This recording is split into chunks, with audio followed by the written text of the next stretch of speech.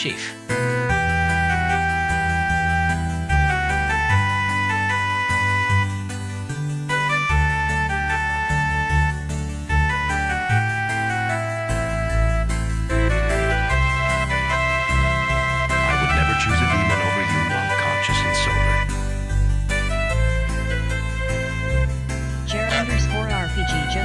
Shining Force.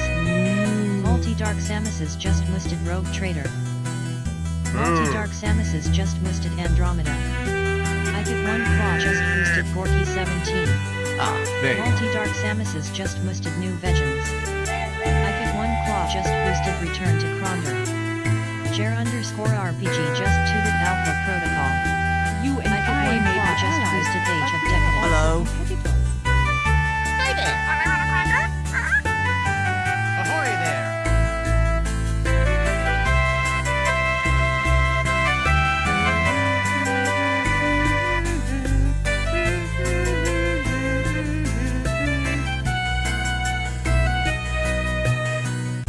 Martel_Varna just boosted Anachronox. Pylorzian just boosted 2077.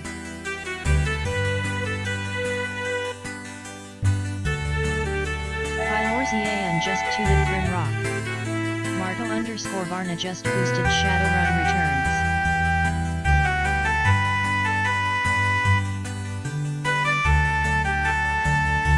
Mortal creatures, I will destroy. They will be punished for their insolence.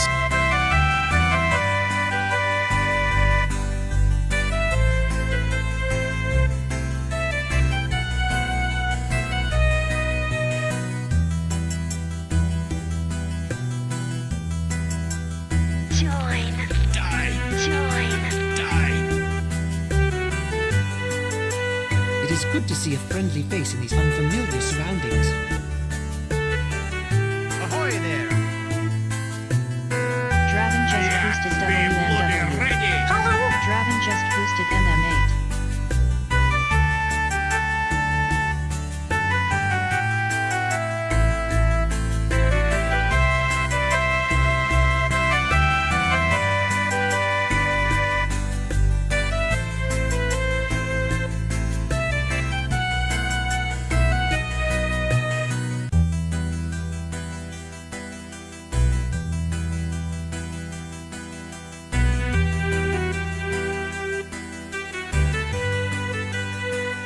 Castle's just boosted FNB.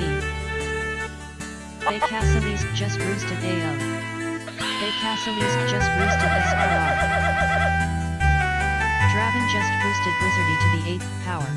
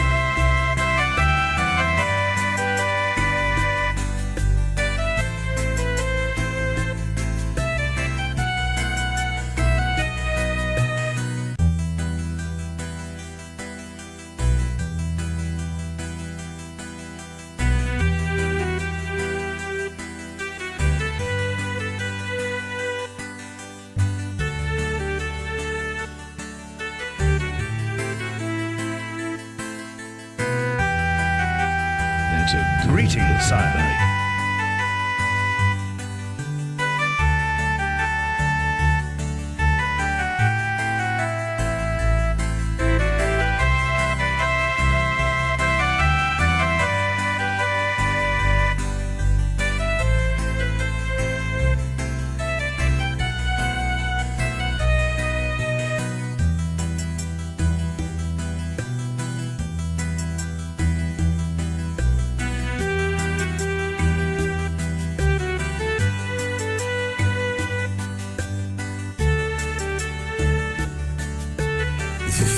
of 1,000 suns. Hello.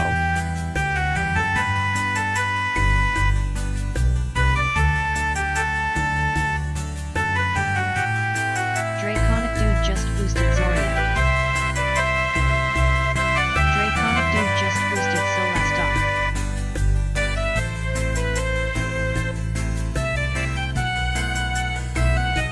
Draconic Dude just boosted Ding Smallwood.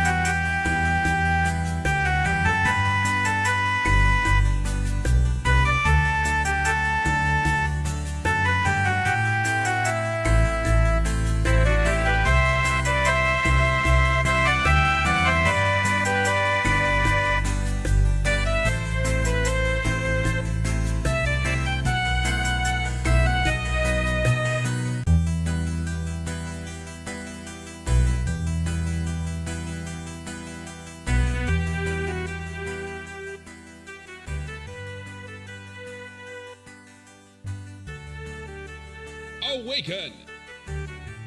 Alright, I'm awake. Okay, I'm awake. Welcome everybody. Happy Wednesday. Welcome Jer, Multi, Ikits, Pi, Parrot, Smartso, Draven, Baka, Ash, Jude, and all the other lurkers. Good to see you all. Who is that? A person who's awake. What's going on? Oh no! Oh no, Jer, you're going crazy. You're going crazy. I'm here to tell you what to do, and you must listen. How's everybody? Hope you're all doing well. Good to see you all. Thank you for joining me early today. Dude, Ash, good luck with the work.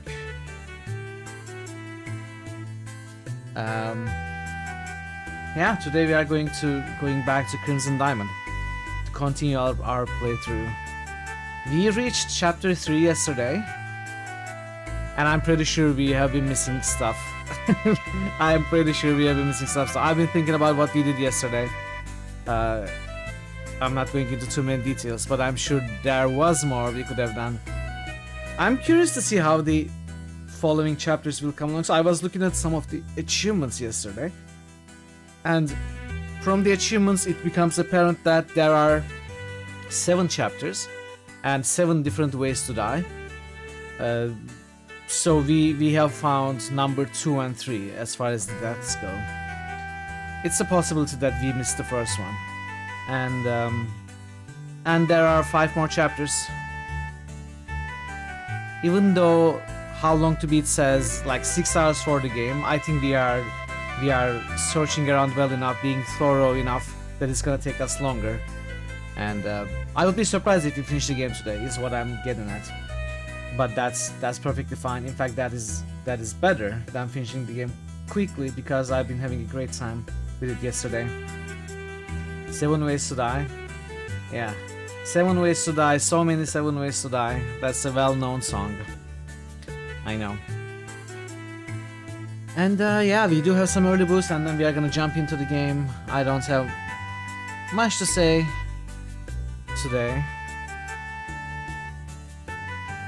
So let's boost and then jump into the game. Shining Force, Rogue Trader, Andromeda. How have you been doing? How is your how's your Wednesday, chat? Tell me about your Wednesday. What have you been up to?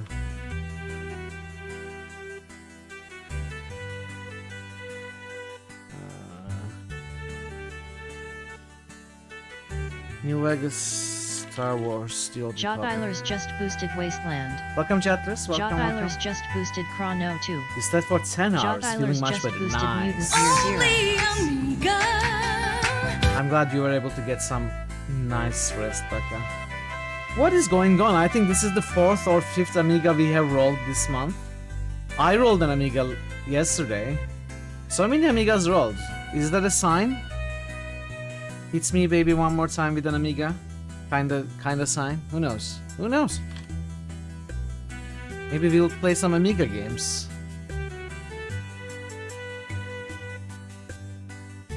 Age of Decadence, Necronox. Cyberpunk.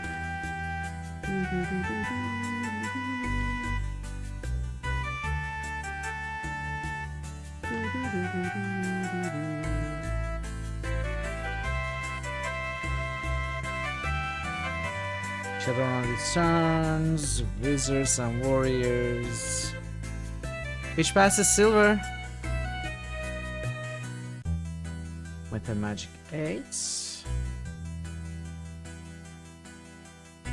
New Vegas. Age of Decadence. Another Shadowrun Returns. Wizardry to the 8th power.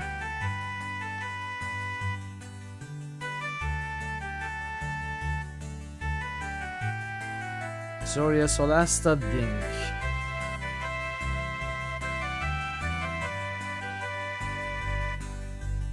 There we go. Thank you for the boosts.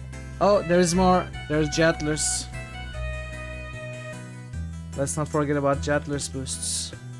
Wastelands. Chrono Cross. And Mutant Year 0. There we go. Thank you for the boosts, Chatless, Dude, Baka, Draven, Marto, Pi, Ikit, Jer, Multi. And that's all. Alright, let's jump into the game then. If I can find it. There it is. Alright, so we were kinda somewhat stuck when we left off yesterday. Not really stuck, but we weren't immediately able to find what we were supposed to do. Does this work? I need a complete set of fingerprints from everyone in the lodge before I can make any definitive conclusions. The curio cabinet would probably benefit from closer examination, which I did. Albert's probably working in his room. We need Albert's fingerprint. Oh, wait. Okay. So... let me start the timer then. So that means we haven't fully examined the curio cabinet, even though we found the fingerprints. Maybe I didn't get the fingerprint. Maybe I just revealed it. Because I did forget to take the fingerprints of 2 people I revealed yesterday. That's true. Maybe I'll get your claw prints though. Maybe that will work. So what happened last was... there have been some thefts going on around the manor. So let's start from the beginning. In the beginning, the universe was just a gas cloud. Okay, maybe not, let's not just start from that beginning. In the beginning, we were sent here. Wait, did you save? Okay, very funny. Very funny. Very funny. I won't save, okay? I'm rebelling against the chat. I'm not gonna save as soon as I load it. So we were sent here because apparently some diamonds were found here in the belly of some fish by a fisherman. So we from a mineralogy department of a university, we were sent here to investigate and examine some samples to see if we can actually find diamond. Apparently, sorry, we were sent from a museum. We are studying to get into university. You know, I've been so proud and disappointed. I'm sorry. I'm like that. I can be sometimes like that. My apologies. Sorry to make you proud. That's interesting. It's interesting because all we could find on the body was a bunch of wing. Exactly, exactly. Uh, so another person uh, was also sent, a professional. We are sent to this hotel, which actually does not operate as a hotel anymore. But we had to stay the night, but the next night, during the night, the bridge was destroyed, and we couldn't go back, so we were stuck here, which allowed us to continue our sample taking and looking for the diamond uh, job, basically. But in the meanwhile, there's other stuff going on in the hotel. The owner of the hotel is kinda at odds with his sister, who wants the hotel for herself, and he wants to keep the hotel. And there's some strange stuff happening. There's some thefts going on. There's some vandalism going on. The our at first, I don't know if this is related, but our luggage was stolen from the train, and then the other mineralogist's mineralogy kit was stolen, and then the ruby brooch of the owner's sister was stolen, and there's a curio cabinet with heirlooms from their family which was broken into and stolen. So now we are taking the last where we left off. We have been looking into these thefts. We have made ourselves a fingerprint kit to take fingerprints from everybody. Some have been cooperative, some have not been cooperative. We have tricked everyone who have not been cooperative, with the exception of one, Albert, the other mineralogist. So we are gonna have to find a way to do that. We also took fingerprints from two other locations, the jewelry box where the ruby brooch was stolen. And apparently I forgot to take the fingerprint from the curio cabinet, so that's how we are gonna start. Let's see. Can I just wait, I'm in the wrong floor.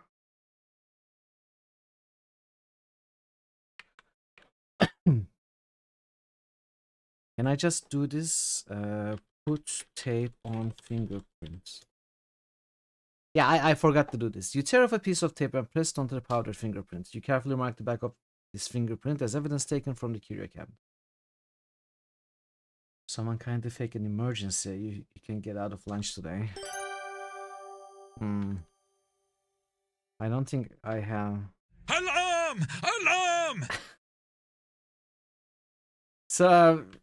So we figured out that this guy likes cookies, and we do have cookies. But I'm not fully certain how to get his fingerprint using a cookie. So we can give him a cookie. He promptly eats it, sends us back for more.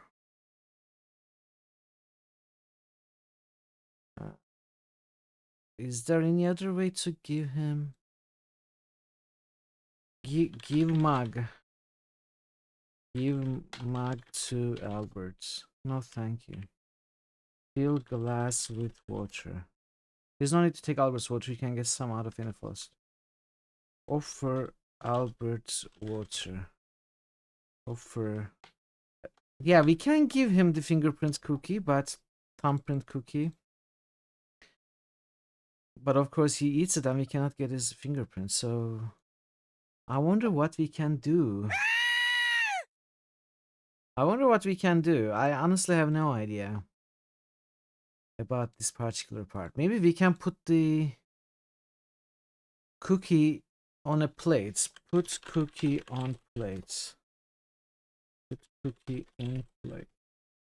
Offer plate to Albert. Shake Albert's. Shake Albert. Shake Albert's hand. You're not particularly touchy-feely person. Put cookie on desk. Put cookie in glass. Put cookie in mug.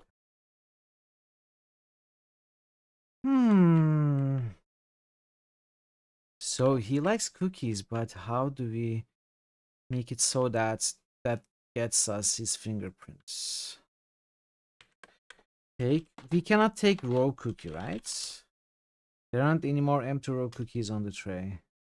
The rest can get baked in the oven. I wouldn't want to take any of them. bake cookie. Cake, bake cookie. I already have it. Ask about cookie. Ask about cookie. These here are hallongrota. It's a Swedish word. My grandma used to make them. They are called thumbprint cookies in Canada. Evan and Margot love them. I fill them with raspberry jam that I make myself. Grow the raspberries too. What does hallongrota mean? Oh right, it means raspberry cake. Ooh. Cake. Raspberry jam. Cake. Raspberry jam. I cannot type today. Either that isn't here. Eat cookie. You eat the delicious thumbprint cookie. It's rich and buttery, and the raspberry jam is intensely colored and flavored, but not too sweet. Jack, this is delicious. Why, thank you, Miss Maple. I'm very proud of my Holland. Cake cookie. Cake, baked cookie. What if I eat the cookie in front of Albert and he really craves some and goes to take some for himself? Would that work?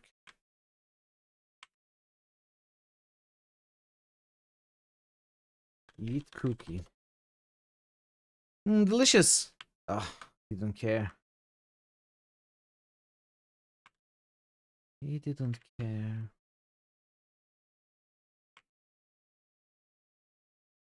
Cake, baked cookie.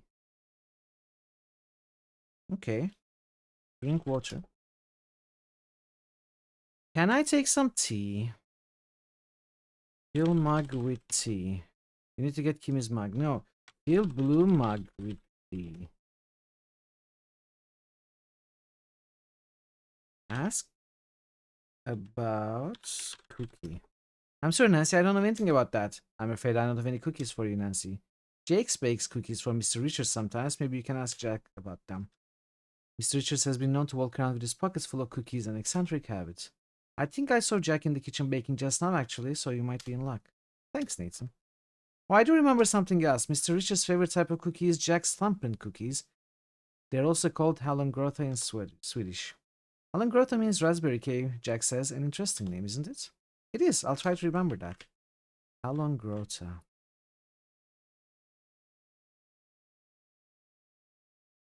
Hey, Sangnif. Ask about hallongrota. Hey, Thor. Welcome. How are you, Sangnif? How are you, Thor? Good to see you. Ask about cookie. A freshly baked cookie would be delightful. Ask about tea. You are too cute. Oh, maybe now that we have given him cook prints, ask about maybe he'll be more amiable. There have been thefts. I'm not surprised. My field kit went missing too, if you'll recall. No one helped me with that matter, so I shan't concern myself with this. Ask about it. I have a very well-equipped field kit with which to perform my field work, and before you ask, no, you may not borrow a single part of it. Trade cookie for fingerprints. Offer a cookie for fingerprints.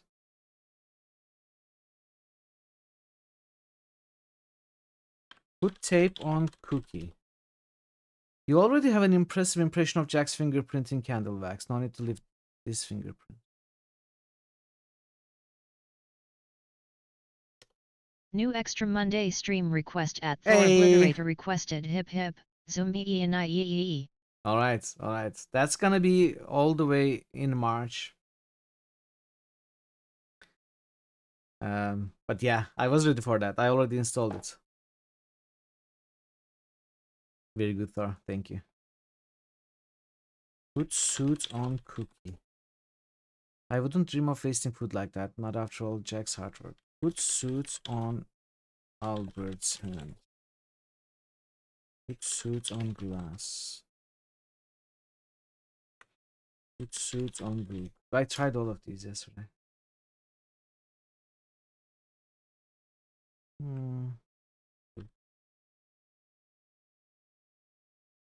Furniture in this room is of simpler make. Consists of wardrobe, desk, nightstand.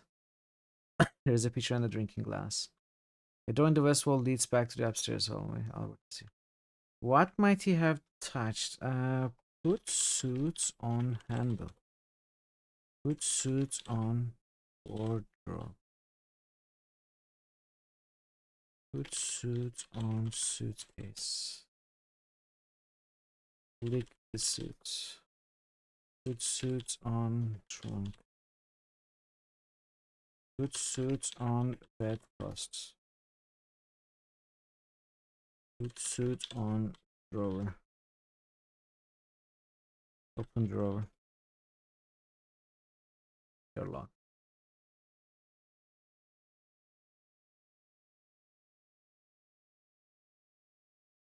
Close door. Put suit on door handle. Put suit on door. Lock door.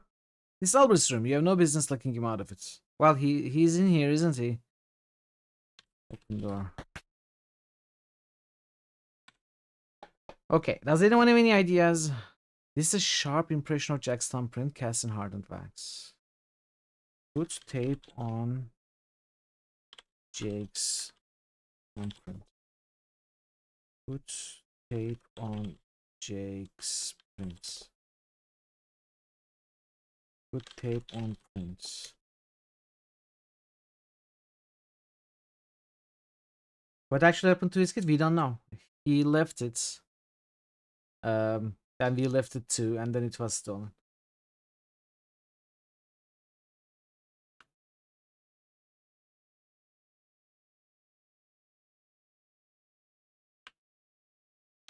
You. Albert. Just Albert left. I tried shaking his hand. It didn't work. So I don't think high five will work.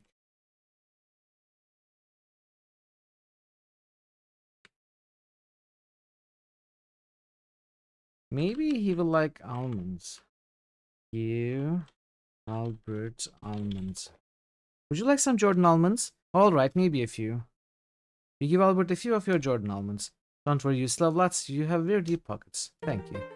Those delicious sweet Jordan almonds have gotten me quite thirsty. Do me a favor and fill my drinking glass from that pitcher and hand it to me, miss. We found it. It was the almonds that he needed, not the cookie. As you hand the full drinking glass to Albert, you stealthily wipe its surface off your fingerprints. Ah, thank you. Albert drinks the water in one gulp, then hands the drinking glass back to you. You only know how to make a tick twister, how to catch a duck in six-pack, can plastic ring. What? What? Be careful to receive the glass, making sure not to touch the areas where he held. Put suit on glass. Aha! Powdering Albert's drinking glass reveals the fingerprints.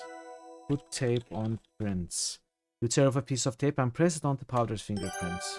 Finally, I've obtained everyone's fingerprints plus fingerprints from the crime scenes. Compare fingerprints. Clean glass. White glass. Okay. What was that in the game that you played yesterday? Or in an earlier game? Compare fingerprints. You eagerly take a seat at the low coffee table and spread out all your fingerprint samples. After comparing the complete set of fingerprints, you are able to conclude, amazing! The fingerprints from the jewelry box and the curio cabinet match the fingerprint you obtained from Margot. Aha! Margot was the culprit behind both crimes. I should confront her with my findings. Ah, that wasn't field work, but it was pretty satisfying. Margot! I know you stole Nessa's ruby brooch and the Silversteins. I know that Nessa is a little difficult, but this isn't the way to deal with her. Please let me help you set things right. You choose the stuck green snake? Wow. You are not a platypus. Amazing! She would take everything. Yes, I smashed the curio, though it broke my heart to do it. But the silver wedding stains are even more precious. I saved them and gave them to someone I trust for safekeeping. Nessa would sell them as soon as she was back in the city. At the very least, she would take her share and sell one of the stains, splitting the set. She doesn't understand why that shouldn't happen. She is vile and heartless.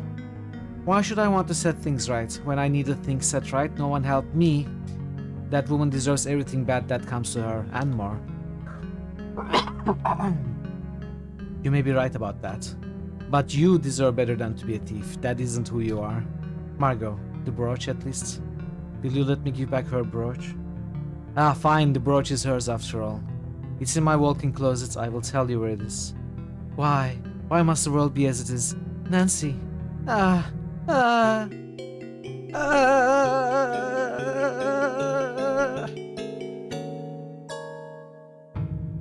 Somebody call an exorcist. Margot? Are you okay, Margot?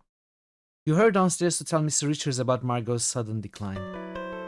Mr. Richards, come quick, there's something wrong with Margot. What?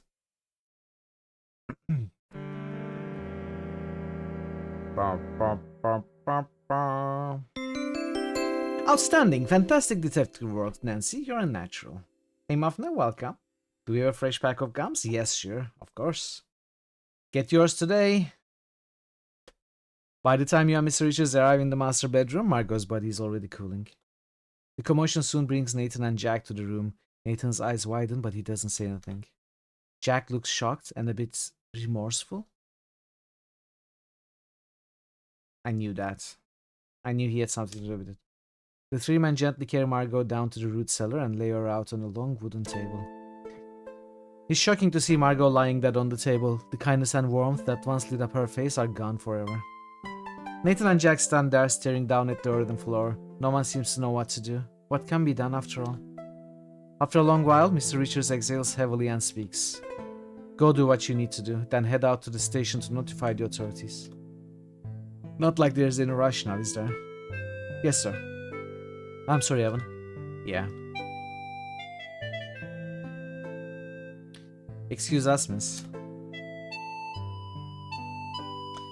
Mr. Richards slumps on the stool, his head bowed. He doesn't look at Margot, it's almost like he can't. Oh, Mr. Richards. What's going on here? Type review to review your investigative goals. Chapter 4, Tensions. Okay.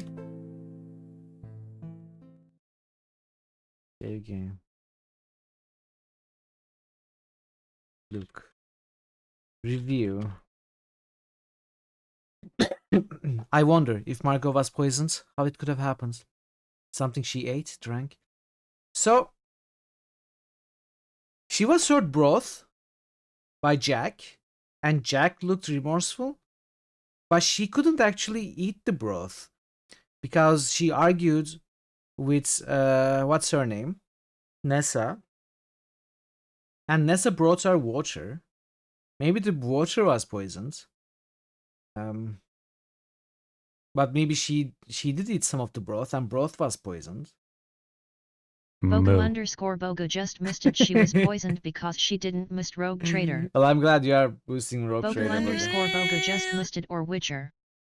Oh, maybe that's why, Baka. Maybe that's why. Something she ate, drank. I should examine Margot's body.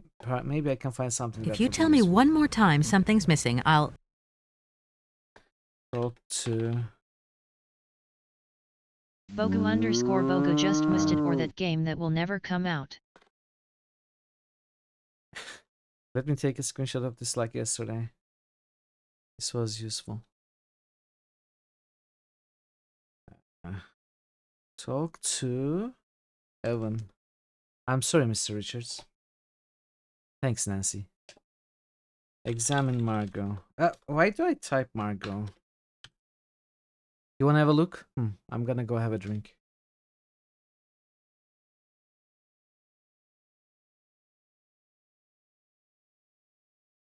How are you, Bogo? You determinedly decide to take a closer look at Margot's body. Type exit or click the exit button to stop your examination. You pull away the sheet covering Margot. Your desire to understand what happened outweighs your squeamishness. Despite Margot's panic final moments, she now appears peaceful. I mean, what can we... There are plenty of areas that would warrant closer examination. Margot is still wearing her plush blue bathrobe with its 2 pockets and matching sash. Her hair glistens even in the low light of the root cellar. And her lips and skin, while still lovely, are starting to take on less than lovely hues. Look in pockets. You find a small silver key in one of Margot's pockets. Search robe. There's still a small silver key in one of Margot's pockets. Take key. Trying to force yourself to work. I hope you managed to get some work done, but... You take the key from Margot's pocket, put it in your own. I wonder what this opens. Examine hair. You're surprised to find that Margot's impeccably coiffed hair is hiding some thinned areas and a few bald patches. Remove wig. Okay. Take hair. After whispering an apology to Margot, you tug a few strands of her hair from her head. I don't think I can make much use of this, but it might come in handy later, especially for death is suspicious. Examine robe. What else was there?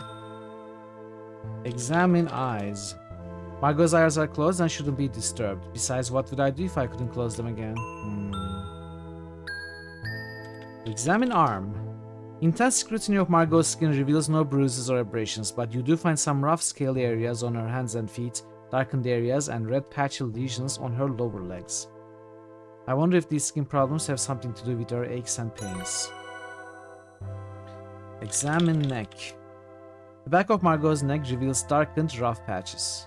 That's odd, her neck is covered by her hair. It wouldn't have been exposed to much sunlight, so this probably isn't sun damage. Margot's neck is free of bruises and scratches. She wasn't clawing or grasping at her own neck.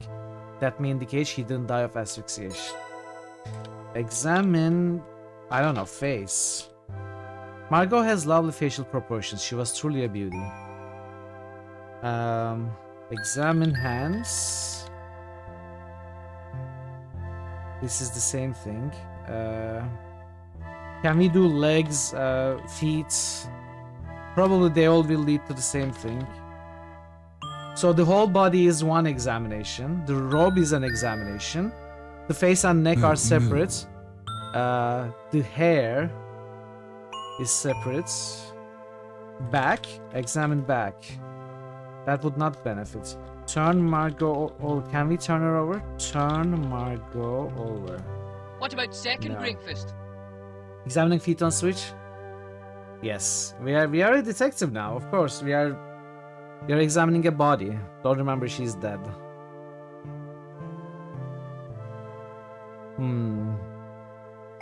What else could we examine?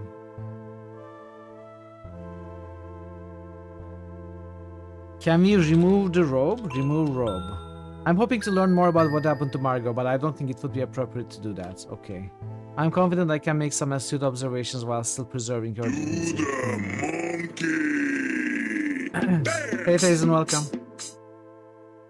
What is that under her robe? Is it a blouse? Examine blouse. Examine clothes. Upon closer inspection, the fabric looks a little threadbare with telltale signs of repair. Pockets in particular appears to have been mended a few times. Maybe that's all. Margot is laid out on a long wooden table in the root cellar. If we say this, plenty of areas. Still wearing her plush blue bathrobe with its two pockets and sash. We need to examine the sash. Her hair, lips and skin. Okay, examine lips. X lips. Close inspection of Margot's lips reveal no additional information, but having drawn closer to her mouth to get a closer look, you do detect an unusual odor emanating from it. Smell lips. You detect a distinct garlic smell around Margot's mouth. See, she was fed garlic. Been playing Rogue Trader today. Nice. Nice. That's strange. I don't remember seeing Margot eat any garlic. Come to think of it, Jack hasn't cooked us any meals using garlic. Come to think of it, I know that Margot doesn't eat garlic. She avoids it altogether. Uh-oh, what else smells like garlic? Swords for everyone! Smell hair. Mix art. Examine sash. X sash. Close examination doesn't reveal much about the sash. It's of the same fine make as the rest of the bathrobe. So she was fed garlic somehow. Smell almonds. Smell. Did I smell broth when we had the broth? I know I tried tasting it. Nancy didn't do it.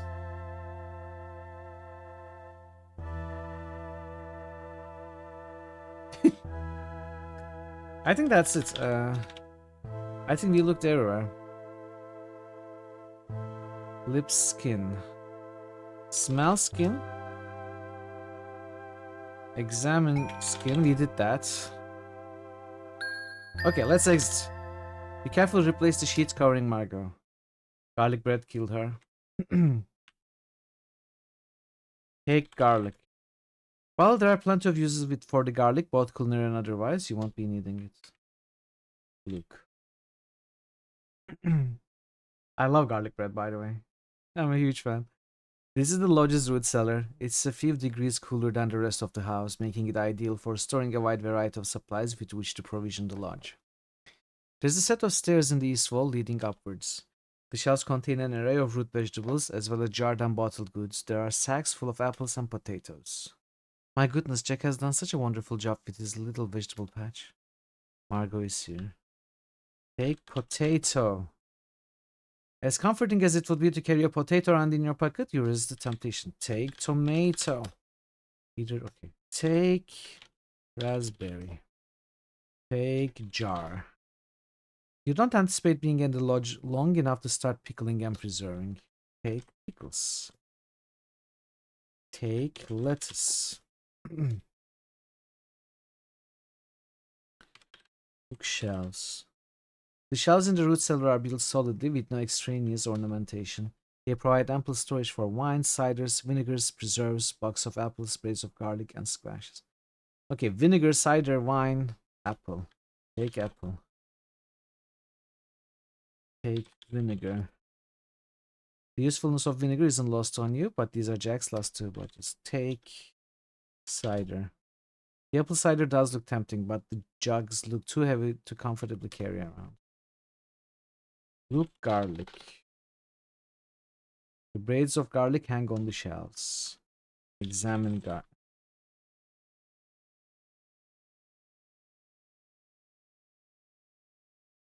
Jars.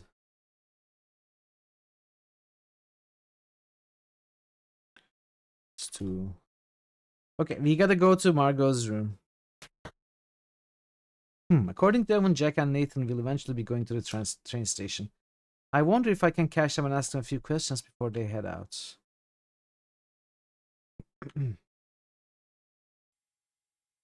I can hear Jack and Nathan talking, but the sound of the river is making it hard to hear them. I wonder what they're up to. Hide. Can't just toss these in the water like we used to, more's the pity. If Mr. Richards hadn't hurt his back trying to take this all on himself. I wish he'd asked for help before it came to that. With all the excess scrutiny lately, he can use all the help he can get. Lucky for us, it was mostly overcast last night. No moonlight, no sparkles. Lucky for us.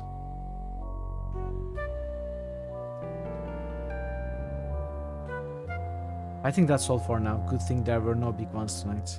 Agreed, meet you in the carriage house. Yeah, I'll dump these in the smokehouse as usual. See you soon. They are hiding the diamonds in the salt, as we guessed earlier. Hey, Jack! Ah! What were you guys up to? Me and Nat were just getting some fresh air. Really? I was getting samples from the riverbank this afternoon and it looked a lot like that. I found some interesting stuff. Oh yeah? Can I see? Of course! You showed the samples you collected from the river to Jack. He scrutinizes them very closely. What do you think? You got yourself some white garnets for sure, and some pretty nice ones too. White garnets? Are you sure? Definitely. If you want a second opinion, I can take them to show Nathan and ask him for you. How about it?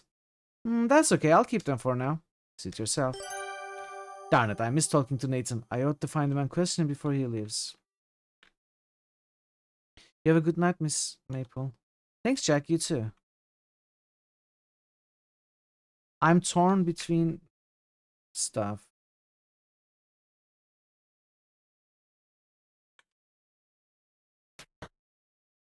Ah, here's Nat. notes.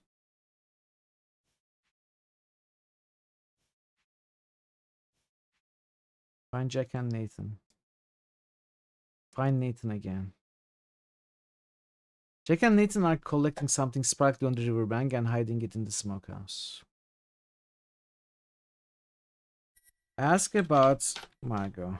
Margot's death is shocking. She was a kind woman. It's a sad state of affairs. I've known Evan a long time. I've never seen him like this. He needs to grieve. Jack's driving to the train station to send a telegram about Margot. This is Ranger business.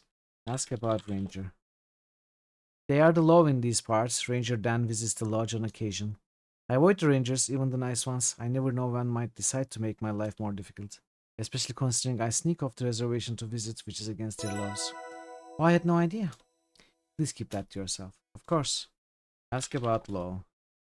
Ask about reservation. Ask about diamonds.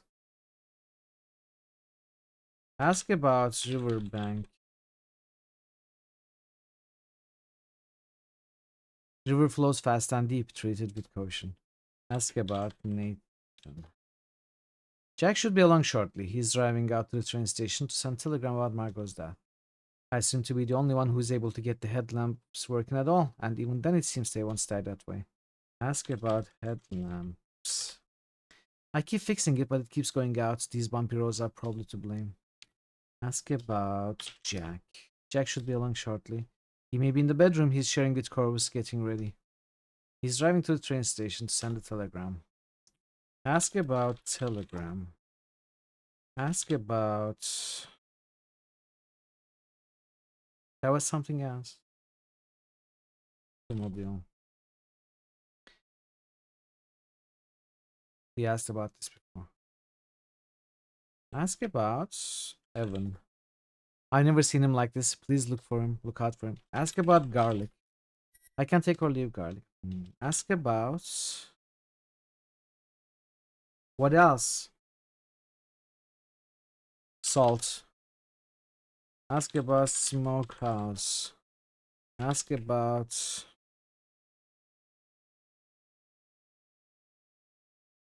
Boom. Examine Nathan. Look Nathan. Nathan is inspecting and adjusting the headlamp on the automobile. Wait for Jack. Examine car. Examine lamp. Look lamp. Look car. What can we ask about? Climb. You climb up the ladder.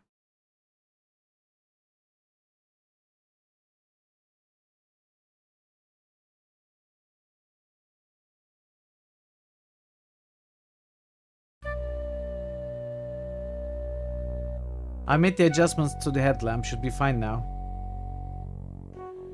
Thanks, Nathan. Other than the minor repair, there are no other problems with the automobile. Do you think Albert suspects anything? Who cares what he thinks? We kept him here. He might be convinced to help us. That's what's important.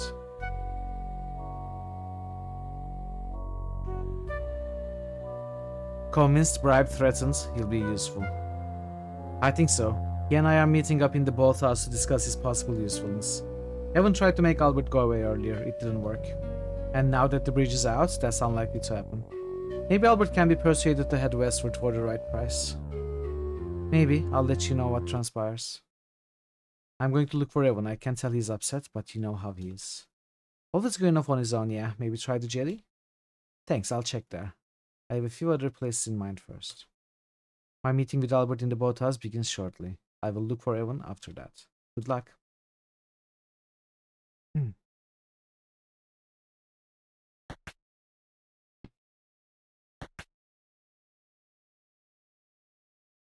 How did Nathan not realize that we climbed there and hid there?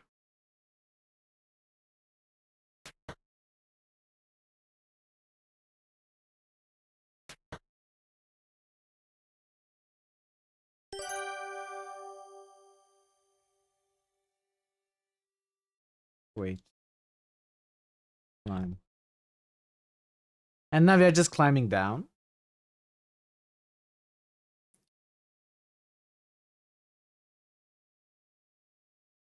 Nathan helps in surprise. Oh, Nancy, I didn't see you there. Ask about Albert. He keeps to himself. Ask about boathouse. No. Pardon me, Miss Maple. I'm expected elsewhere.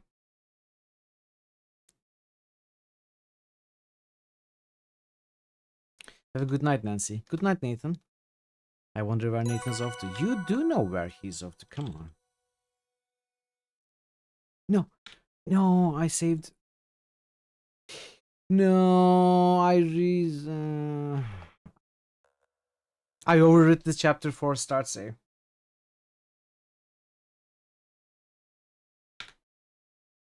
That was a mistake. Ah, this is at the start, though. Still.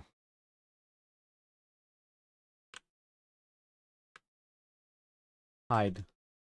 Be more specific as to where you would like to hide.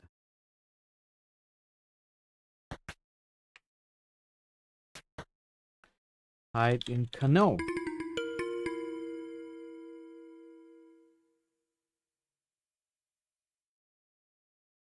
You hide in the canoe. Mr. Cardinal, are you here? I'm a busy man. I won't be kept waiting.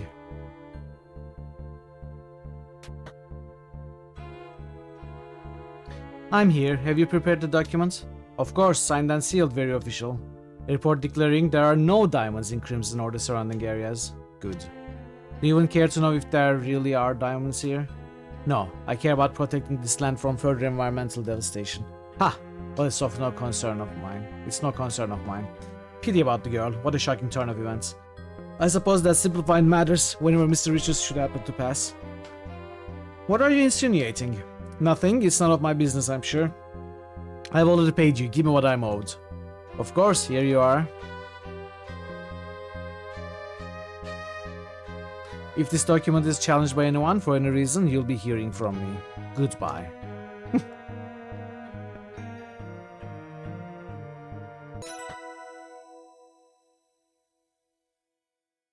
Okay. We open the door and Nathan is waiting there with the long dagger. The one he used to kill us in the shower before.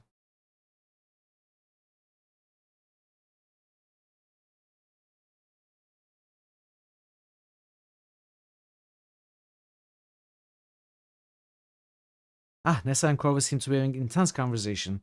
If I can get closer, maybe I'll be able to hear what they are saying. That was a scene like that, Faison. Hide. Walk closer to...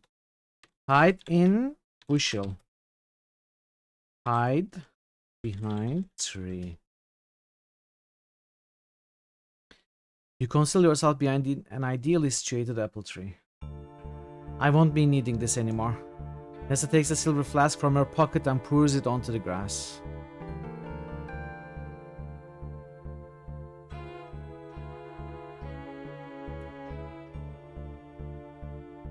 What's that? Water adulterated with poison. I soaked flypaper in a glass jar and poured the liquid into my silver flask. Toss the jars over the waterfall. Easy as pie. I didn't think it would be quite so effective. I was thinking it would be more gradual, less dramatic. The tart couldn't even die properly, but no matter. It could look suspicious and be investigated. What does it matter? There aren't any rangers around or any form of law in this godforsaken place. But we don't want any more complications. This will all be over soon, but we'll need to be bold. I'm ready for the next step. Good.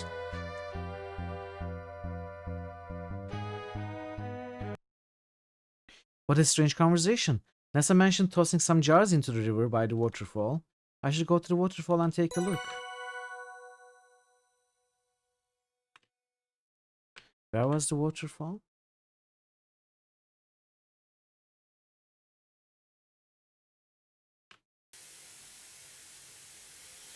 Look for jars. Search river. Look waterfall. The waterfall seems to originate from deep in the mountain. The water looks fresh and very chilly even in the heat of summer. Search for jar. Look jar.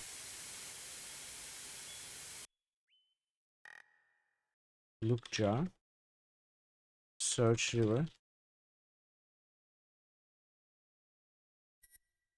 Search river. Ah, Mr. Richards, there you are. Mr. Richards? Evan doesn't acknowledge your presence. He looks lost in thought or maybe highly inebriated. Possibly both. Oh, I better be careful and not stay too close to the edge of the jetty. Luke jar.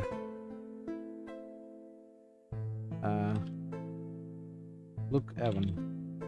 Evan is quietly morosely drunk and sits precariously on the edge of the jetty. Look. There's a jetty here overlooking the rushing river. Cattails line the riverbed, and there's a rotting log lying on its side. A dirt path leads north into the forest, west leads to the bridge, east to the waterfall. Evan is here. There's a trail of spilled liquid leading to the jetty. Look, liquid. There's some sort of liquid splashed onto the jetty. I wonder what this could be. Smell liquid. The liquid here has yet to be absorbed into the dock. Even in the moonlight, you can see that it's golden yellow, and that is whiskey. What a waste. Liquid on the jetty is definitely alcohol and not river water. Besides the spilled alcohol, the jetty is dry. Ask about whiskey.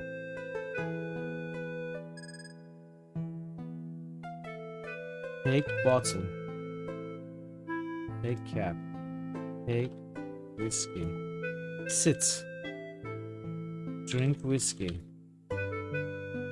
Ask about Margot. Evan doesn't respond to your attempts at conversation. Ask about Nessa. Ask about garlic. Pick bottle.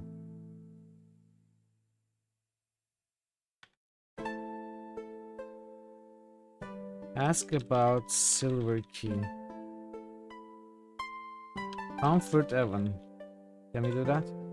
As much as you want to comfort Mr. Richards, you don't think you know him well enough to give him a hug. Besides, he's sitting pretty close to the edge of the jetty and he seems pretty drunk. I wouldn't want to startle him, he could fall into the river. Examine jetty. Look jetty.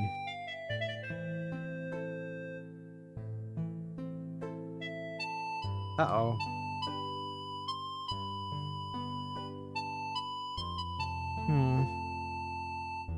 Bribe.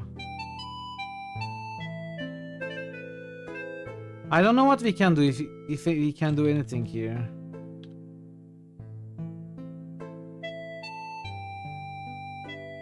I hear a rumbling in the distance. Is that thunder? Ah, it sounds like an automobile heading towards the carriage house. Is Jack back from the train station? Maybe I should head over there and see what's going on. Or I could head to the lodge and see what's going on there. Take jar. I need to find a safe way to get close.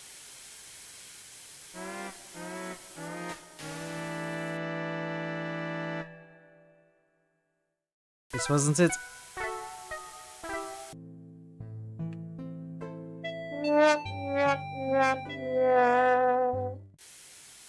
Tie rope to tree. Tie rope to you. I'm not walking around with this rope tied around me.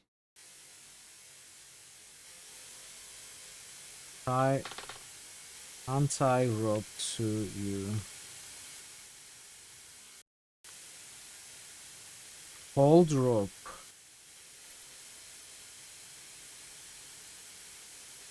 Take rope. In your enthusiasm to secure the rope to the tree, you created a series of utterly undoable knots. That's okay, the rope has done its part.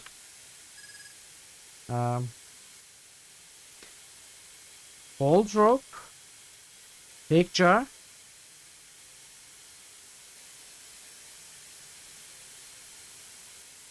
Take jar. But I want to hold on to the rope. How do we tell it to the game? Well, I guess we are gonna try. I think I'm gonna take a very short break, an early break, and we are gonna try to figure this out when I'm back. So stay tuned, everybody. I should be right back, and thank you for your patience with the ads in advance. See you soon. Don't pick at it, Max. It's too hard to get back in the socket. Jimmy, I don't know how I got here, but I'm sorry for all the things I said. Don't worry, Just baby. Mr. J Now Empire. that you're back in my life, nothing can stop me now. I'm unbeatable. Thanks for the glove, Jimmy. I'm feeling full of the Christmas spirit already. Zon just musted en Vegas. Where to, Sam? We're off to the north. Because I'm a potatoes. Zon just musted e heroes. Yes, good. My slow cooker was able to get into this, so we have this. Help me. Maybe these offspring of your species will listen to you. Hey, you kids, leave that Itorian alone. Why do you care what happens to some scummy alien? He's just a freak. Yeah, he isn't even supposed to be in the upper city. Just because he's different doesn't give you the right to attack him. Come on, let's go. I don't want to listen to this alien lover anymore.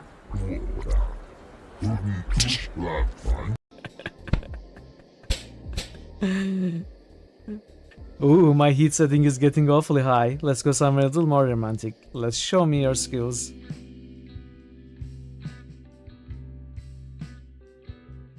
What are you doing?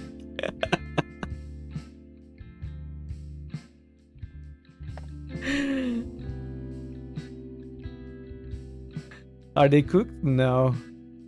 Come on, cook my bread.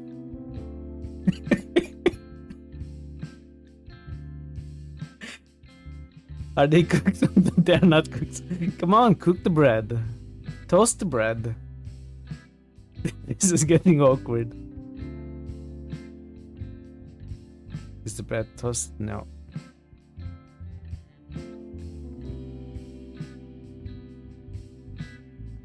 It's flashing fast. It protects me from taking too little damage. Maybe. You know, I never quite looked at it that way. You might be right. But you're probably wrong. Hopefully I don't need to gather my parties to venture forth. You must gather your party before venturing forth. You must gather your party before venturing forth.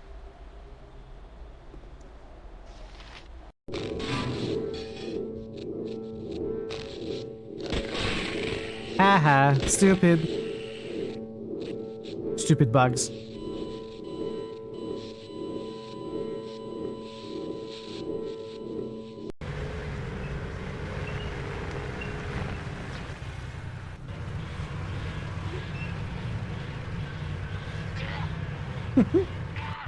No, Harold.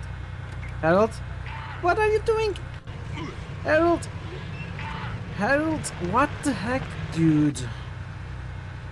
Wow.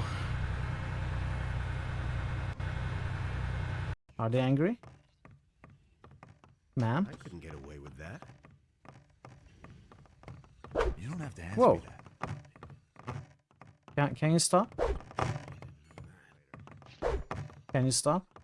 That's exactly what I said. Stop, please. Okay. This is getting silly. He should have known better. From now on, keep your paws off stuff that isn't yours. Those are all just rumors. You just have to listen. This game. Honey would be her. I don't care, he's dead. Your sandwich fell butter down on your keywords. What? Why didn't you glue a cat to the other side?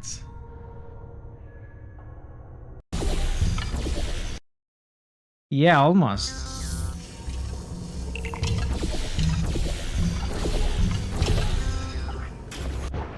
Come on. The game is choppy.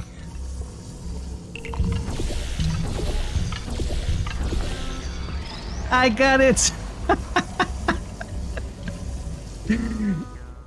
I'm back. Welcome, Gary. And thanks for sticking around, everybody. How are you today, Gary? Okay, can we try... Welcome back. Take rope and... Okay, that's the one thing I thought of when I was away.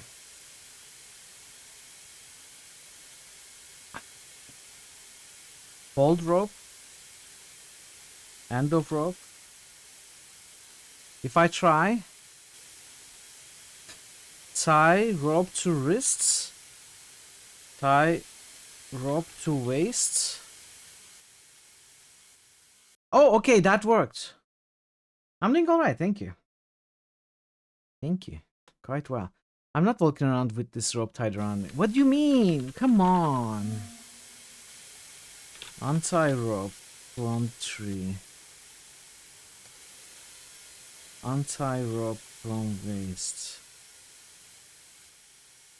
Maybe the rope isn't long enough?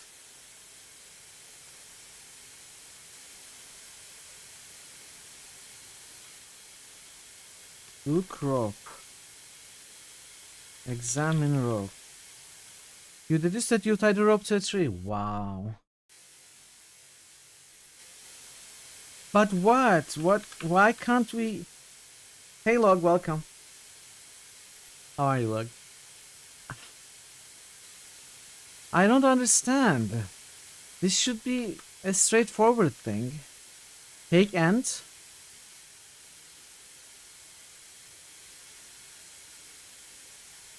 Secure rope. Any ideas, chat, about what we could tie?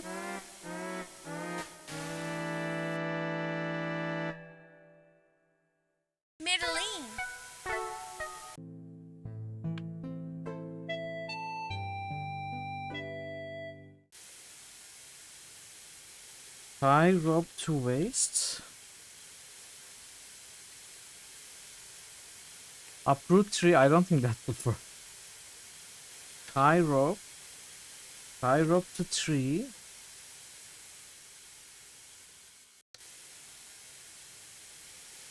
Tie rope to jar. Row rope to jar. Row rope to water. Put rope in water. I don't think they will work.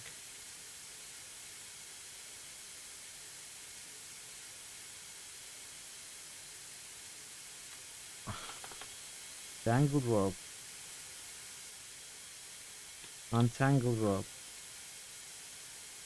Untie rope. Take rope.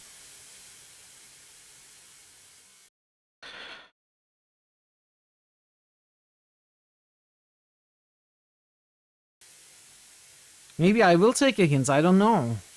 How does this look? Oh, it opens a website.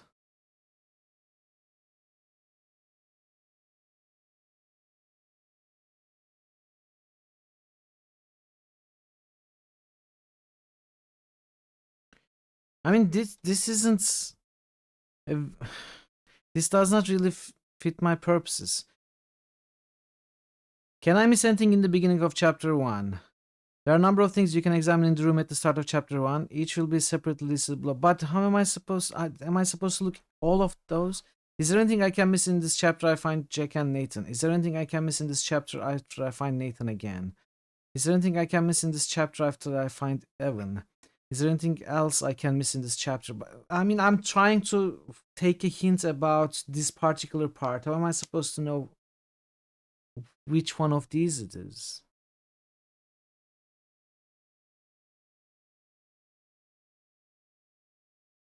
This doesn't help me at all.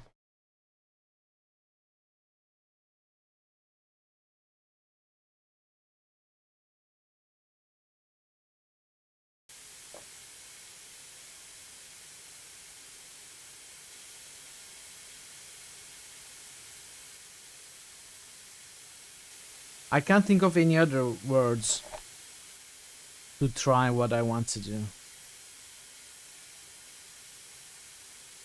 Tie rope to waists. So we cannot walk. I'm not walking around with this rope tied around me. Why not? Take jar. Oh! What? Are you kidding me? What does it mean that you are not walking around when you say take jar, it's magically works? What? That's so confusing.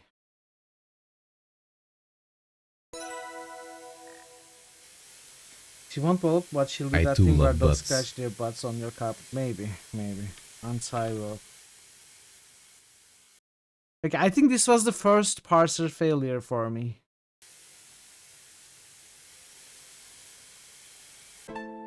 As in, I figured out what I needed to do, but couldn't get, couldn't get it done with the parser.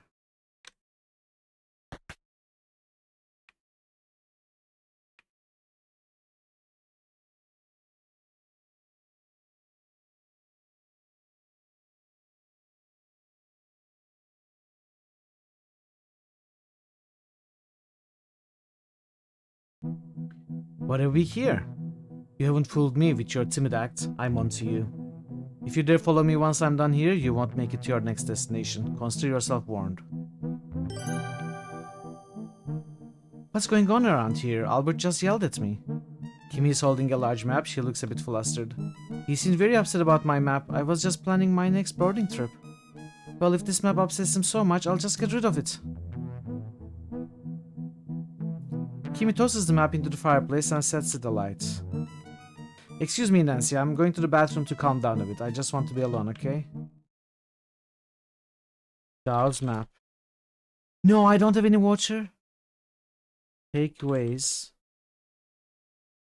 Look mug. No, it's empty. Ah.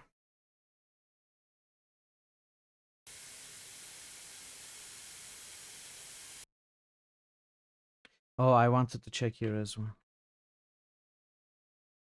What are we going to do now? You see tiny glittery specks on the floor of the smokehouse. The smokehouse is an earthen floor that has been darkened by smoke and ash.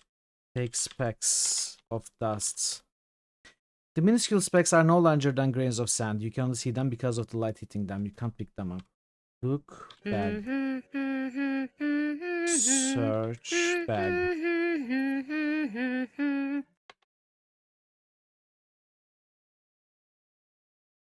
Look, salt.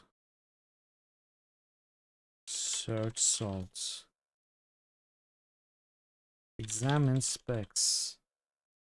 The little specks could be salt. Their proximity to the bag of rock salt increases the plausibility of this observation. Examine bag. Examine salt.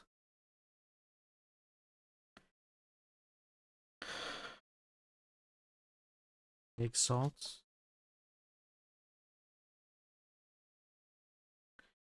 What are you having for breakfast? We are having salt. Hope you like salt. That's all we have.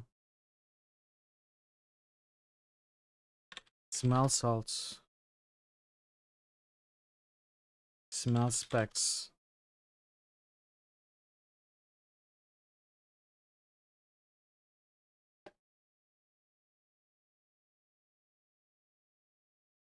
Damn strip of flypaper. This looks like one of Jack's jam jars. Examine jar. Closer inspection reveals a white powder residue at the bottom of the jar, a strip of damp flypaper inside the jar, and a small oily spot on the outside of the jar. Examine oily spot. Examine flypaper. Open jar. Take flypaper. Smell jar. Smell oil. Smell dust. Smell jar. Taste dust. Taste jar.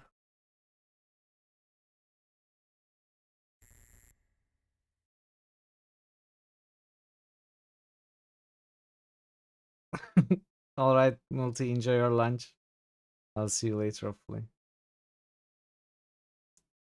Residue. Look, residue. Smell residue. Examine residue.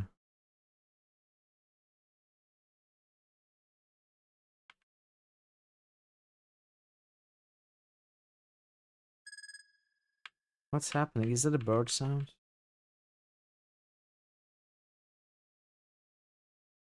I always feel like look liquid. I always feel like there is more we can do, but I'm just not thinking of the correct words.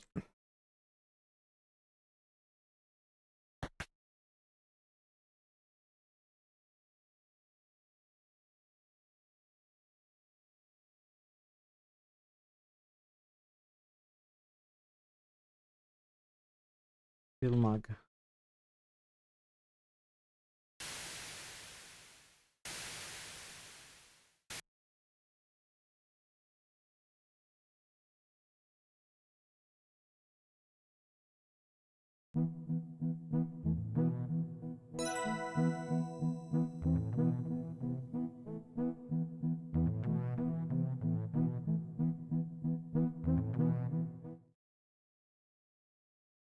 Browse map. You pour the water onto the burning map. Take map. Take the map out of the fireplace. Examine map. Would you like to examine the lodge map or Kimi's map? Examine Kimi map. There's a circuit location on the map. It's the Sulaks. Why would Albert be upset by a map with the Sulaks circled?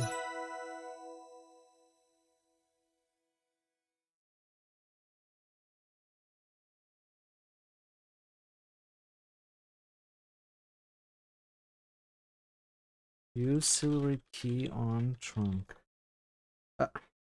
Unlock trunk. Don't possess the appropriate key. Unlock drawer. You slide the small silvery key into the vanity's lock. It fits perfectly. Open drawer.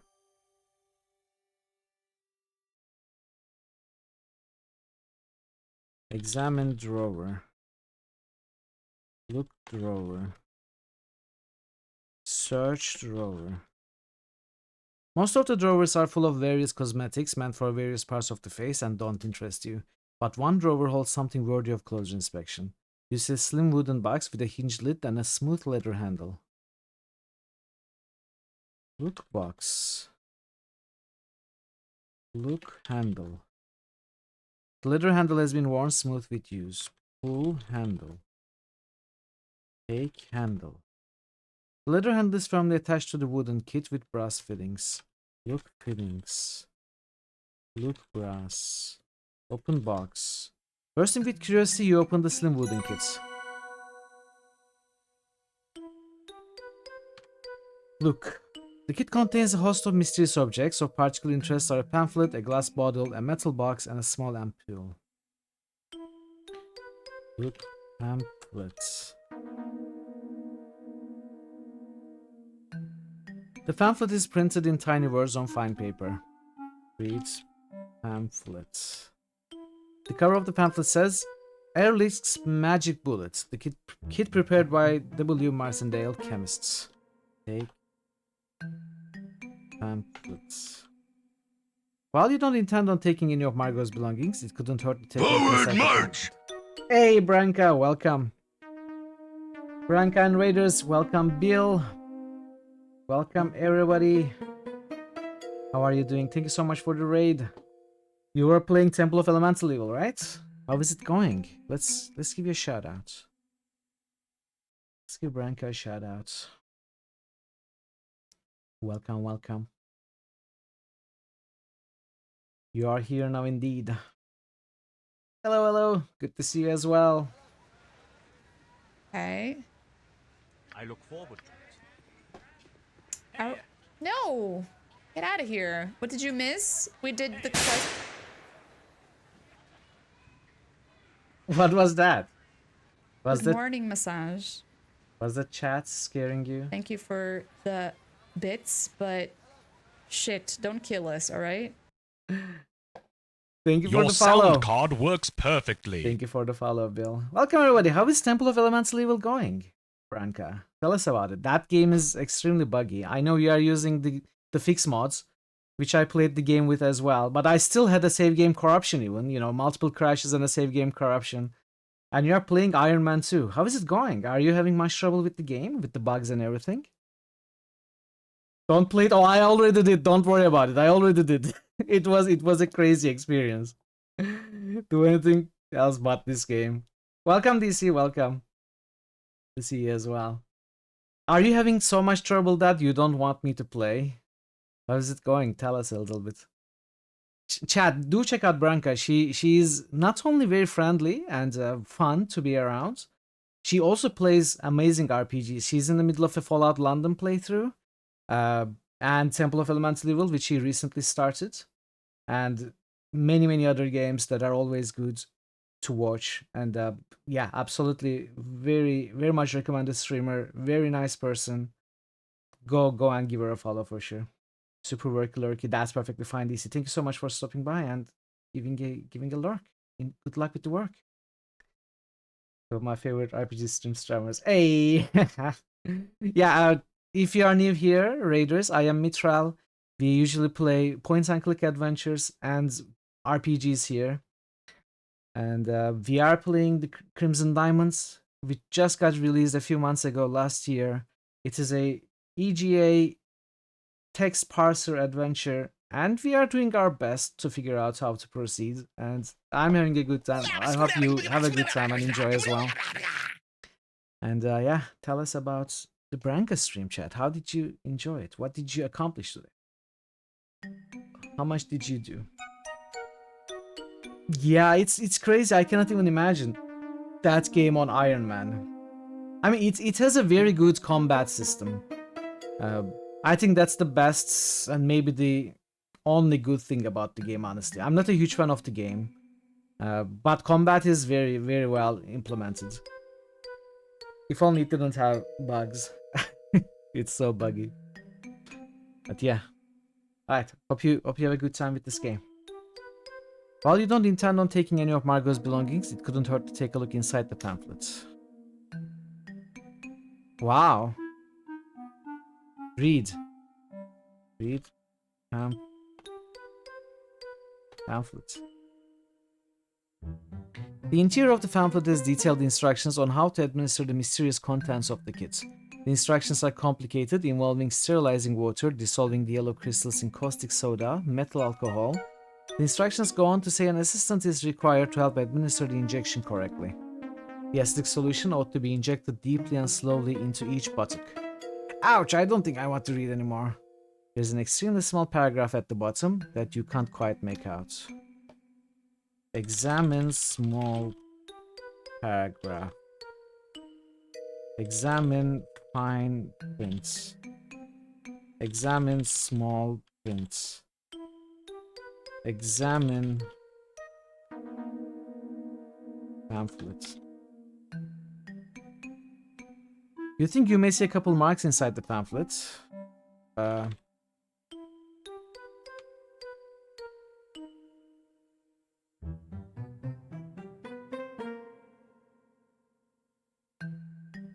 There's an extremely small paragraph at the bottom that you can't quite make out. Paragraph. Did I mistype? Examine paragraph. With the aid of your loop, you are able to discern the following. Warning. Ehrlich's magic bullet contains arsenic. Administration and excess may lead to nausea, seizures, and death. Do not exceed appropriate dosage. Arsenic? Oh dear. Put down pamphlets. Welcome, Montrad. Do you have to guess what the game wants you to type? Well, it's not that bad. You know, this is just like any other adventure game where you pretty much try to figure out puzzles, except this time you don't just click on things. You know, don't click on icons or verbs or hotspots themselves. You type in what you want to do. And, you know, the better examples of this type of text parser adventure game are pretty flexible, that it understands what you are trying to say. There are multiple words that count for the same hotspots, or there are multiple verbs that count for what you want to do. Of course, bad examples, you would have to find the specific word, which is a problem in some of the older Sierra games, in fact. In this game, we didn't have too much problem, except for a couple of scenes. So, the answer to your question is yes, but it's not as bad as it sounds.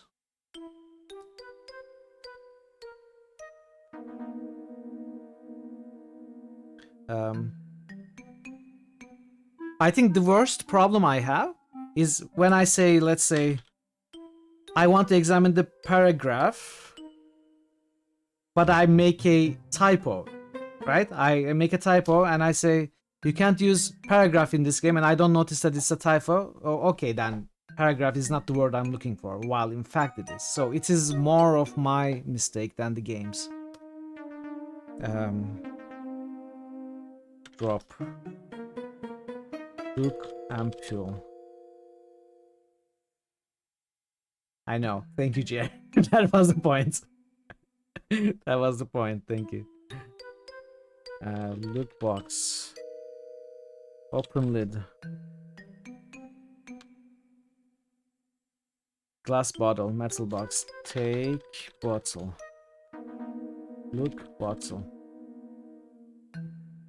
That's true. That's true, Gary. The glass bottle contains a rubber tube that is attached to its neck. Take tube. Open tube. Open tube.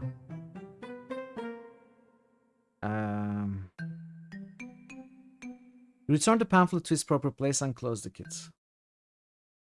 Look kit. No. Examine kit. Search drawer. I want to go back there. I'm not done there. Open kit.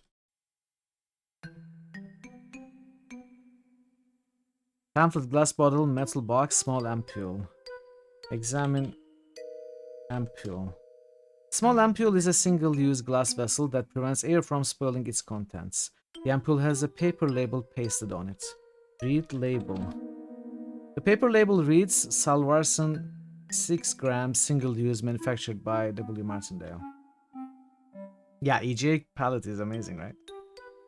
There's even a smaller print near the bottom of the label that you can't quite make out. Examine label.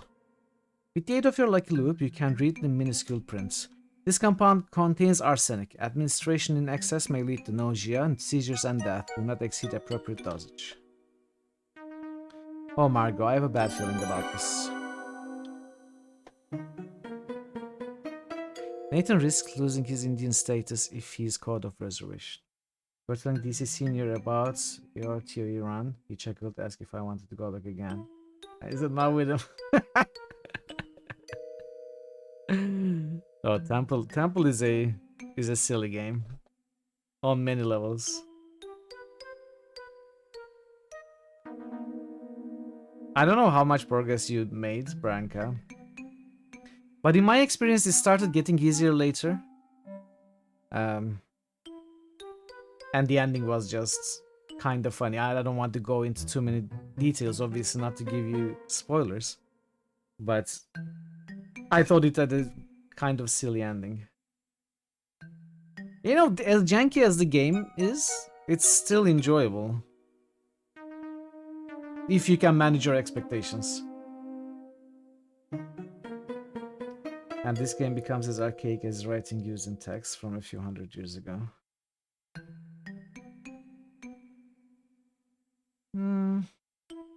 Who knows? Who knows? There's no telling where the language will go. In 5 years, let alone in 100 years. It probably won't be that archaic because of the global nature of the English language today. It will probably change though. I mean, we can observe lots of changes even in our lifetime. Found Nessa. Listen to Nessa and Corvus' conversation. Nessa has emptied her flask of liquid. Nessa threw jars into the waterfall. Nessa was somehow involved in Margot's death. Nessa and Corvus are up to something. Look around the river for clues. Found Evan. Go to the dining room when ready. Retrieve glass jar. Look at the jam jar. Looked at jam jar. Examine jam jar. Examine the jam jar. Dust the jam jar for fingerprints. That's true. You should have done that. I mean, it was in the water though. Albert confronted Kimmy about something. Albert was upset about Kimmy's map with Sue locks circled. Use silver key to unlock Margot's vanity. Search vanity drawer. Open Margot's kit. Found arsenic in kit. Examined ampule. Look at and examine the items in the kit.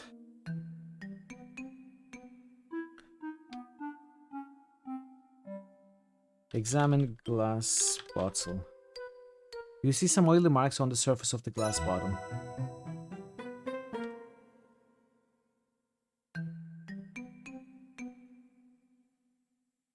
Examine metal box.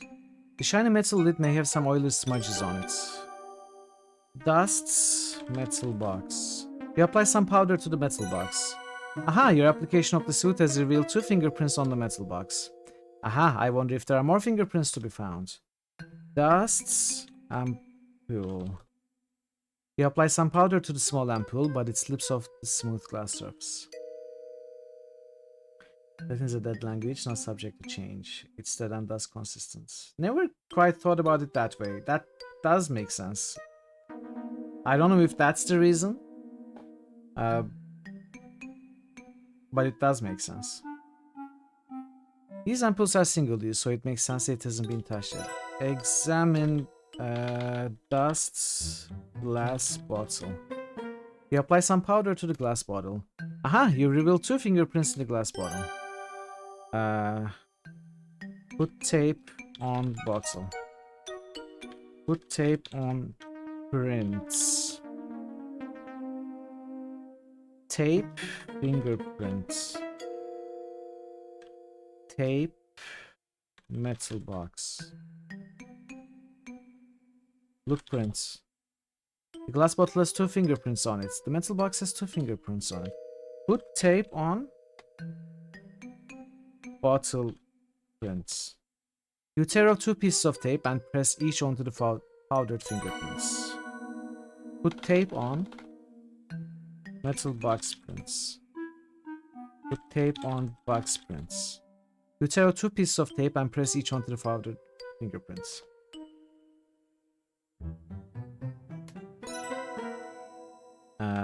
Look. Pamphlets. We cannot dust the pamphlet, right?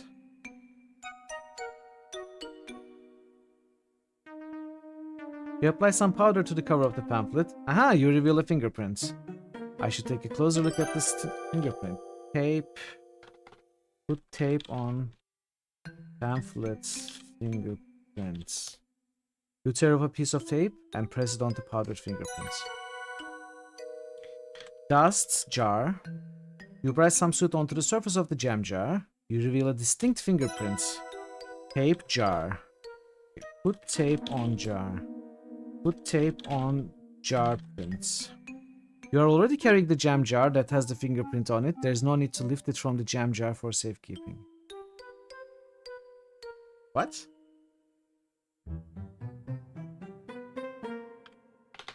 Tape jar fingerprints. What?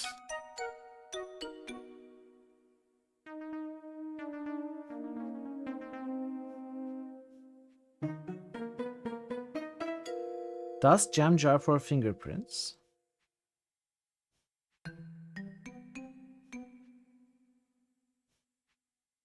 Examine the jam jar again. That is how we are supposed to do it? Jam jar. Closer inspection reveals a white powder residue at the bottom of the jar, a strip of damp fly paper inside the jar, and a sooty fingerprint on the outside of the jar. Upon closer examination of the fingerprint on the jam jar, comparing it to the rest of your collection, you conclude, aha, this fingerprint belongs to Nessa. Okay, examine fingerprints. Aha, you reveal 2 fingerprints on the glass bottle. There are 2 fingerprints. One looks like Margot's, the other Jack's. Why would Jack's fingerprint be on this strange bottle?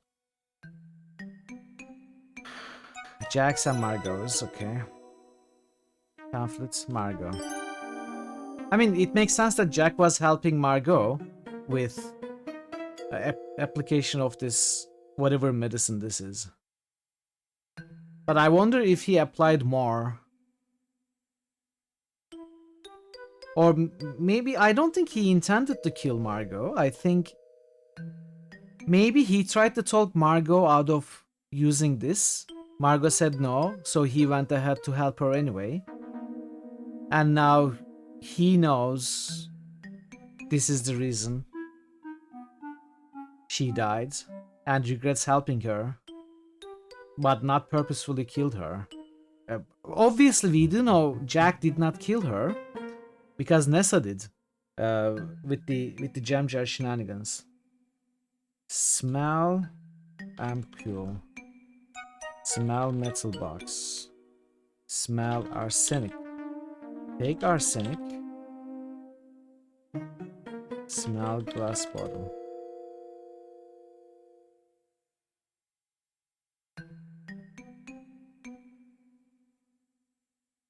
What else is there here?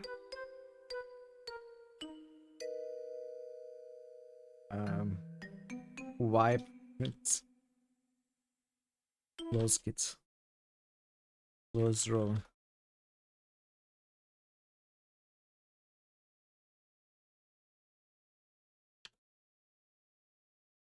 Ask Jack about Margot's kit. Welcome back, Ash. Welcome back. I think we did all of this.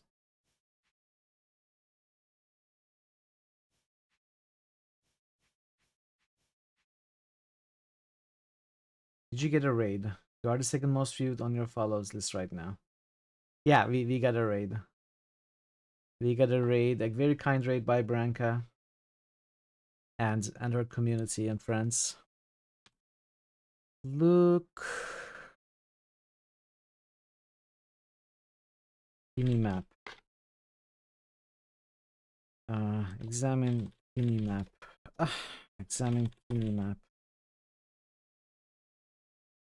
Sulox.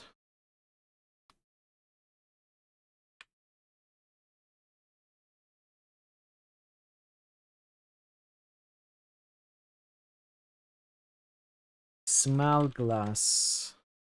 Smell water. Drink water. Your sound card works perfectly. Thanks for the follow. Welcome to the channel. Hope you're having a good time. Dust's lockets. Dust's necklace. Look necklace. Pendant. Dust pendant.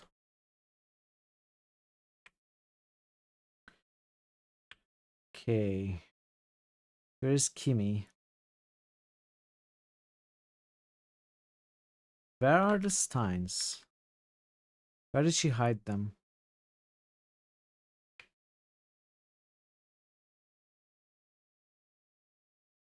Search purse. They are empty. Search wardrobe. Search trunk. These are still the same. Any possibility that they are in the hats? Take yellow hats. We did all of this before.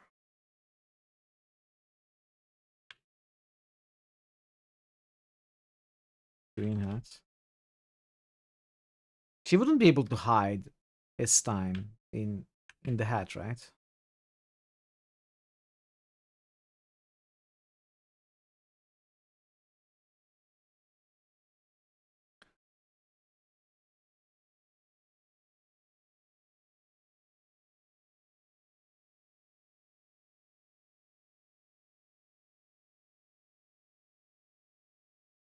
Search cupboard. No, not wardrobe. Search dresses. The dresses are the latest style. They are finely made and very pretty. Search boots. The boots are all size 5.5. Search shoes. No, we did all of this before. Look mirror. A full-length mirror with a silver frame. It must have cost a pretty penny. Can this be opened? Probably not. Look stool. Examine stool. Okay. I think we may be done here. I don't know. I don't know if I'm missing anything. I feel like we are done.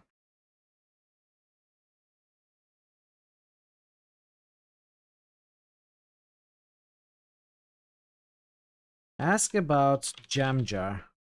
What I know about that would probably go over your head. Ask about garlic. I don't like garlic. Ask about Nessa. Well, if you must know, Mrs. Crab was looking for something in the study. And before you ask, no, it's none of your business. Ask about poison. Arsenic is a mainstay of poisoners. There are plenty of criminal cases involving women doing away with their husbands for money. I'm not a criminal lawyer, so I don't have any direct experience with that. Ask about... Look, Kimi map. Examine Kimi map. Sulox, was it? Ask about Sulox. I don't think he's gonna be helpful. Knock. Leave me alone, whoever it is. I'm busy. I'm not gonna leave you alone. Door is locked. You cannot talk to him. Where's Kimi though? Nessa is here. Ask about arsenic. Arsenic, what are you implying? Leave me out of your shenanigans. Ask about garlic. Ask about jam jar. Nessa, I found your fingerprint on this jam jar. So what? I found it in the river. There's a damp strip of flypaper in the jar. And if you examine the jar closely, there's a white powdery residue inside. I'm sure there's a lab down in the city that could tell us what that is. I'm guessing it's deadly poison. I've taken a sample of Margot's hair. Did you know that there are chemical tests to detect the presence of arsenic in biological samples? I smelled garlic on Margot's breath, but she never ate garlic. A garlic odor is one of the signs of arsenic poisoning. When she was alive, Margot spoke of bodily aches and pains and nausea, but those were recent occurrences. Probably around the time you and Corvus showed up to the lodge, I'm assuming. I examined Margot's body. I found indications that her body had been exposed for some time to arsenical compounds. I saw you empty your flask in the apple orchard. You were concealing arsenic-infused water in your flask. I overheard your conversation with Corvus in the apple orchard. Pretty incriminating. I've deduced enough that Margot's fate to make a very strong case to the authorities. Look at Nancy. She figured everything out, while I figured half of those things out.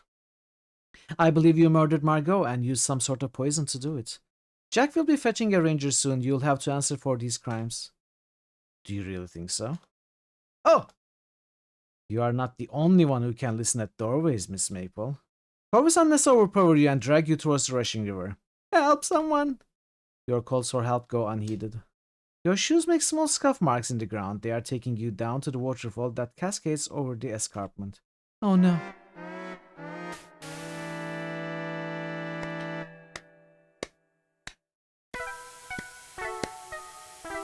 When did I say?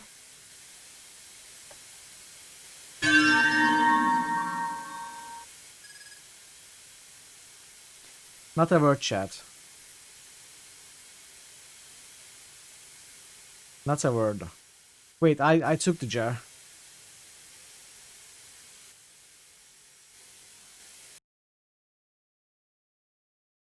I give you my word!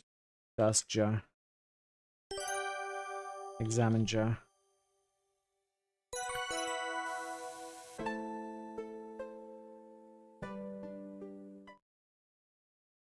We are gonna have to do all of that again.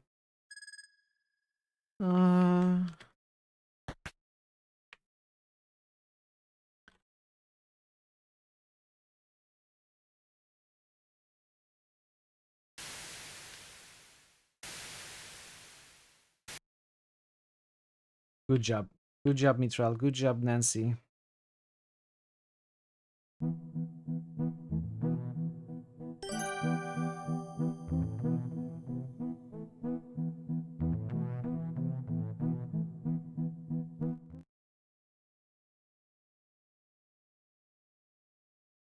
Hey, one bite. It was bound to get you as well at some point. You're alright.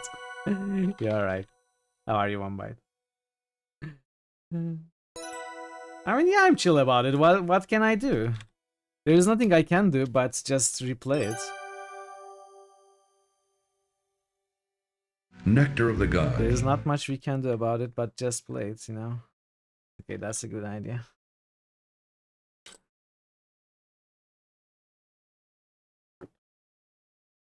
You've got no idea what I'm going through here.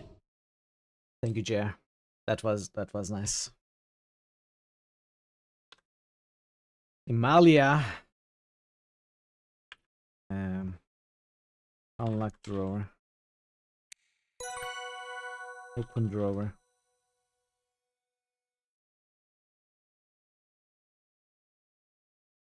Search drawer. Open kits.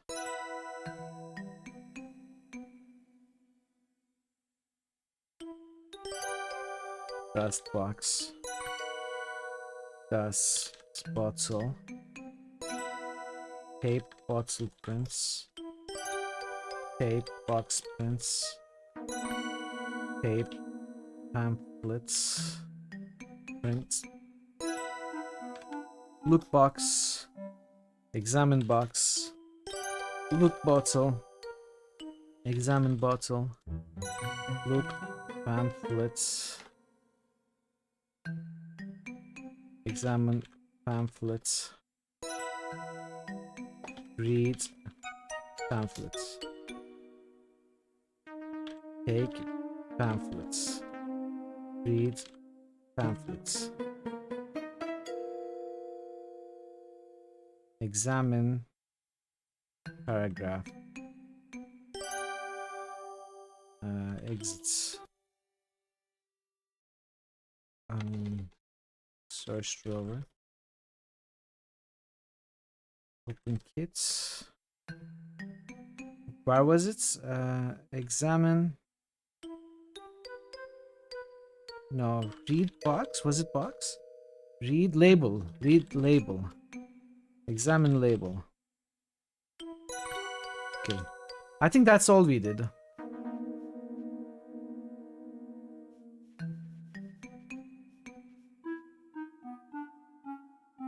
Exit.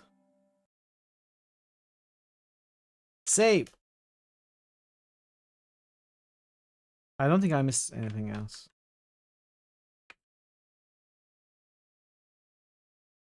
Ask about murder.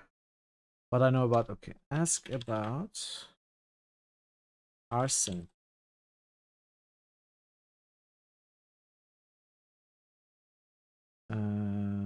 Close door.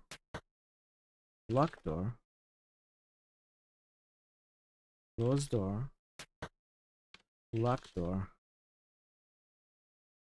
Pull bookshelf to door. You know, Alone the Dark style.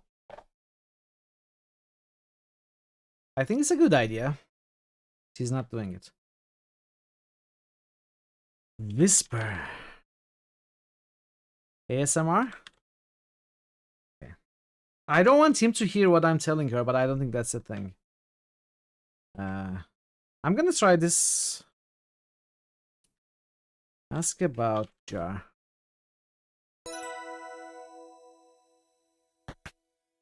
Uh-oh. So closing the door doesn't help?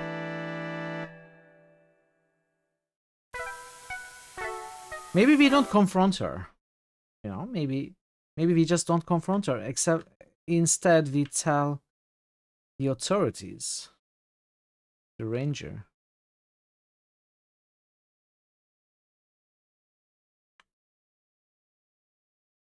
Enough and kill her. That's a little, you know, over the top measure. Bathroom door is not. Please leave me alone. Kimmy seems pretty upset. I should let her be. Knock. Do knock lightly on the bathroom door. Please, I just want some peace and quiet. Ask about Sulaks. I really hope I get to see them. It's one of the greatest public works projects of the past century. Ask about birds. I heard they were nesting cormorants. Ask about Albert. Mr. Respa seems to have something against me. I have no idea what, but I've been trying to avoid him. Ask about luggage. My suitcase was my brother's when she came to Canada. It's a bit worse for wear, but I love it. Ask about my luggage. Ask about your luggage. Ask about Kimmy map.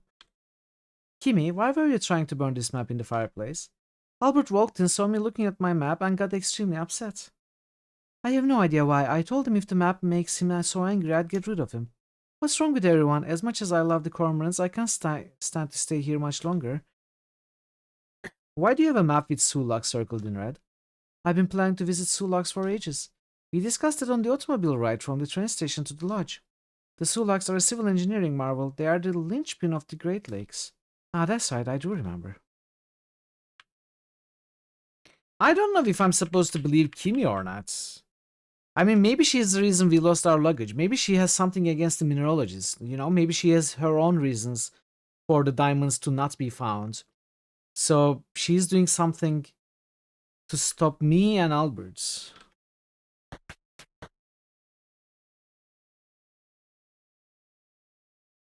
I mean, are we supposed to believe that someone took our luggage from right above our head when we were sleeping and Kimi didn't do anything about it?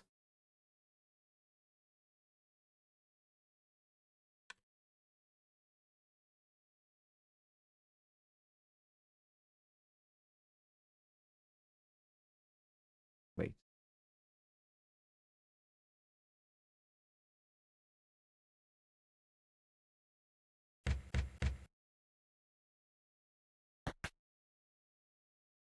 Oh no! Search. Desk. Look desk. This is Evan Richards' writing desk. The sturdy mahogany surface sits on double pedestals, each of which boasts a drawer and a cupboard. On top of the desk is a blotter, brass lamp with a green glass shade, a clock, and a pen stand set. The desk drawers and cupboards are all open and looks like they've been rifled through. Look, drawer. The desk has a drawer on the left and a drawer on the right. The display cabinet also has a pair of drawers. Search desk drawers. Search left desk drawer. Search right desk drawer.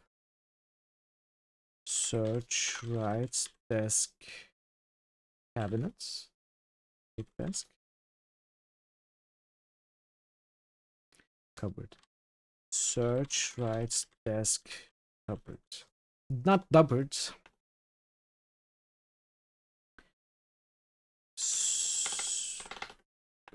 Search left desk cupboard. Look documents. The contents of the desk have been strewn all over the carpeted floor. At a glance, the papers are all guest receipts from the lodge's glory days, as well as some general bookkeeping. Someone has inconsiderately stepped on some of the papers too. What a mess. I mean, it's Nessa. We know it's Nessa. Examine drawers. Examine right drawer. Examine desk drawer. Examine right desk drawer. Okay. Search chair. Examine chair. Dust blotter. Look blotter. The green leather blotter has been worn smooth from repeated use over many years. Examine blotter. Well, possibly there's nothing here.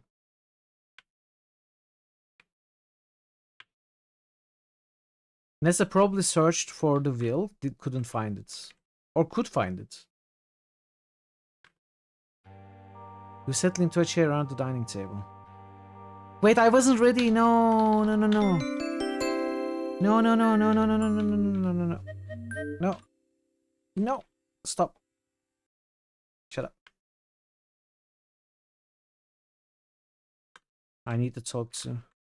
Ask about Sulaks. Stop! Knock door. Ask about Sulaks. Ask about map.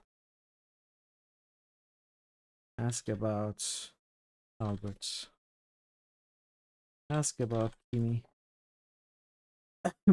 Comfort Kimi. Okay.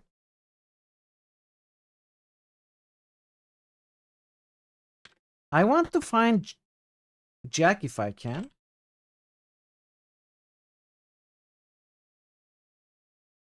Before the dinner.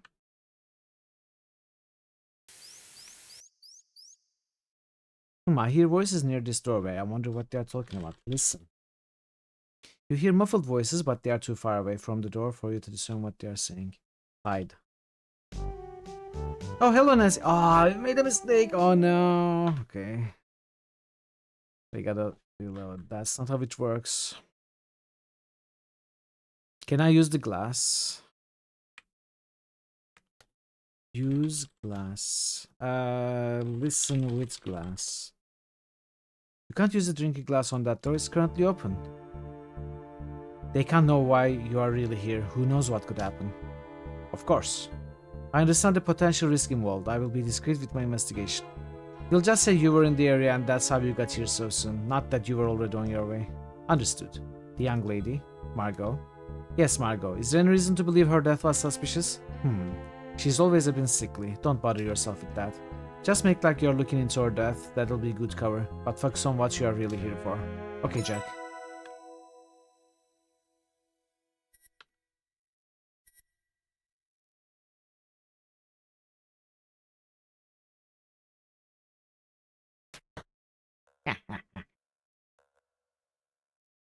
Locked door.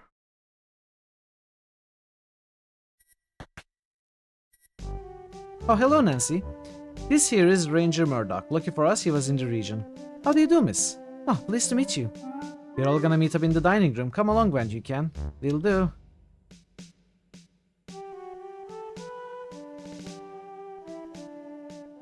Come to think of it, I'm gonna have a cup of tea in the kitchen before heading to the dining room. It was a thirsty ride back. Good evening. Please meet us in the dining room. Yes, sir. No, I have something to show you.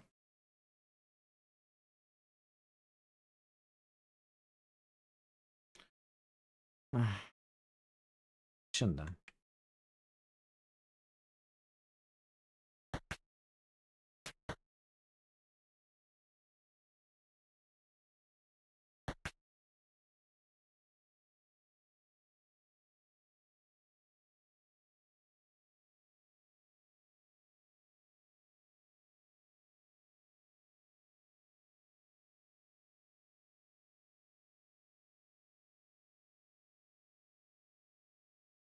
Ask about arsenic. I found evidence of arsenical compound among Margot's belongings. She owned the kit. I found your fingerprints on this kit, Jack. Did she have something to do with Margot's death? No! Margot had a medical condition and I helped her take her medicine. But I never asked her what was in it. The writing on the labels are tiny. My eyes are bad. I couldn't read them and didn't try. I know. You know? You heard us? Jack goes red. Ah, yes, once. I didn't mean to. That probably sounded really suspicious, but Nancy, we were friends and friends only. Do you think her treatments killed her? We were always so careful. Was it dangerous or poisonous? Jack, there's a pamphlet in Margot's kit that says contents contain arsenic. She could have had a seizure due to an overdose. The tiny paper label on the ampoule says it contains arsenic. It's pretty deadly stuff. I didn't find your fingerprints on the pamphlet, though, so I think it's possible you didn't know that Margot's medicine could be poisonous if an incorrect dose was given. So the incorrect dose wasn't given by the medicine anyway. It was just coincidence that Nessa tried to poison with arsenic slowly. Obviously, she didn't know she was taking medicine that contained arsenic. So when those two doses combined, it caused an overdose. That's why she got sick and died so quickly. The little glass ampoules are single-use. We couldn't have used too much. Look, Nancy, Margot and me were friends. I never meant her any harm. The doses had to be infected, which she couldn't do by herself. They were extremely painful too. Why don't you investigate people who didn't like Margot? Hey, Drummer, welcome. How are you, Drummer?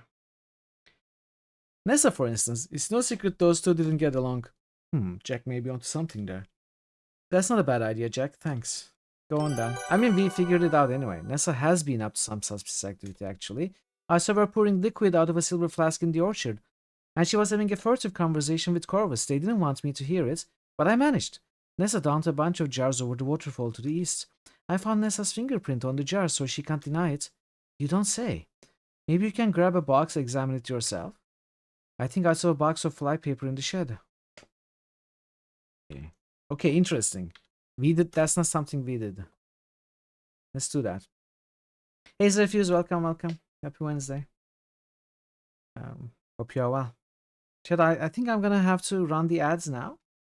We are gonna run the ads. We are gonna continue right after the ads. So if you're not a sub, I appreciate your patience with up to 3 minutes of ads. But We won't be late. We won't play. We are gonna wait for you. So I'll see you soon. Okay, some boosts. We should have some boosts.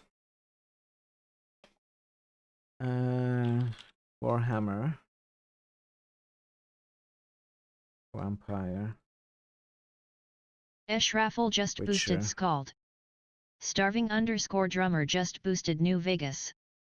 Raffle Vampire. just boosted Menzo. Starving _ drummer Vegas. just boosted Deus X2. Raffle just boosted Sulema. Starving _ drummer just boosted Witcher 2. Scald. New Vegas. Zerafuse just boosted Fallout NV. Menzo. Deus Ex. Zulima. Zerafuse just boosted Greedfall. Witcher.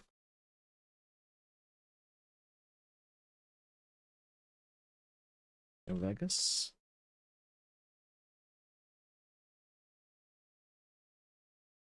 Greedfall. Alrighty. 1 byte 2 bits just boosted World of Zine. Zine.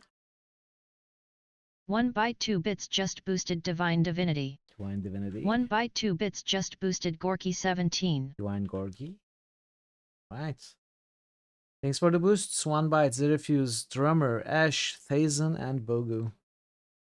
Any more boosters in Paraguay's chat? just roosted Sacred. Sacred. The one that's winning the poll. The very same. Zerafuse just boosted Divine Div. Divine Div.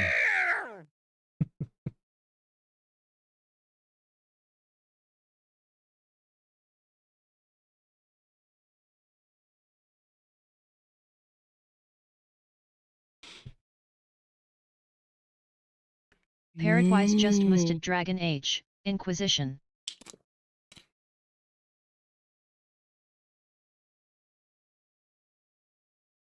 Position.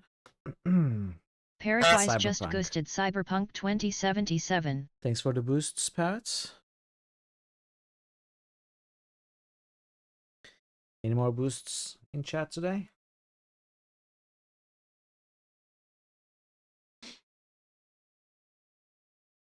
What is the poll looking like?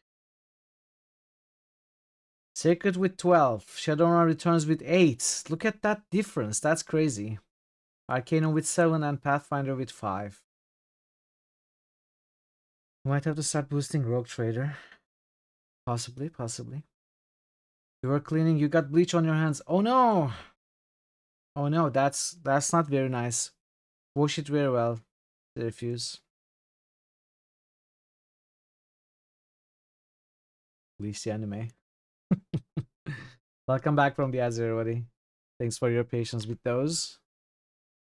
Let us go back. All right, let's find. Ask about flypaper. I keep tons of boxes of flypaper out in the shed. The black flies up here are murder. I don't know if it's just the stickiness of the flypaper or what. That stuff kills flies dead. Maybe I should ask Jack about flypaper in the jar I found. Ask about flypaper in jar. Oh yeah, that's one of my jam jars for sure. I'd know it anywhere. Why is there flypaper inside? Where'd all the jam go? Did you eat it all? No, I found it by the eastern waterfall, caught up in the rocks. So I was right. Some of my jam jars have gone missing. Who on earth is throwing them away like that? I found Nessa's fingerprint on the outside of the jar. I think she was soaking flypaper in this jar to extract the poison from the flypaper. Whatever is in it, we know flypaper is pretty deadly stuff.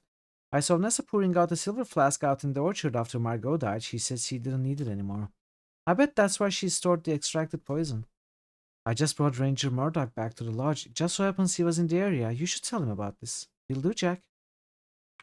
Okay, let's...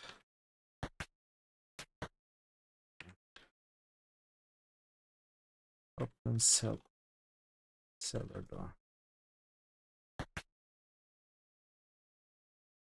Take flypaper. Where would the flypaper be?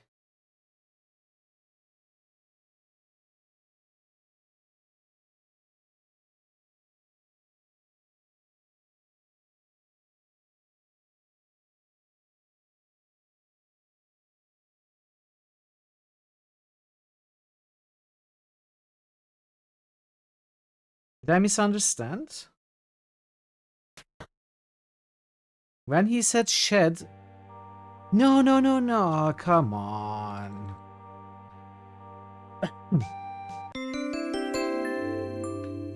I went into the wrong room.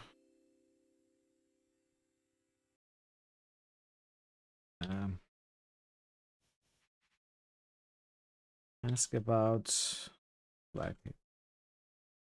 Ask about fly paper in jar.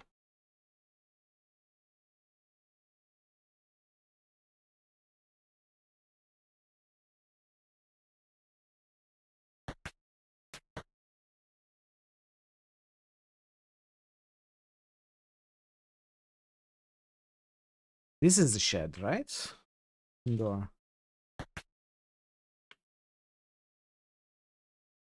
Take fly paper. Open box of fly paper. You're surprised to discover that the box of fly paper is empty. This looks like a new box. Where's all the fly paper? Smell box of fly paper. Look. Table, stool, shelf. Search shelf.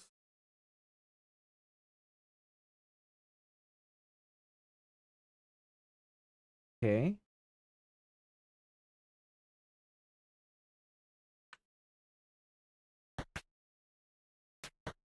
Ask about box of fly paper. Jack, the box of fly paper is empty. Eh? I could have sworn that was a fresh box of the stuff. Ah, well, I'm a busy man. Must have slipped my mind. Looks like we are out. Maybe I should ask Jack about the fly paper in the jar I found. We already did that. Ask about fly paper in the jar. Yes, okay. Ranger Murdo. So can I... Okay. Ask about jar. I found Nessa's fingerprint on this jam jar. I recovered it from the river. I'm not surprised to hear that. Typical Big Stay attitude. I think something fishy is going on and it's to do with this jar. I fear that Margot may have been poisoned. Jack's brought a ranger to the lodge. You can tell him what you learned so far. He's probably settling in upstairs. Okay, he's upstairs. We can find him before dinner. Now, where would he be?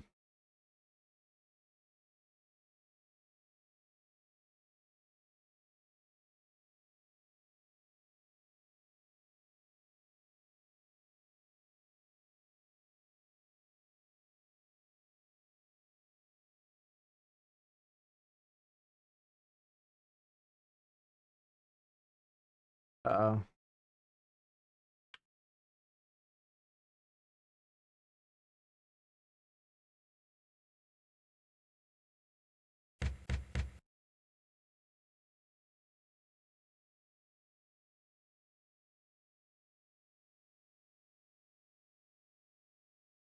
Where would the guy be?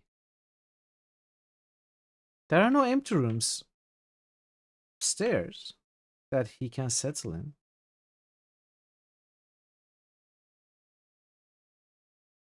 Ask about Ranger.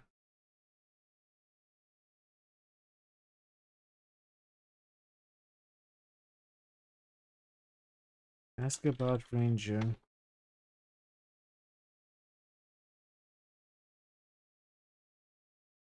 Ask about fly paper. Is this gonna get us killed? Fly paper? Why, I've never touched the stuff.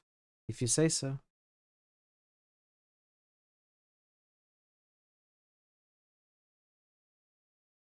Knock.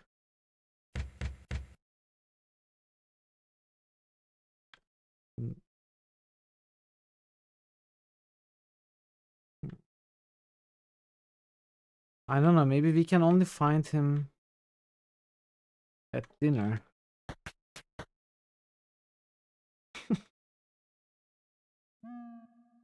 Is this Scooby-Doo chasing gonna happen? I wouldn't expect it from this game. This is not the pony after all.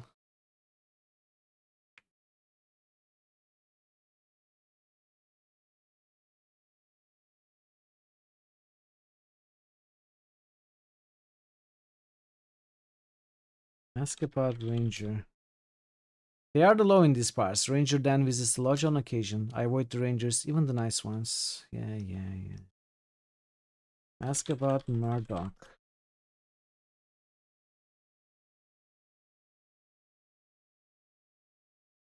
Ask about flypaper. Jack keeps the lodge well stocked with flypaper. The pests are quite thick around here. He keeps it in the garden shed. Yeah. Ask about Murdoch. Ranger Murdoch's in the dining room, gathering everyone in the lodge for a meeting. Go on in, don't keep him. Okay. Okay then. Well, I don't know if we did everything we can. I don't know. I feel like we have gotten to the end of the poisoning story. I don't know if we can do anything with Evan. And I don't know if we are missing anything here. For example.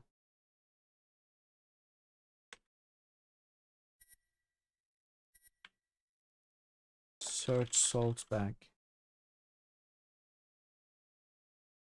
Search diamond. Take diamonds.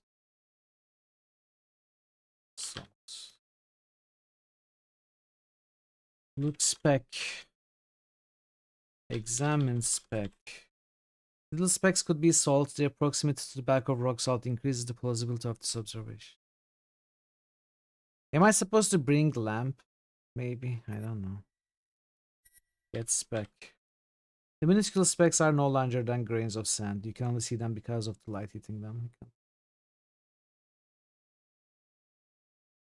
Okay. I don't think we can do anything here.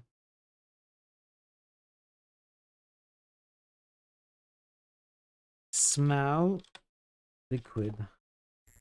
Smell spill. Smell arsenic. I don't think we can do anything with what was poured on the ground.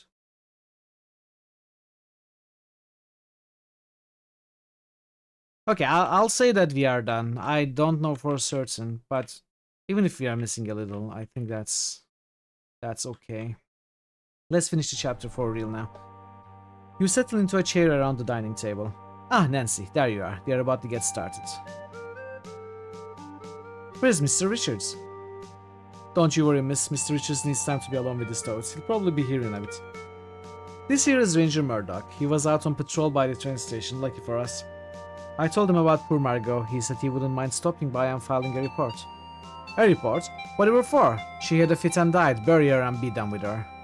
It gives me the creeps having a dead body around. I'm sure nothing's amiss. How could I turn down Jack's hospitality? I'll take a look, file a report of the death, and save old Doc Travers a trip up here. What about the bridge explosion? Do you have any news about that? Bridge explosion? News doesn't travel very fast in these parts. I'm out in the bush most of the time. Of course. I was so distracted by Margot's death that I completely forgot to mention the bridge to the Rangers Murdoch. Anyway, I sent a telegraph to the closest town. I'm sure the appropriate authorities are handling it. I'm sure. Bears and raccoons are more my jurisdiction. Not much happens out this way. Tomorrow morning, I'll take a look at Miss Margot and be on my way. Sounds good. Ma, it's late. You must be bushed. I'll get you set up in the spare room upstairs. Are we done here? I'm dreadfully tired. I am tired as well. Nessa and Corvus leave the table after exchanging what seems to be a series of impatient looks. Kimi follows soon after, seemingly unwilling to appear rude by leaving first. By the time Jack shows the ranger to the spare room, you realize a lot of time has passed and Mr. Richards still hasn't turned up. I should check up on Mr. Richards. Excellent job. Kudos on your thorough investigative technique. So we never got this message before, chat. We got awesome job on whatever. Apparently that probably means we missed some things in the first three chapters. Hey Mason, good morning. How are you today? Hope you are well, Mason. Oh no, where's Mr. Richards? Chapter 5, Escalations. You are shocked to see such disarray. I don't like the look of this. Review. Let's see. I know that Mr. Richards wears rubber-soled shoes. Maybe I should examine the jetty and see if that will reveal anything about his movements. I now know Mr. Richards' shoe size. Can I use it to trace the movements at the jetty? I should take a closer look. I did see Mr. Richards on the jetty. I wonder if he left any fingerprints behind. Can I place anyone else at the jetty? I'll need everyone's shoe sizes before I can figure that out. Examine jetty. While there are some splashes of liquid on the jetty, they don't appear to be water from the river. Yikes, look at all this broken glass. I can also see some scuffs and a wet shoe print. Examine shoe prints. Examine shoe prints. Upon closer inspection, you ascertained the shoe print came from a size 14 boot. 14? Who wears 14? Mr. Richards wears a size 12. He definitely didn't make shoe prints on or around the jetty. The shoe prints on the jetty came from size 14 feet. Jack's are size 12 feet. I know Jack didn't make these shoe prints, but who did? Who knows what size Nessa's feet are under that long skirt? I'll need to investigate. Where have I seen Kimmy walking around outside? Could she have left some shoe prints on moist ground? Corvus wears size 14. He could be involved, but I can't say for certain until I learn everyone else's shoe size. Albert and Mr. Richards could have same shoe size. Neither of them could have made any of those shoe prints. Albert and Mr. Richards could have the same shoe size. Have the same shoe size, not could have. Nathan could have made those. Could have made those shoe prints. I certainly can't rule him out. Have I seen Nathan walking in an area where he could have left shoe prints? I think so. Not too long ago. Type size check to review whose shoe sizes you still need to learn.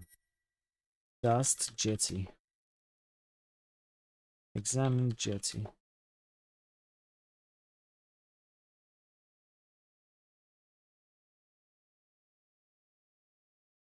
Look bottle.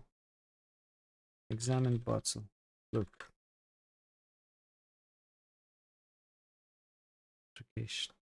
Scuff marks, shoe prints. You can see puddles of liquid, an overturned drinking glass, what looks to be a crystal decanter broken into jagged shards. Examine decanter. You peer at the shattered remains of what is clearly the crystal decanter from the dining room. I last saw this in Mr. Richards' hands as he was seated right here on this jetty. What on earth happened here? Oh my, the decanter would have needed to be picked up and thrown down with some force to break it like this. The heavy crystal decanter has been broken into dozens of jagged shards. I think I see some oily imprints. I wonder who's been handling this decanter recently. Besides Mr. Richard, that is. Because I doubt he would have broken the decanter intentionally. Dust decanter. You carefully dust the crystal decanter fragments to reveal 2 fingerprints. Tape decanter prints. Tape decanter. Tape fingerprints. Tape decanter fingerprints. Put tape on decanter. Prints. What? Examine decanter.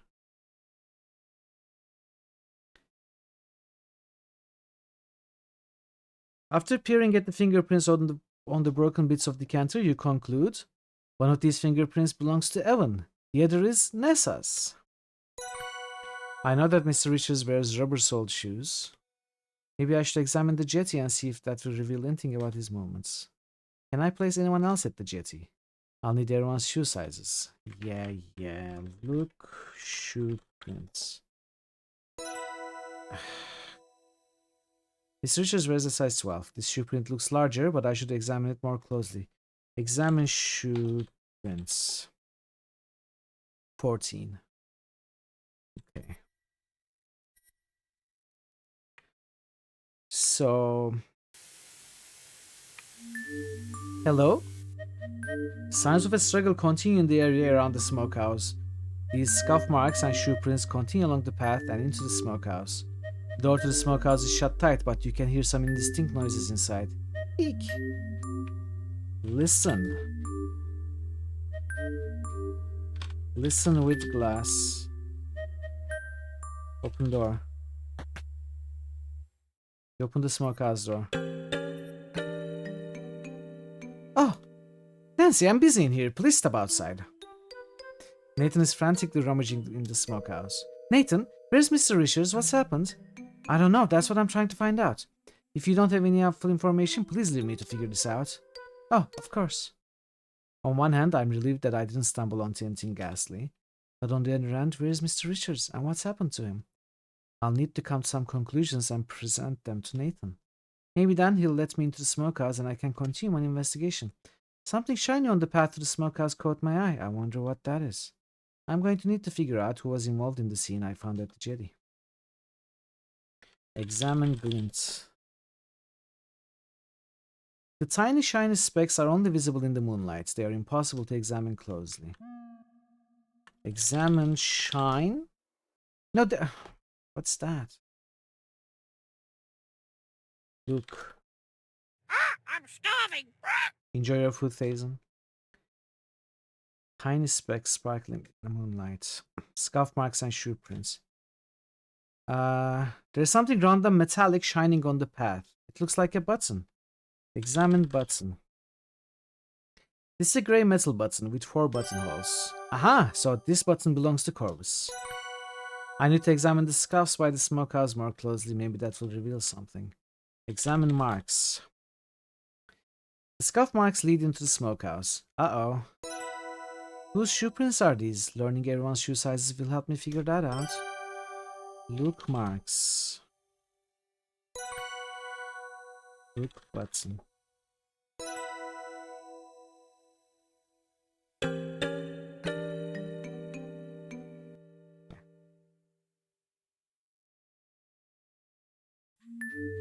Uh-oh. You see some possible signs of a struggle. There are scuffs and shoe prints in the grass and on the path, and some tree branches have been snapped off. Examine branch. You can clearly see some long brown and grey hairs caught in the tree branches. Long brown and grey hairs, these look familiar. Examine hair. A lot of hairs have their follicles intact. I'd say that some of these hairs were caught and pulled out with some force. Long brown and grey hair, only Nessa has hair like that. I should take a closer look at these scuffs. Take hair.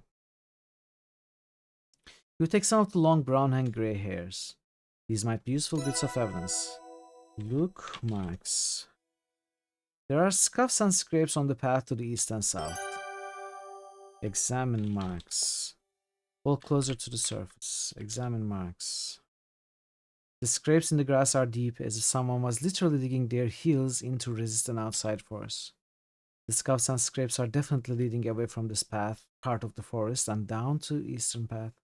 I should take a look at the scuff marks on the jetty. Maybe the wooden surface of the jetty will reveal more about who made these scuffs. Did I not already look at those? Upon closer examination of the scuffs on the southern path, you conclude that someone was dragged from the jetty and into this area. And it was a bit of a struggle by the looks of it. I should examine the scuff marks on the jetty. I guess I didn't do it. The direction of the scuff marks appear to lead away from the jetty and into the woods to the north. And these scuff marks were made by rubber-soled shoes. Mr. Richards wore rubber-soled shoes and boots. These scuffs were likely made by him. He definitely didn't jump or fall into this fierce current. It's more likely that Mr. Richards was dragged away from the river. Can I place anyone else at the jetty? I'll need to... Okay. Look marks.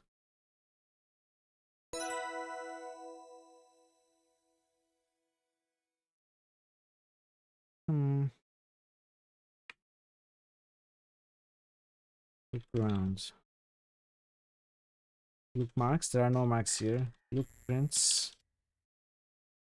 No, no, no. Not those prints. Look shoe prints.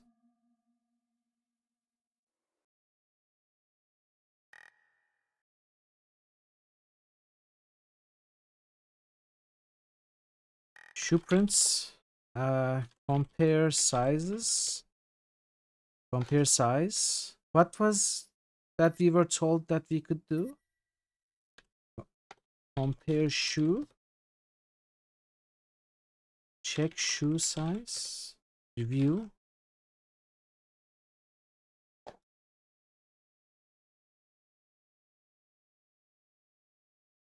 You'll figure it out.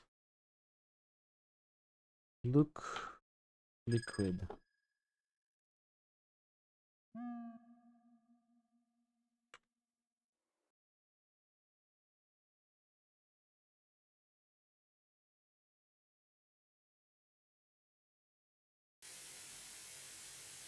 Look for marks. Look for shoe prints.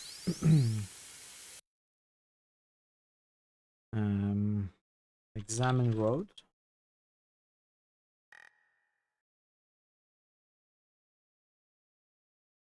Where could we find Emi's prints?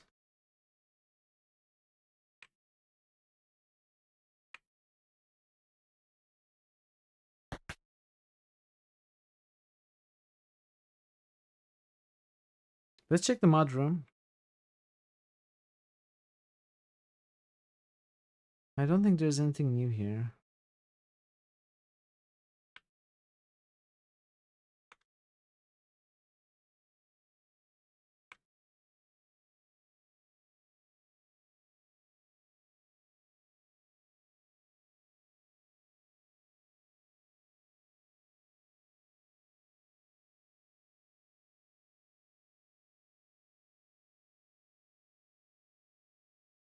Wow, there's no one.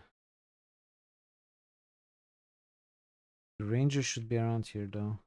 Hey there, Nancy. Full house, isn't it? If you're looking for the ranger, he should be in the bathroom across the hall freshening up.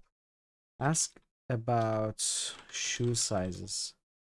Can't say I got much to say about that. Ask about scuff marks. Ask about Evan. Do you know where Mr. Richards is? Last I saw him, he was sitting on the jet looking for morons. He's not there anymore, and it looks like there was a struggle. Jack seems to be purposefully preoccupying himself with the blanket. Well, Mr. Richards will often go out on walks in the evenings. I'm sure that's all that's happened. Is Jack involved in killing Mr. Richards? Nancy, please, just stay indoors and keep to yourself, won't you? For your own good. He seems suspicious. Look shoe. Look Jack's shoe. Examine Jack's shoe.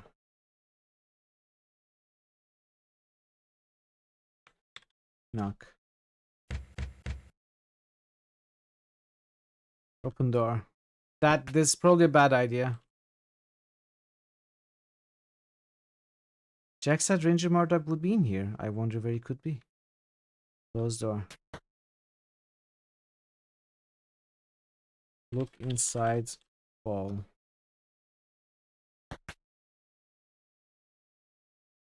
Ask about Ranger.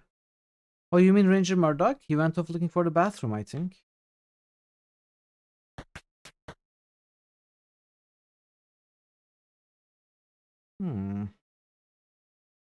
So he's not around. Faint noises coming from the closet. Looks like someone's in there.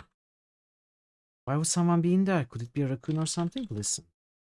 You definitely hear someone or something in the upstairs closet. Listen with glass. Closed door. Listen with glass. With the help of the drinking glass, you can hear someone or something in the upstairs closet. There's definitely a person in the upstairs closet. You can hear footsteps moving back and forth and the occasional clatter of metal as if someone was testing a lock.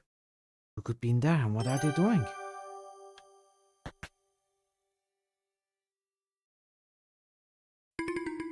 Oh, pardon me. You stumbled upon the ranger rummaging in the closets. Ranger Murdoch, what are you doing in here? Oh, Miss Maple, is it? You certainly gave me a start. Jack directed me to the bathroom, but I don't seem to be in the right place. Did you think the toilet bowl was in the trunk? I'm used to being out in the wilderness, but a bucket doesn't seem that appropriate as a bathroom, eh? Ah, the bathroom is across the hall from the spare room. Oh, I thought Jack said across room from the stairs. My mistake. Excuse me.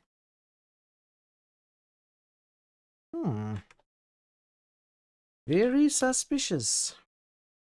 There's a large blue trunk between the wardrobe and the shelf. It's obviously locked. We cannot open it. You try the silver key. It doesn't fit. The blue trunk has a big padlock. It requires a key which you don't have. Dust trunk.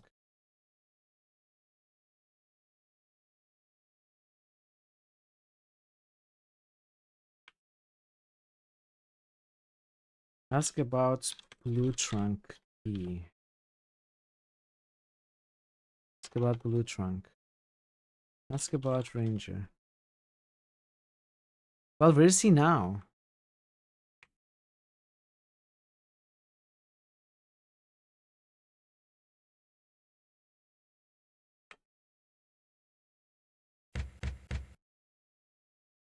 Leave me alone, whoever it is, I'm busy. Donor Wetter, should I have Jack install a revolving door? Miss Maple, I seem to have gotten turned around while looking for the bathroom. But I fortunately ran into Mr. Respa here and we were having a fine chat. Maybe I should have tried to listen. My, this lot sure is big, isn't it? Let's try that before barging in.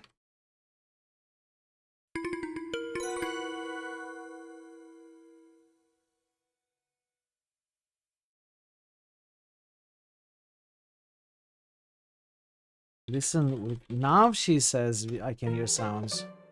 With the help of the drinking glass, you can hear a conversation behind Albert's bedroom door. And what government agency did you say sent you, Mr. Respa? Your government sent me. The specific name of the agency escapes me. Here, I have the documents. I trust they're in order. Ah, thank you. Let's see. Yes, those look just fine. Of course they do. May I see your identification papers? There's a pause in the conversation. Even with the aid of the drinking glass, you strain to hear what comes next. See here, officer, I'm a very busy man. I don't have time to root about in my documents to produce my identification papers at the moment. I am here because my government is doing a favor to your government, yes? Strong international relationships are vital, especially in the times to come. Doubtless you are aware of the current state of world affairs. I am. So if I were you, I'd take a step back and turn your attention to the dead woman in the cellar. Which is, after all, the reason you are here. Of course. Have a good evening to you, Mr. Respa. So much for Canadian hospitality. Ah. Oh, Miss Maple, good evening. Good evening. Can you just stop? I want to talk to you. Where are you now?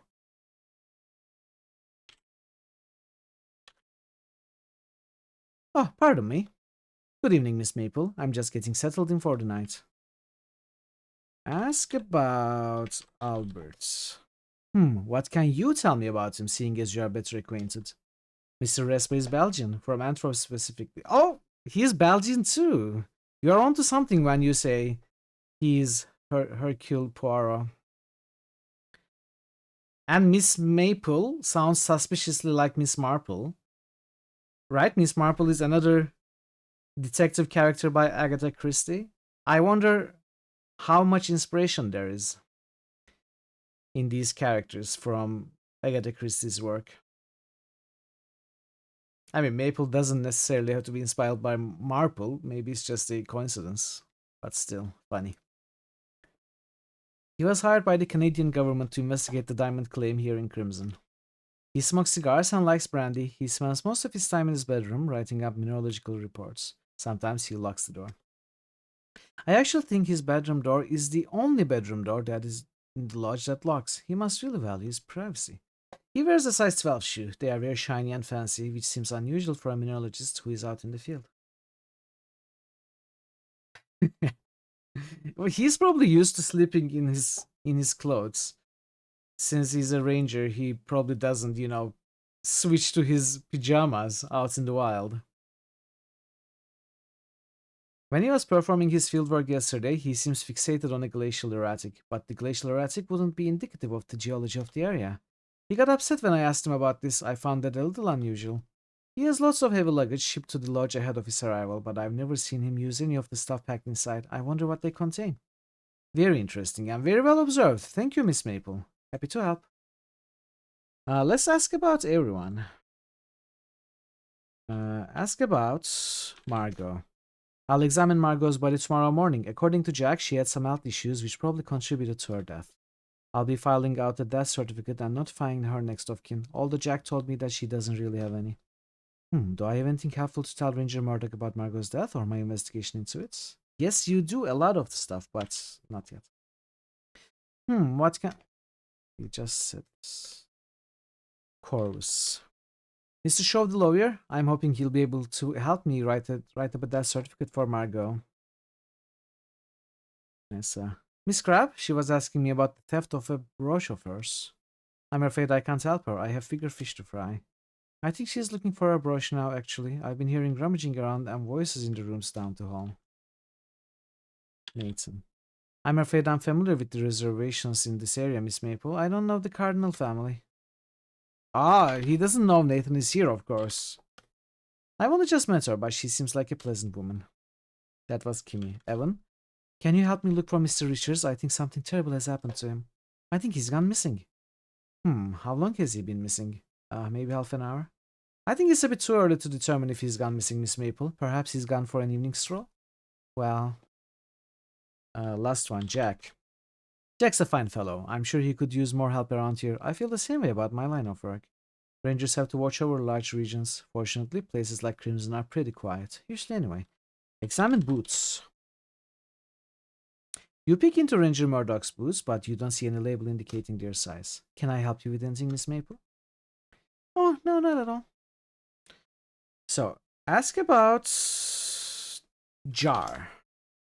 Ask about jam jar. Ask about arsenic. Ranger Murdoch, I'd like to discuss my investigation with you. Your investigation? Yes, into Margot's suspicious death. I smelled garlic on Margot's breath. Do you think that might be significant? She didn't ever eat garlic either. That could be significant. We'll look into it. I have a sample of Margot's hair. Would it be possible to run tests on it to detect the presence of toxins? Yes, absolutely. We can do that. Hold on to the sample for now. I should tell Ranger Murdoch about Margot's illness. Ask about illness. You tell Ranger Murdoch about what you discovered so far. I've examined Margot's body and made some interesting observations about the state of her health before her death. It's fairly unusual that Margot would have this type of skin lesion. They don't look like bug bites or anything else I can easily identify. Interesting. Margot's fair complexion leads me to believe she usually stays indoors. Her skin wouldn't be prone to sun or wind damage. The rough patch on her neck that you found probably wasn't caused by external factors such as her environment, though I can't rule out something like allergies. What about Margot's hair? I don't think allergies would account for the poor condition of Margot's hair. It's brittle and seems to be falling out, creating thinning and balding areas on her scalp. But I'm no doctor. Maybe taking some of her hair to a laboratory for analysis would be fruitful. I have a sample of Margot's hair. Would you like to have it? Good work. But I don't have any way to properly store that sample right now. Save it for now, would you please? We'll revisit that at a later time. Of course. You mentioned the garlic center on the body? Yes, I noticed that near Margot's mouth. That could indicate a number of things. The most likely of which is that she ate garlic shortly before her death. But I know that Margot never ate garlic and Jack never served it to her. So I have no idea why a garlic smell would be in or near Margot's mouth. No, you do have an idea. It's arsenic. You already figured that out. Margot suffered from aches and pains that had gotten more acute recently. That would be suspicious. Very well observed, Miss Maple. You would do well as a detective. Thanks. Your findings are very helpful. I'll collect my own evidence and make my own inquiries. Thank you very much. You can leave this with me now. You're welcome. I'm happy to help. But we are not done. Ask about fly paper. I don't have any real reason to tell Ranger Murdoch about the fly paper. Maybe I should take a closer look at it first. What? What are you talking about? We already did all that. The label sports a skull and crossbones. Actually, I didn't do this. Thanks to your loop, you can read danger contains arsenic. Do not eat. Uh-oh. Does tell about work? Tell about flypaper. The flypaper in the lodge contains arsenic. Most flypaper does, Nancy. It's a very effective poison. I should tell him about this jam jar I found. Tell about jam jar. I found this jar floating in the water by the waterfall. It looks like someone was trying to dispose of it, but it got caught in the rocks. There's a white residue and a strip of damp flypaper inside. White residue? Maybe it's dried soap? I don't think so. The flypaper's got arsenic in it. I think the residue is actually arsenic. I believe someone was soaking the flypaper in water to extract the arsenic. Who would do such a thing? I witnessed Nessa pouring the contents of her silver flask out onto the grass. She could have used that flask to store water that had been adulterated with arsenic. I found Nessa's fingerprint on the outside of the jar. She definitely touched it. Why would Nessa do such a thing? I think Nessa poisoned Margot. She was afraid her brother would bequeath the lodge and lands to Margot and not to her. I see. That's a very serious allegation. Do you have anything else to tell me about your investigation? Tell Ranger about the investigation to share what you learned so far. Okay. Tell Ranger about investigation. Ranger Murdoch, I'd like to discuss my investigation with you. He read all of this. I know that the flight paper here at the lodge contains arsenic. If Margot was poisoned, the killer could have somehow used the flight paper I found. I have a sample of Margot's hair. Yeah. You say you want to be a geologist or mineralogist? You do very well as a detective.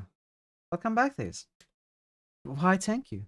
Okay, I think that's all then. I think we told everything.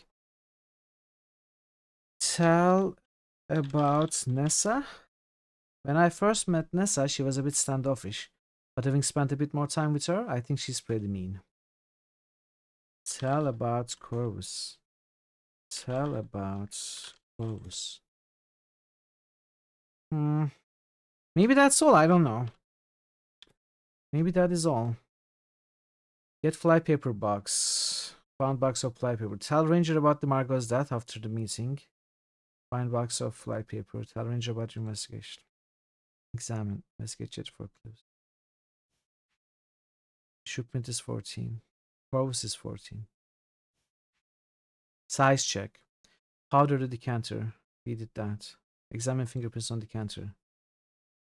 I think we did that.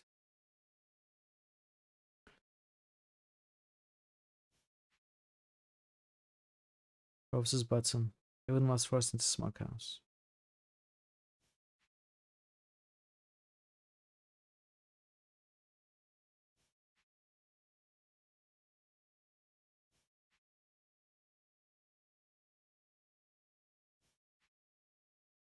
Successfully investigated and reported Margot's death. Examined box of flypaper. Flypaper contains arsenic. Ask about button. My uniform has brass buttons because they are so heavy. They wear through the thread quickly. The buttons fall off from time to time. Tell about button. Tell about... What is that? Look button. What? Did I not pick up? Hey, Ray! How are you, Ray? Good to see you. Hope you are well today. Did I not pick up that button? Huh.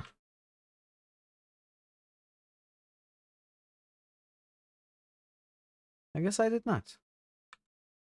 Pick up button. You pick up the wrong metal button.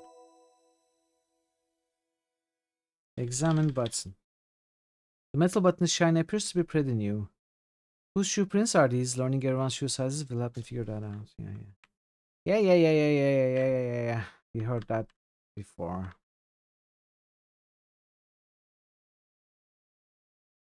Robots. No. Robots, not Ranger.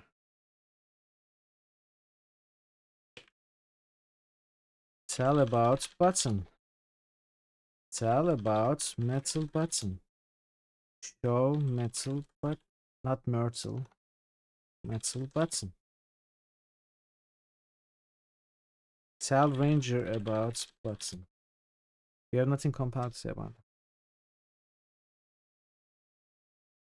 it. Alright, let's go into all rooms.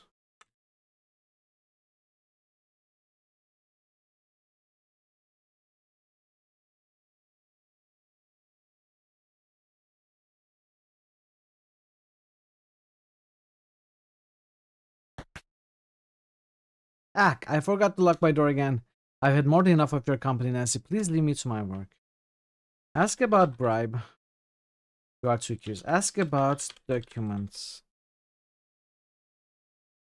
Ask about fake documents. Look. Wastes. Baskets. Search waste basket. Albert's waste basket is filled with... What do you think you are doing going through my rubbish? Leave that alone. Oh, sorry. Look shoes. Examine shoes. Number 12.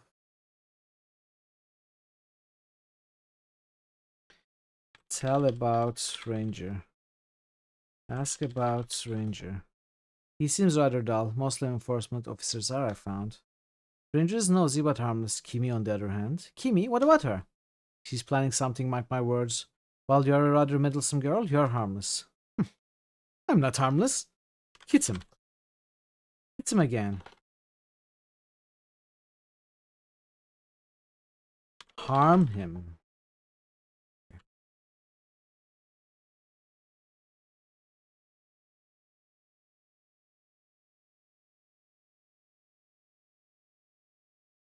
Search baskets.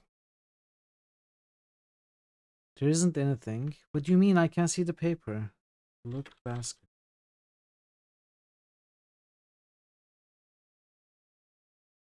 While you're a rather medicine girl, you're harmless. Pulls knife. Exactly.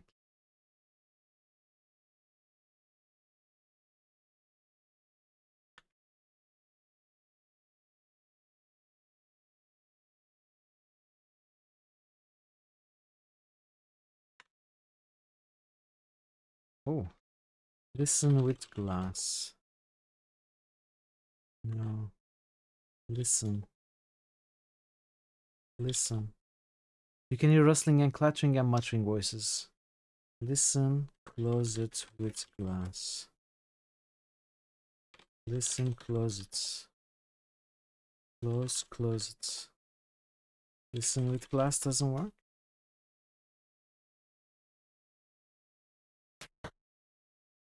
Listen with glass.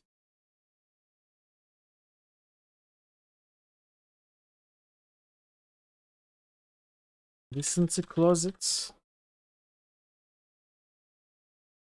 Eavesdrop. You can hear rustling and clattering and muttering voices. Use? No. Listen with glass to closet. Why doesn't this work? Put glass on closet. Am I just supposed to go in? Oh. They are looking for the brush. Ask about brush. My ruby brush, have you seen it? I'm looking for it now. Ah, I'm sure Margot stole it. Hey, Joe. Hey, listen. How are you, Joe? Welcome. It's good to see you. Hope you're having a nice Wednesday. I'm sure Margot stole it. Now that she's dead and Evans wandered off and Jack's busy getting the ranger settled, I can finally look for it without hindrance. Mrs. Crabbe is a fine woman. It only stands to reason she should own fine jewelry. Ask about Ranger. You have filled all the say no.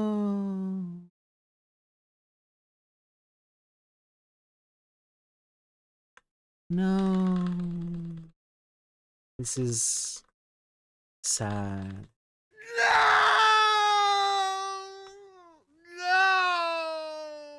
This is very sad.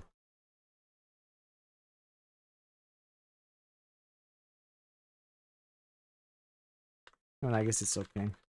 Not like they're gonna go back to the previous saves. It's still sad that there are limited save slots. I'm all for retro aesthetics and design and gameplay styles. I love it. But you don't necessarily have to put in the retro limitations as well, right? I don't know how you feel about that. But I feel like it's no fun. I mean, there's no reason to have a limited number of save slots in 2024, right? Even if the game is EGA text parser.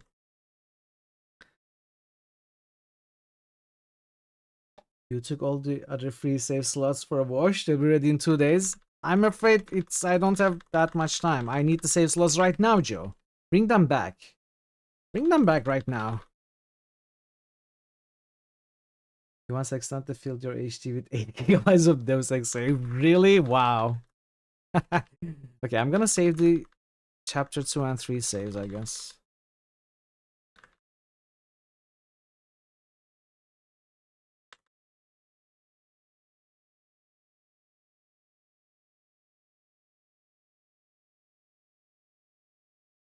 Why did I make so many saves anyway?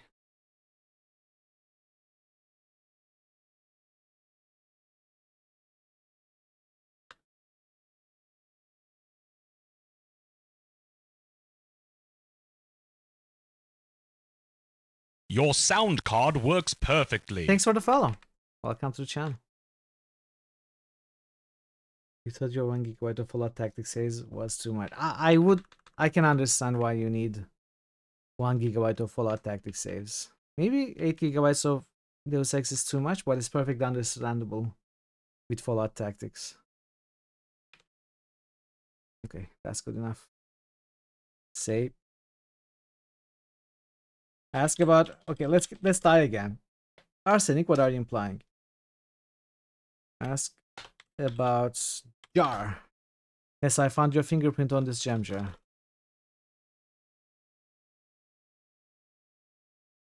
Okay. We still die. If we confront them, we still die.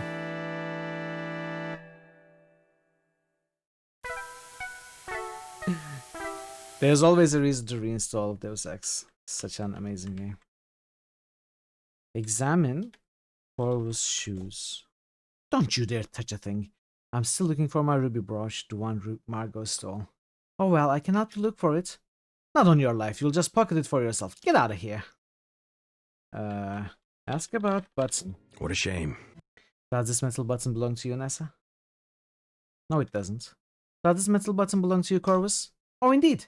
It must have fallen off when I was out for a stroll. Whose shoe prints are around the smokehouse? Learning everyone's shoe sizes will help me figure that out. But I just...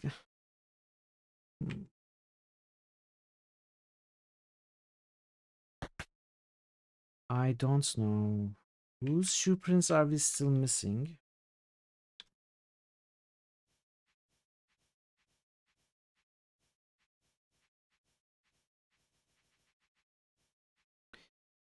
Not review.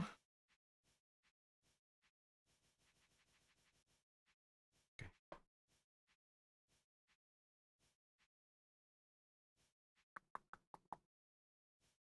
Size check.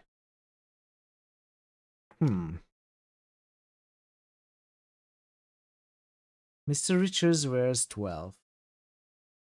That's Evan. Jacks are 12. We don't know Nessa. We don't know Kimmy.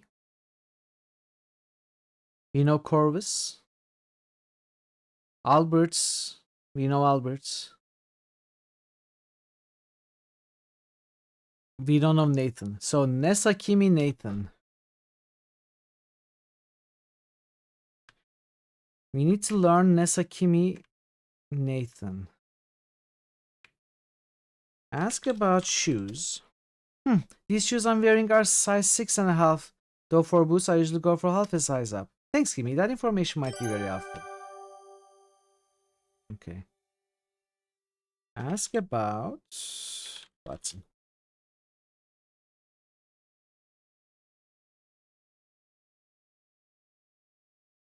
Can we just ask them for their sizes? I mean, they might lie to us. Ask about shoe size. Nessa smirks at you. Playing detective, are you? Well, I won't be playing along. Always narrows his eyes at you suspiciously. That's no business of yours, Miss Maple. If I were you, I'd be a good girl and stop poking my nose where it doesn't belong. I won't be a good girl. I'll be a bad girl. I'll kill you all. Well, you have your shoes here anyway. I don't care if you don't help me. But I'm a little worried about Nessa. Where would we be able to find Nessa's shoes? Maybe in the suitcase, but it can't be opened. Nessa's luggage is locked. I wonder if we can break into... This won't open that, right? Unlock luggage. Unlock suitcase with silver key. Stop! Drop and crowbar.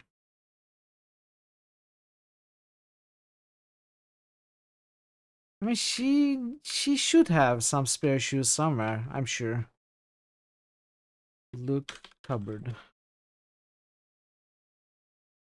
Look drawer. Look wardrobe. Oh, there's a drawer. Ah, open Watson drawer. Open wardrobe drawer. Ah.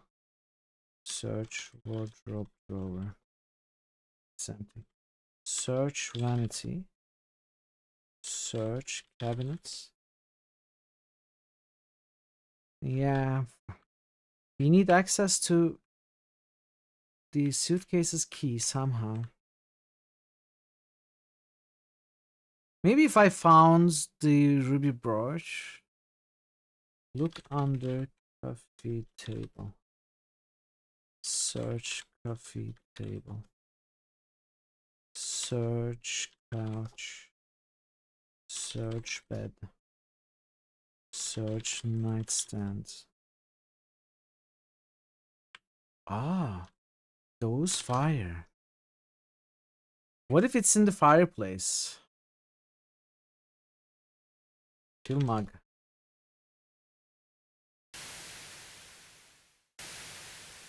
What if you go through a complex pipe puzzle, redirecting gas pipes to the room where they're in, gassing them till they fall unconscious so we can measure her shoes? I like that. I don't think Nancy will. Douse fire. Douse fireplace with blue mug. How it, blue mug water. Douse fireplace with water in blue mug. Pour water in fireplace. What do you want me to say? How much more specific can I be? Douse the fire in the fireplace with the water in the blue mug. It I've never had to doesn't talk even to a fit lamp in before, boss. here. I've got no practice. Extinguish fire with water. I mean, douse basically means extinguish, doesn't it? It seems to accept extinguish, though. Thanks, Joe. That was a good suggestion, but I don't think that's what we are supposed to do. It looks like. Douse iron fireplace with 250 milliliters of water from blue mug. On fire. Extinguish fire. Okay, so we cannot extinguish it. Search cupboard. Few garment bags folded up, pairs of overalls. Search garment bags. Search overalls. Search overall. Search garment bag. Open bag. Open garment bag. You unzip a bit of each garment bag and peek inside.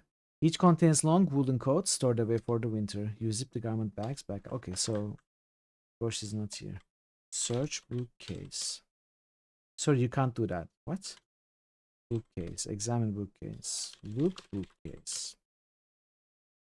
The bookshelf contains a variety of books on many subjects. Search bookshelf. Douse is a bit more like soak, so you could end up with wet flames.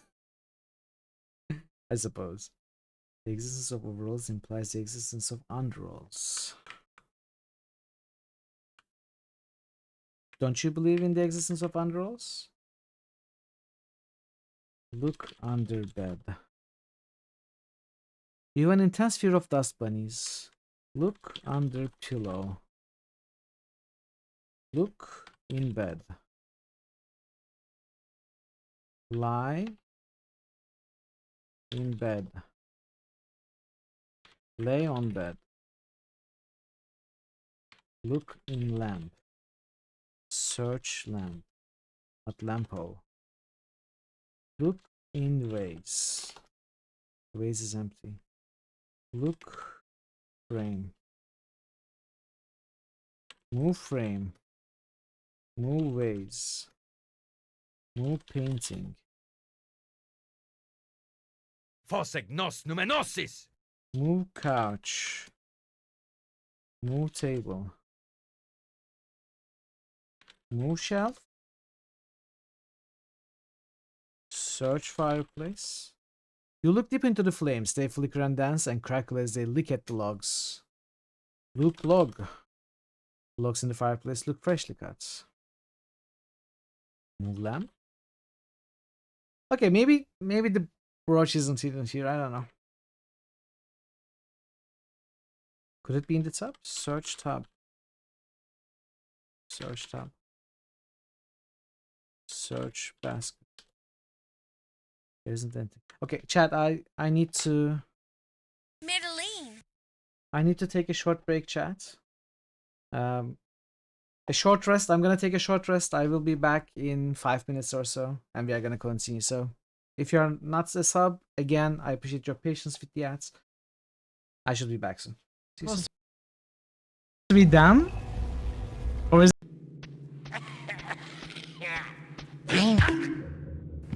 that was perfectly timed. That was perfectly timed. How did you manage that? I don't think climbing the terrain like that is the game's feature. Okay, I'm stuck again. No, okay. I'm saved. Is there fall damage in this game?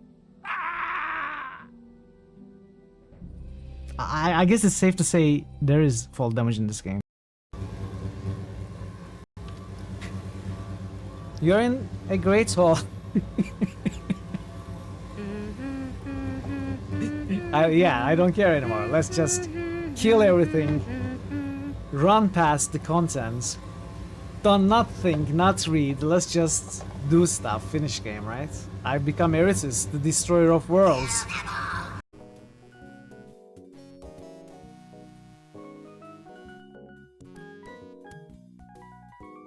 No. That knife is not going to cut it. Get it? Cut it? I told you I had a plan. I'm very funny. What? Available only in combat. But I'm in combat. Look, look, I'm fighting. Here, ha, ha, ha, ha. Ah. Plans ruined.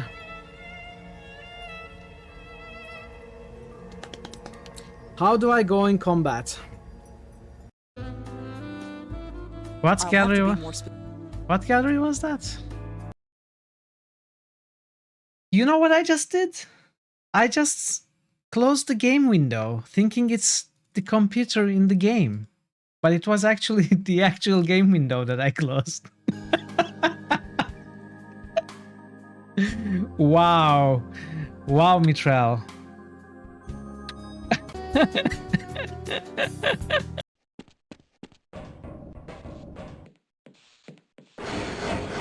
No. Did I just cook the guy? I hope not.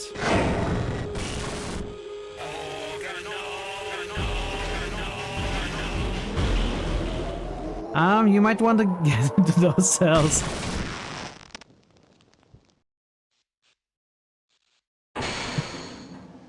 It's his fault. Why is he standing there? I have the ingredients you asked for. Wonderful. Hand them over.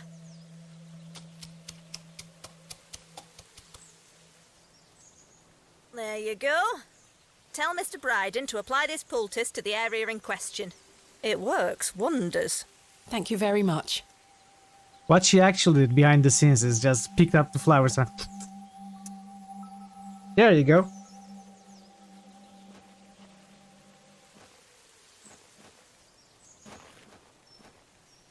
That's how you prepare medicine.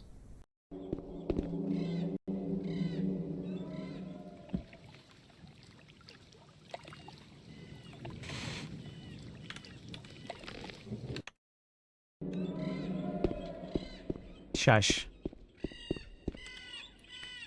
You don't need to talk about that, okay? There is no reason to say anything. If you not get out of water, we can't catch fishes. Get out! You is scaring fish. Or what? If you not get out of water, we can't catch fishes. So, how is that my problem? You is scaring fish. I think I'll just take a bath.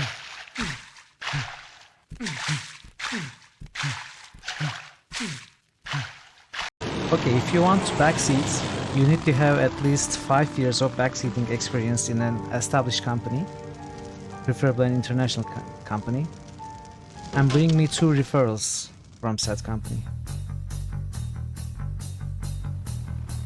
Attach them to your resume, and don't call us, we'll call you, okay?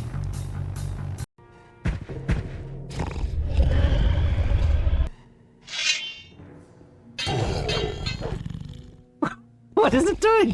What?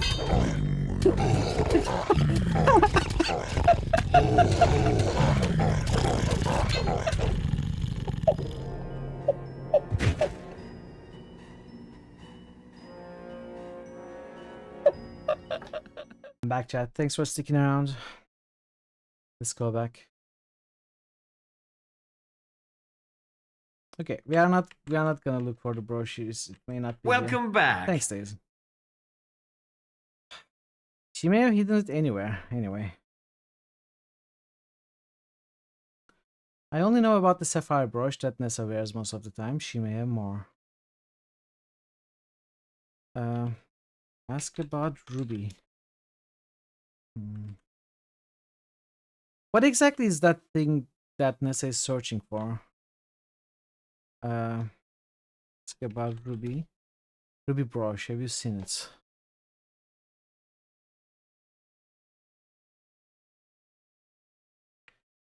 Find the brooch only to get killed because Nessa then blames Nancy. No. I don't think that would happen. I don't think so. Well, you never know.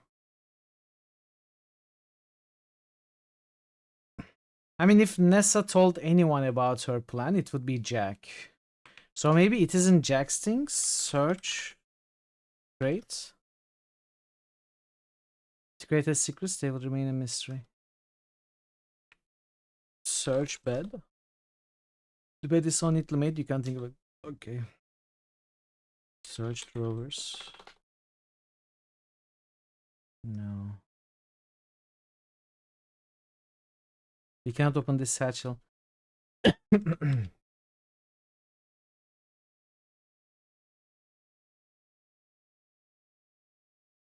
I mean, Margot told us she stole the brush, so I'd like to look into this basket, but he doesn't. Ask about Sulocks. I don't know what about that, Nancy. I'm a mineralogist, not a civil engineer. Ask about EKK. You seem like a nice innocent girl. Stay away from that one. Kimmy doesn't fool me. She's up to something, mark my words.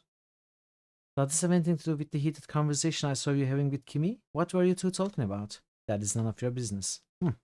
Ask about Kimmy map.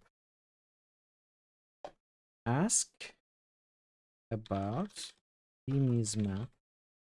Ask about map. Ask about DK wrap.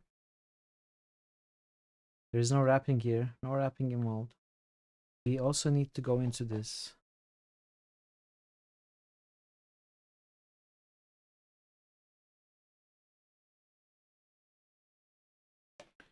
Search basket. Ask about brush. Nessa's ruby brush has gone missing. It's probably pretty valuable. I don't doubt it, Miss Maple. Perhaps Mrs. Crab will file a police report.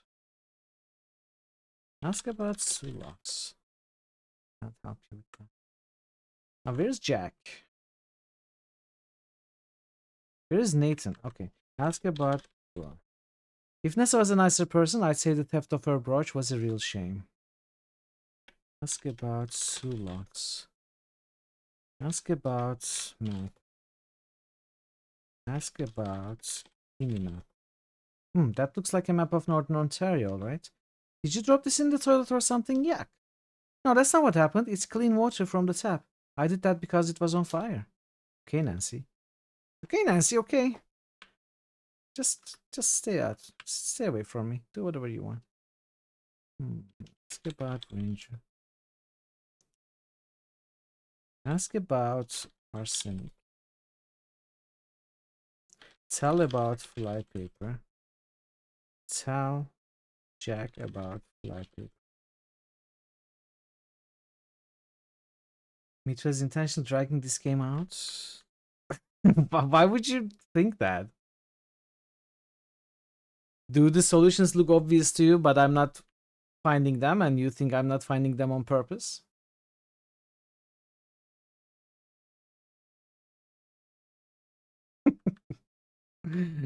No, I'm not intentionally dragging the game out. I am intentionally trying to be thorough.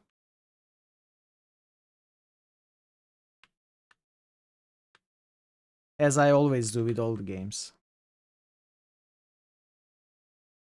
But yeah, we need to find the brooch. That's one thing we need to do. And the shoe sizes of Kimmy. We learned about Kimmy's. Nessa isn't helping. She may be more cooperative if you find the brooch though. And we need to find Nathan's. So where did we see him? Nancy suggests that we saw him where there is some maybe muddy ground. Where was that?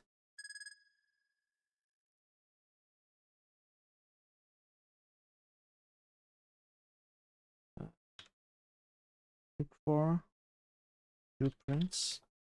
Where did we see Nathan? Look for prints. No. I think it's these verbs. Look for shoe prints.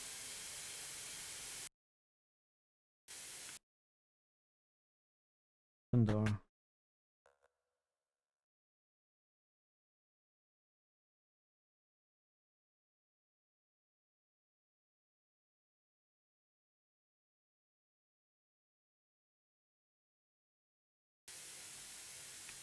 So Nathan is right now here. Look for shoe prints.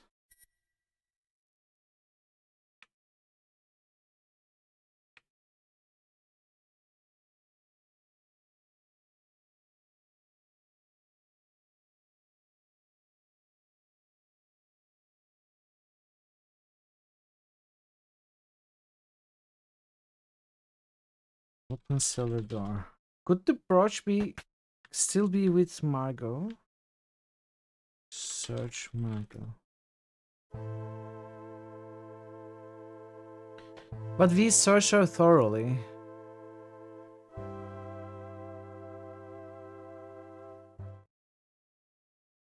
I don't think it's with her body.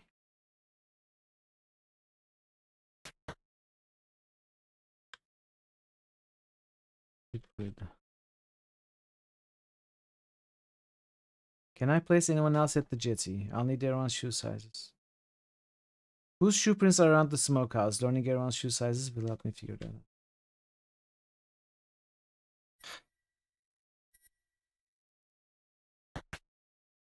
Yeah, I actually don't know how we will progress at this point.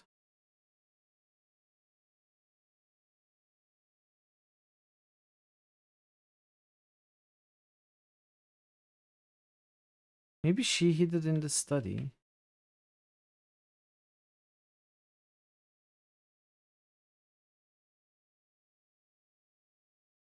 In cupboard. It's decorative, doesn't open. Rolling pin or a baseball bat? No.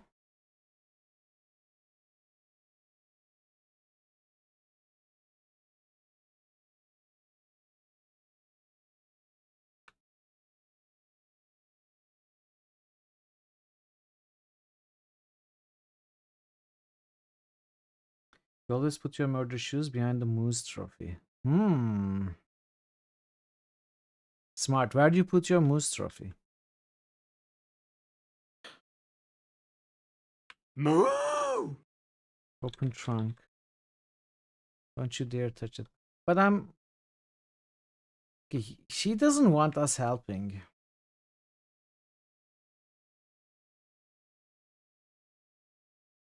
Hide. We cannot do anything here, maybe. Examine shoes. I don't think we can do anything here.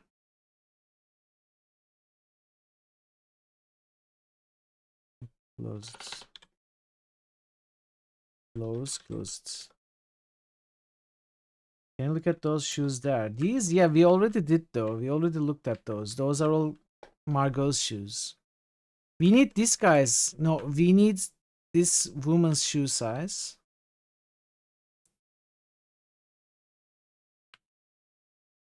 And for that, we probably need her suitcase key. Look, Nessa. Nessa is rummaging through Margot's clothes and personal items. She looks agitated. Examine Nessa. Search Nessa. Okay, I think that's just a general response to anything. She just doesn't want us here.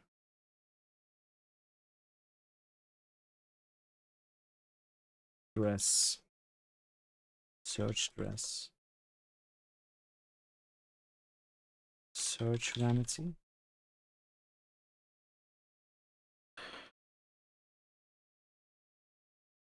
Open kits. We already look into this. Search footprints on carpets. Would there be footprints on carpets? Examine carpets.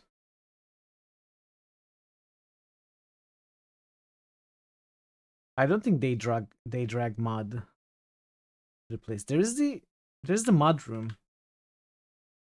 So there's this mud room where they are washing their shoes as they come in.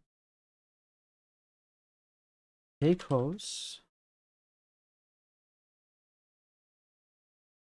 Okay. There's a tiled floor making it easier to clean. There's a low basin for washing of boots. There's a wooden storage area with lockers, drawers, baskets, and cubbies for boots. Look, baskets. Oh, I never looked in these baskets. On the suitcase. If there was a way to pick the lock on the suitcase, it would make for a nice solution, but I haven't been able to find any.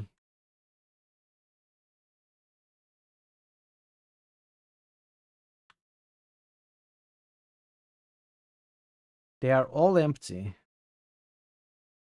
Look, cubby. Cubby search. Search cubby. Cubbies hold boots. Look boots. Look man's boots. Rubber soles. These are Richard's shoes. Look, red boots.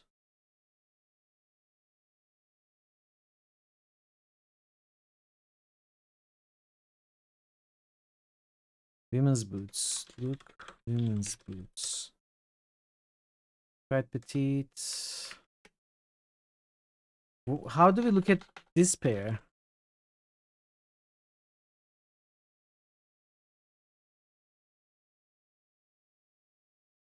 Look, red shoes. Examine red shoes. Red boots. Kid boots? There are no kids in this game. Look, cupboard. Two lockers, one on the left, one on the right. Right brass pulls indicating frequent use. Search. Dissection time. Okay, very welcome.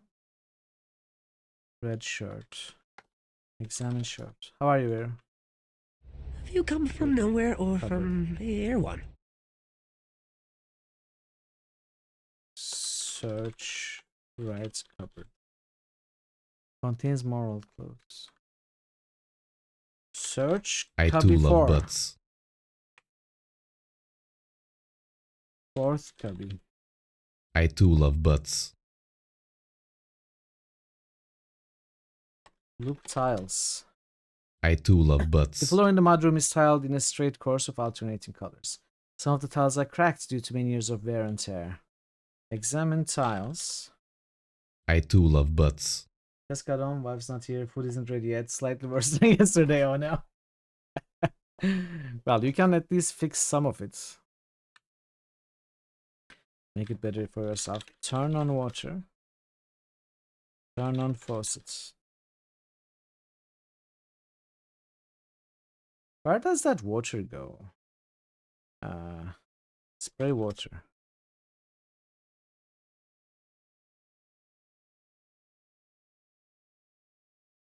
There are no costs.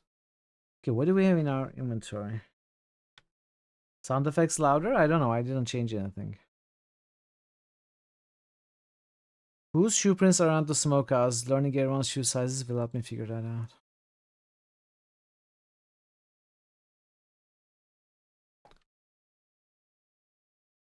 Can we compare hairs? I mean, we know the button belongs to Corvus. We know the hair belongs to Nessa. Compare hair. She's gonna complain. Ask about hair. I found some of your hair caught on a tree branch. It looked like it was pulled out with quite a bit of force. Yes, my hair got all tangled up when I was looking for Evan in the forest, and I had to pull pretty hard to get myself free. That certainly doesn't prove anything. Uh-huh. But I know. Ask about Watson. That's his mental... No, it belongs to Corvus, we asked.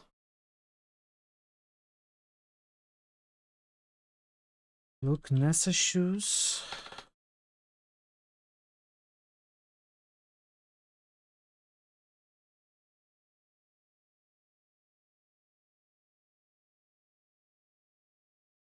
Look, Nessa shoes.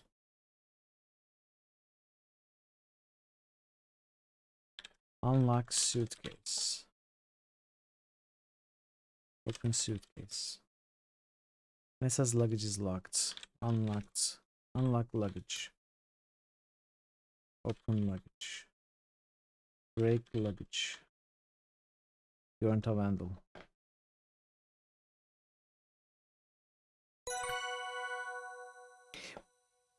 What? I did this already. Tape jar. Tape jar. Fingerprints. Examine jar. I did this already. I thought.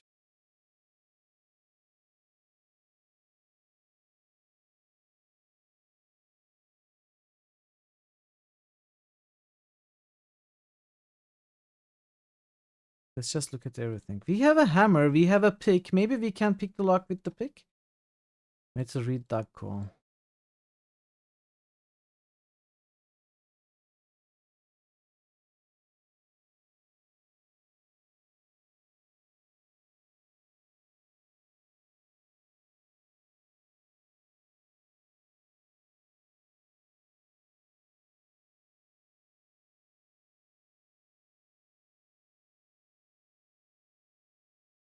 Break lock. Maybe we can break the lock.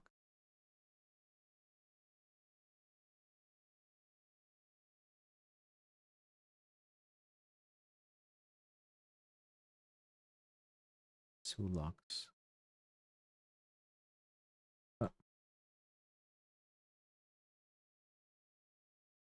Okay, what does she say? It look. I should take a closer look at the scuffs in the area north of the jetty. Maybe I missed something there. I don't know. Why would she say that otherwise? Even though we looked at the scuff marks north of the jetty. Maybe I missed something all the way there.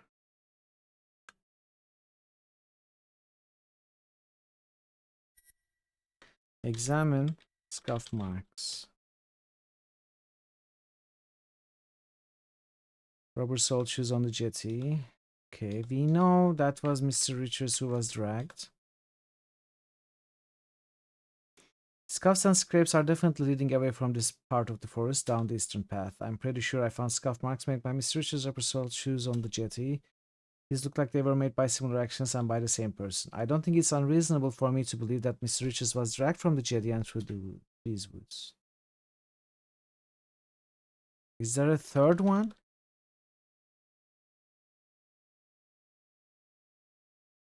Scuff marks lead into the smokehouse. Uh-oh. Whose shoe prints are these? See, we are stuck at the same point again. Examine shoe prints.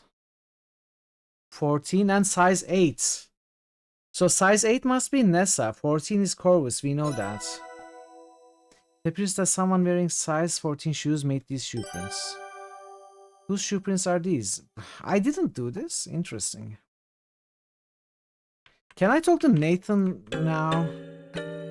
Nancy, I'm busy here. Nathan, where's Mr. Richards? I don't know. That's what I'm trying to find out. If you don't have any helpful information, please leave me to figure this out. On one hand, I'm relieved I... Okay, this certainly happened before. I'll need to come to some conclusions, present them to Nathan. Did I reload and then forget to do all these? Why are we getting points? I'm pretty sure we did this before. Maybe I reloaded and forgot then. I also recovered one of Corvus's vest buttons. It seems to have come loose in a struggle. I should go back to the jetty and take a clook. We are still missing something at the jetty. You know what? Let's save. Examine. Scuff marks. Away. Rubber-soled shoes. Yes. Can I place anyone else at the jetty? Look at shoe prints. Mr. Richards wears a size 12. Examine shoe prints. Size 14. Yes, we saw that. Are there more that I'm not finding?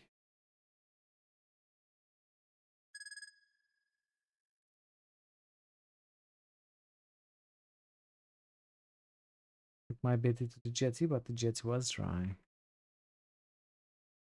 That's unfortunate. Look log. Examine log. Rotten log is full of moss and gross bugs. Take moss. X the other shoe prints, exactly. The other prints. There are no fingerprints. No. Shoe prints. That would not benefit from close examination, Joe. I don't know what you're talking about.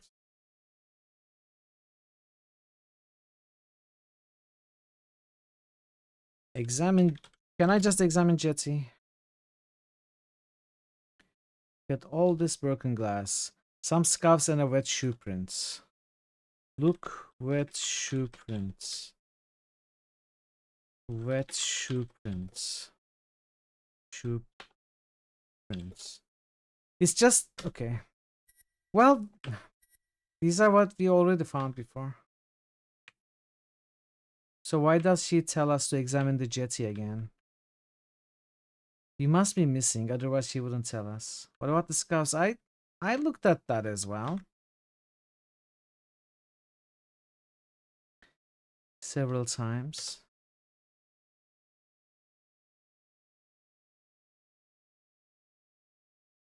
Can I place anyone else?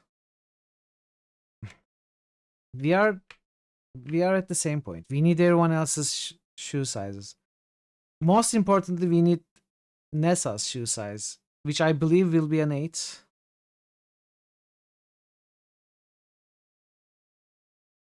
Two different size, 14 and 8. Oh, see, I didn't do this here. The air. You want some breathing prints? Let's do women's size 8. I keep finding new stuff that I missed, but they are the same information. They are alternate ways of getting the same information. They all give you points, but not necessarily new information. Can we smell, you think? Smell. Smell bottle. Smell air. Smell shoe prints. No. We need Nessa's shoe prints. We absolutely need it. And I think we need to find the brooch to ask about shoe prints. Look, Nessa shoe. Nessa boots. Examine Nessa shoe.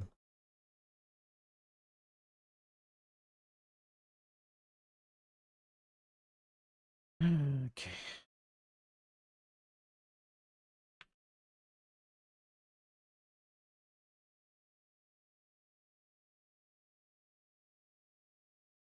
Maybe I'll take a hint. Maybe I'll take a hint at this point.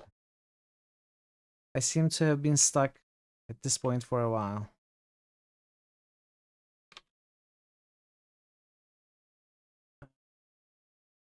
Examine carpets. We know Nessa was here. Would she have left shoe prints on the carpet or on the floor or something? Search cupboard. Search drawer.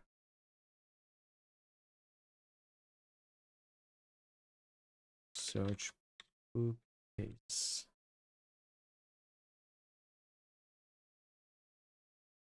Maybe blood stains on the carpets. Is any okay? I don't know. I haven't seen any. I haven't seen any Annies in this game. Why is this closed? Open cupboard. Open the cupboard. Search cupboard. Saucepan. Blue Grantware kettle. Maybe it's in the icebox. Open icebox. Search icebox.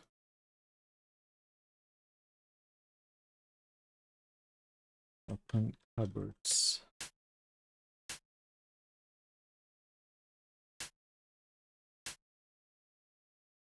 Search cupboards. Nope. Drop ice into fireplace. I don't think we can even pick it up. We used the ice before. Using the ice pick, you chip a bit of ice off the ice block. But we did this before. Why do we need to do it again? Why did we get points for that? There are irregular chips of ice. You chipped off the ice block from the icebox. Peering through the loop, you can see the tool marks you made with the ice pick, chipping the ice off the ice block. It reminds me of the tool marks in rock specimens. Rub ice on plate. The ice produces a white streak on the streak plate and a slushy substance that melts quickly in your hands. Brrr. Why are these points? Streaked ice. I guess these are just extra point things that are not fully related. Yeah, probably not need to go all the way back. You need to talk with the man in the mirror? What is this, a horror movie?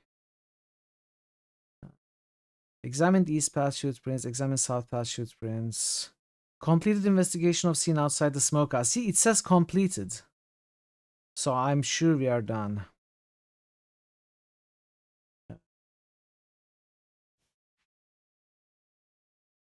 But maybe we have not completed the other scenes because it doesn't say completed for those.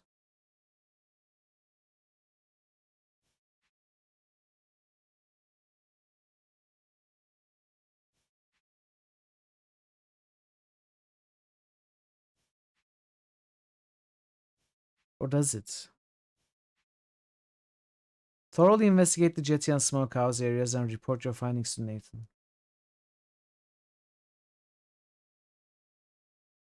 Nessa's fingerprint at the broken decanter.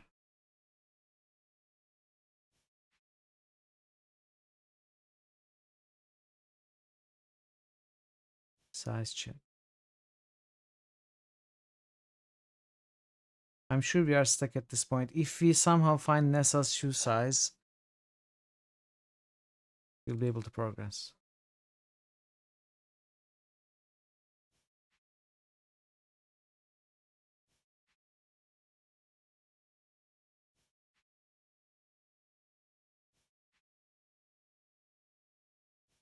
Yeah.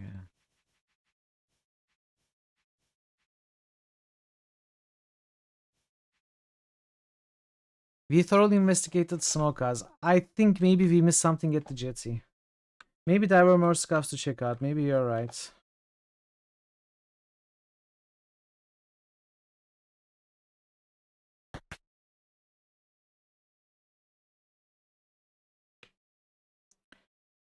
Maybe that's true. Scuff. It automatically goes all the way here. Usually it goes to the closest one if there are multiple ones. I'm staying far away, and Nancy automatically moves here. That makes me think there aren't any others.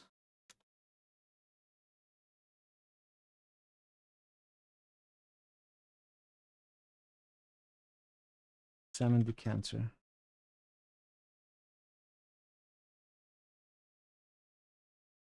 Picked up and thrown down with some force. Evan and Nessa's fingerprints. Can we examine the glass? The glass has been knocked over, its contents spilled out onto the jetty. What a waste of good Canadian whiskey. Do you think you can see an oily mark on the outside of overturned whiskey glass? Oh, I missed the glass. Dust glass. I forgot about the glass. You carefully dust the overturned drinking glass for prints and reveal. Aha, and fingerprints. Tape, examine glass. Upon closer examination of the fingerprint you obtained from the overturned drinking glass, you conclude that this is Evan's fingerprint. That makes sense. I did see Mr. Richards drinking out of this glass earlier. Well, nothing new or unexpected, but it's something we missed that we found. So did we maybe complete the examination now? No, we didn't. At least it's not mentioned. Examine. What else is there? Examine liquid. The liquid here has yet to be absorbed into the dog. Even in the moonlight, you can see that it's golden yellow and that is whiskey. What a waste. The liquid on the jetty is definitely alcohol and not river water. Mr. Richards was not here that long ago. If he drunkenly fallen into the river, we know he didn't fall. How is this any point?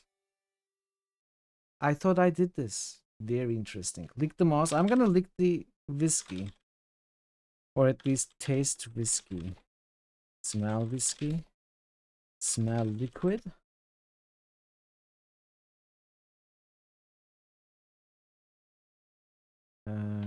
Taste liquid. Liquid.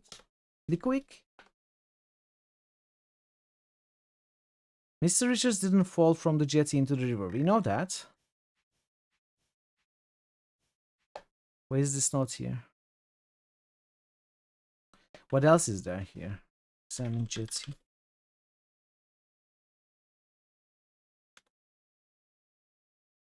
Broken glass. Scuffs, wet shoe prints. Examine broken glass. Crystal decanter or the whiskey glass. We examined both. We examined both of these. We examined the shoe print. We examined the spill. And we examined the scuff marks. I think we are done. I don't know why it doesn't say we are not done.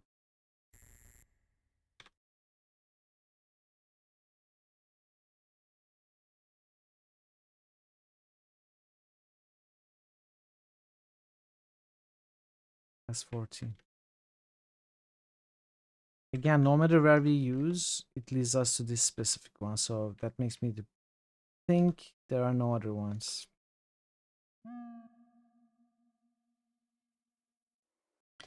Examine spill.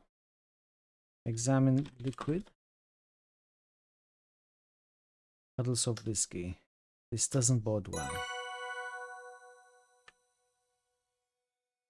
I didn't do this either. There's no liquid here. Can I talk to Nathan now?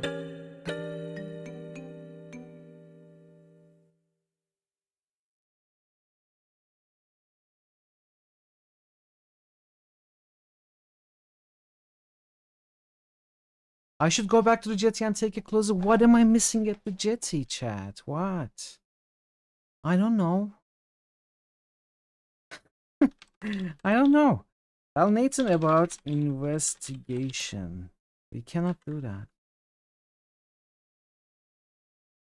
Are we supposed to look under the jetty? Look under jetty.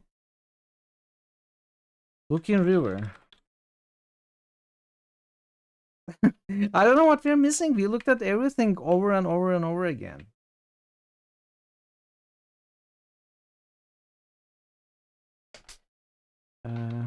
Check sizes.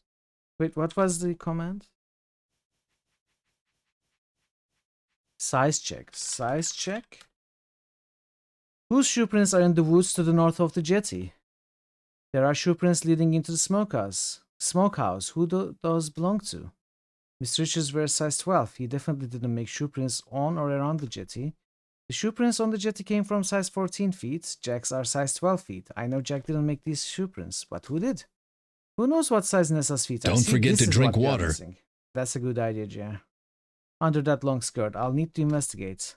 Kim wears size 6.5. She wasn't involved. What a relief. Life-giving vodka. Corvus wears size 14. He could be involved.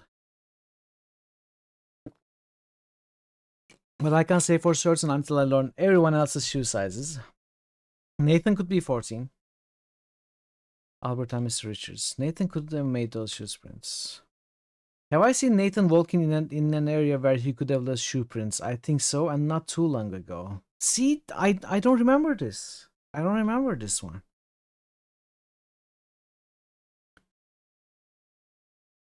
If it's not the smokehouse...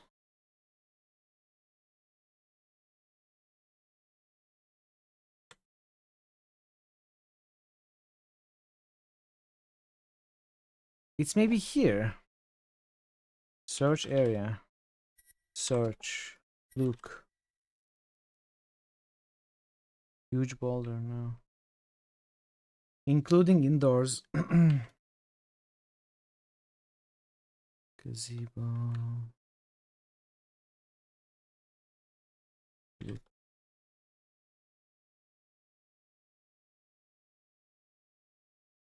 There may be shoe prints here. Look, shoe prints. No, the shoe prints. Not show prints. Look, shoe prints. There doesn't seem to be any shoe prints here. Somewhere here. Oh, wait. These shoe prints look very fresh. They look like they were made a few hours ago at most.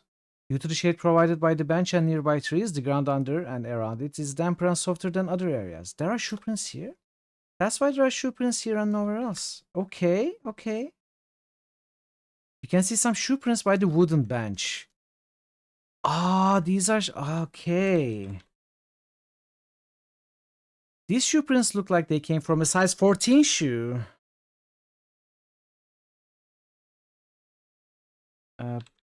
Examine bench. It's grass? No. Search bench. Well, this could be Corvus's or Nathan's.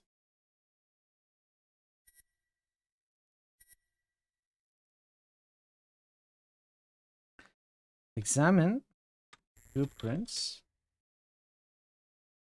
Came from a size 14 shoe. Look, shoe prints. Look very fresh. Few hours ago at most. Shade provided by the bench and nearby trees. There are shoe prints here, nowhere else. But that didn't give us any information. Welcome, Evil Miara. This game scares you a bit because you're afraid you're gonna advance the story or miss something. I know! I think I advanced the story a little too fast in some of the earlier chapters. Well, not too fast, but we didn't get the perfect points, I think.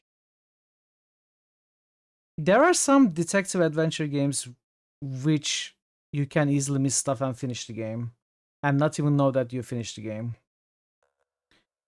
Like all Gabriel Knight games. This is also like that. That's why I'm trying to be as thorough as possible to not miss anything, but it's maybe inevitable without a walkthrough. I'm sure we are missing things. But yeah, welcome to the channel. Are there some here? Look, shoe prints.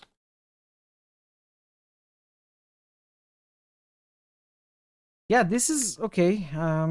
Size 14, but we don't know if it's Nathan or Corvus. Now, why would Corvus be here? Can we place Nathan here? I don't remember seeing Nathan here.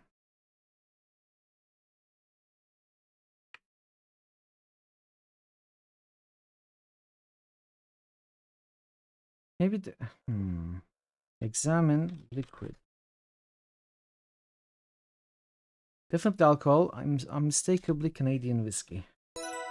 Yeah, okay, more points. See, these are all points. Even if they are not very useful.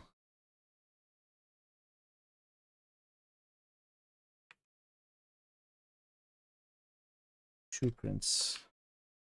Shoe prints.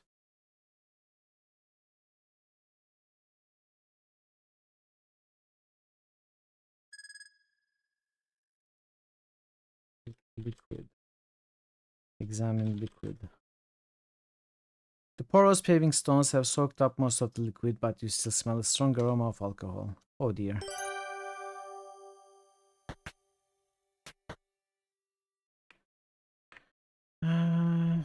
Examine buffet.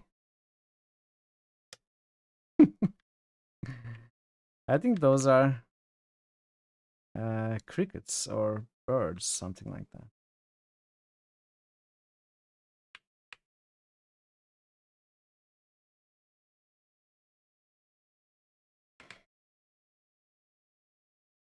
I don't know what I'm missing. I must be missing something at the jetty. Ask about Nathan shoe size. Ask about Ruby brooch. It's aliens. Ask about shoe size. Ask about shoe. I wear size 12. Mr. Richards.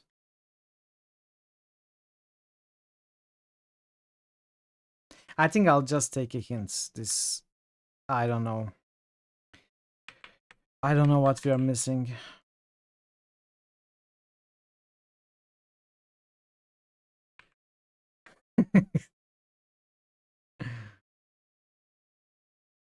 I may just take a hint at this point.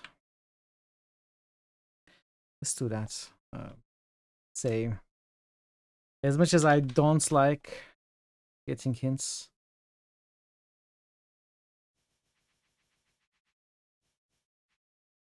I feel like we've been extremely thorough, but still. Okay, let's see. Escalations. How do I thoroughly investigate the jetty scene? Let's take a look at this at least. Starting with look will give you a good starting point for what to look and examine. Examine the liquids, scuffs, and shoe prints. You can also obtain fingerprints from the decant triangle. We did all of those, okay? We did all of those. I'm very sure that we did all of those. How do I thoroughly investigate? We did all of those, but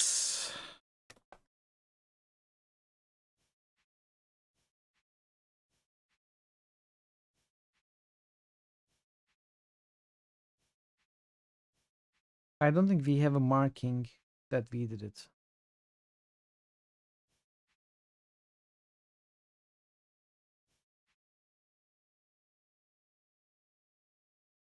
Examine the scuffs on the east and south path, north of the jetty. Did that.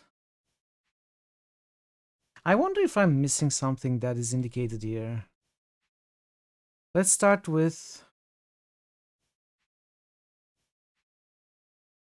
let's start with here. Ask Jack about Margot's kid. Oh, I never... Did I do that?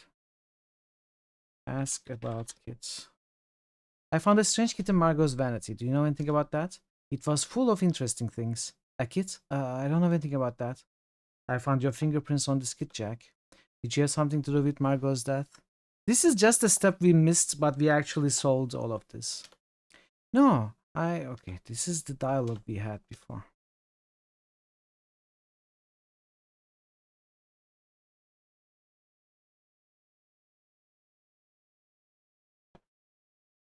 Nessa has been up to some suspicious activity. Yes. Grab a box and examine. We did that too.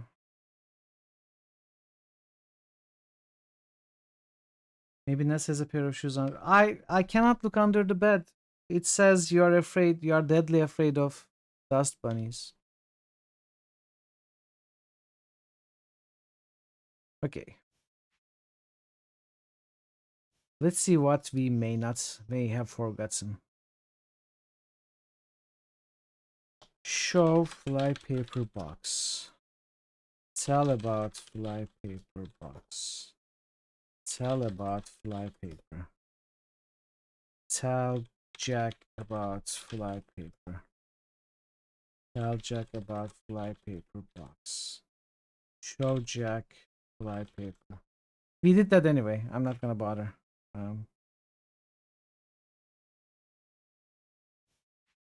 Examine. Investigate jetty for clues.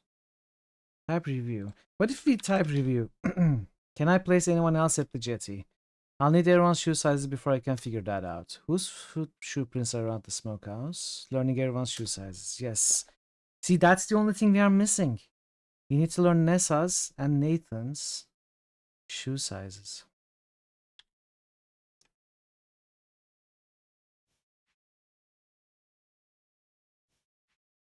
Size check.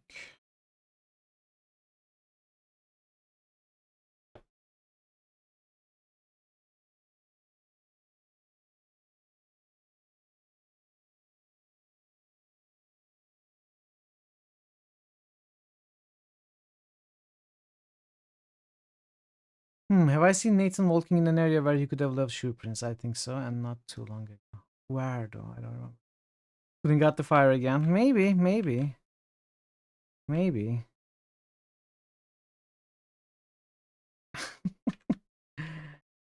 Puts out fire. Put ice in fire. Put water on fire. I don't think we can put out fireplace. Search under bed. Look under bed.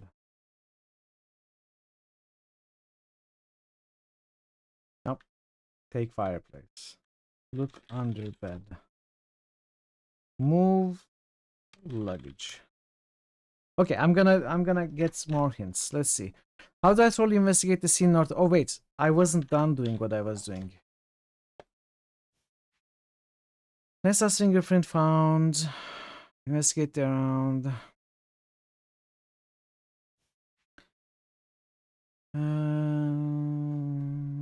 Investigate button. Investigate forest north of jetty. Examine the long hair. We did that. Examine the scuffs. East north path. Scuffs on jetty. Examine scuffs on jetty. All the scuff marks. Was dragged away from jetty.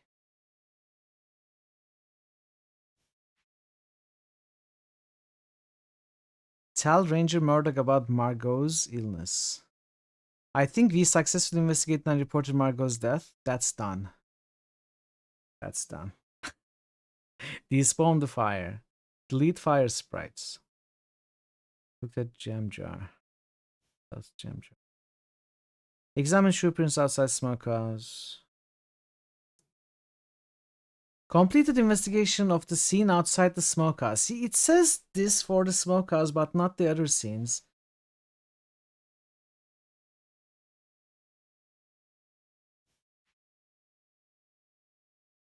Okay.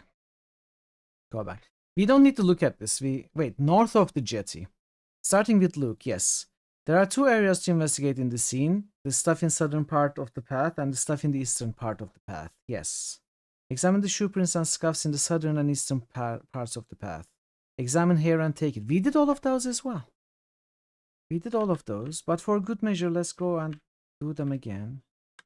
Because a lot of the time, I believe I've done something when I didn't actually.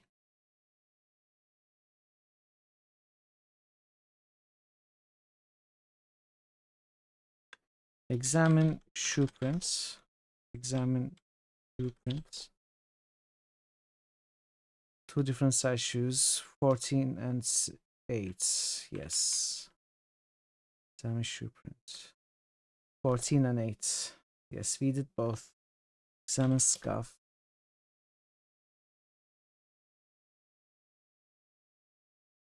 I'm sure we did those. Yes, examine hair. We did all of those. So there's only one answer then. It's just not marked on the notepad. It's inconsistent.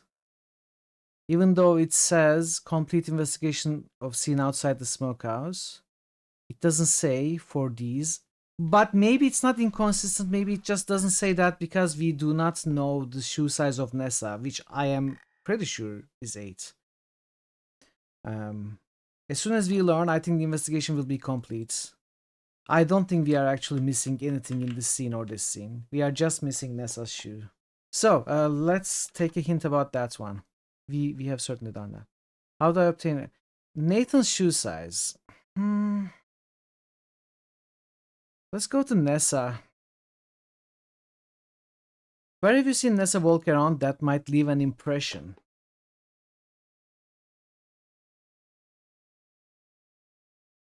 Okay, okay. We have certainly seen Nessa here. Look for shoe prints. Although I think I looked around here. I think she came around. She came from. Look for shoe prints. We followed her here.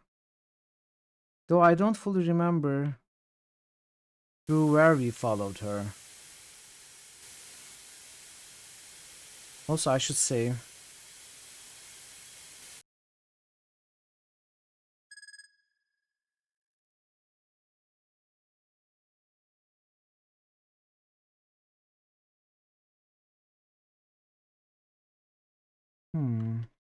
alright, let's take another hint. Maybe on a cushy carpet. What? It's actually the carpet? But we examined the carpet too.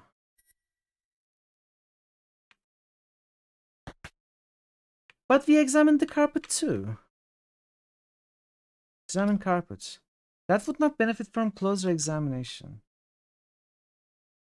Examine papers. Someone has stepped on the documents scattered over the lush carpet, has created very clear imprints of their shoes. I did look at the documents, I didn't examine them. This is how we missed it. It was not the carpet, but it was the papers. Okay. Well, it is on me. I forgot to use the examine command. The examine command is the single most important command in this game. Ah! I already know Kimi's shoe size, so this shoe print must belong to Nessa. These shoe prints definitely came from a woman's shoes, judging from the heel, and none of the men have feet nearly this small. You might say these shoe prints are a size 8. Nessa's shoe prints matches one of the shoe prints I found outside the smokehouse. It's possible that she's involved in Mr. Richards' disappearance, but I need to verify that. Upon closer inspection, you think you can barely discern a couple of oily spots on one of the papers. Just papers. Though you are reluctant to soil the papers with soot, you decide the situation merits it. After carefully applying a bit of soot, you found a couple of distinct fingerprints. Aha! You uncovered a couple of fingerprints on one of these papers. Examine papers. Someone has stepped on the documents scattered over the lush carpet. Yes, yes. Upon closer inspection and comparing with the set of fingerprints you've collected, you conclude one of these fingerprints I lifted from the documents in the study belongs to Mr. Richards, which is as it should be. But the other fingerprint belongs to Nessa. Okay. Check sizes. Nessa. These shoe prints definitely came from a woman's shoes. Size 8. Nessa's shoe print matches one of the shoe prints I found outside the smokehouse. It's possible that she's involved. I need to verify that. How are we gonna verify that? Can I place anyone else at the jetty? I'll need everyone's shoe sizes. Whose shoe prints are around the smokehouse? Leaving everyone's shoe sizes will help me. Okay, we need to find Nathan's shoe size as well. I'm gonna save. I'm gonna pause for some ads. I'm gonna pause the game. We are gonna run the ads. We are gonna continue afterwards. So if you're not a sub, thank you for your patience with those. I'll see you soon. Okay. Do we not have boosts? Viru was so hungry, he forgot the boost. Hey, Hello. Nix. Hello. How are you, Nix? Welcome. How was your Wednesday?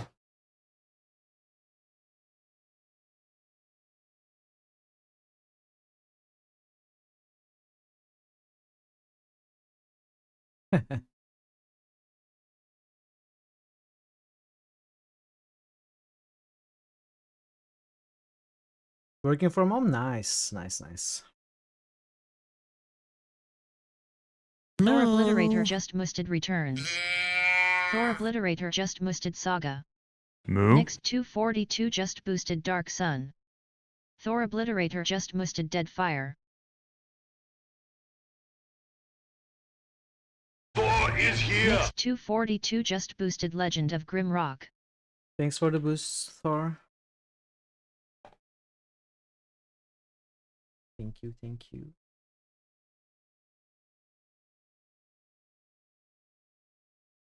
And a Chronox is gonna be.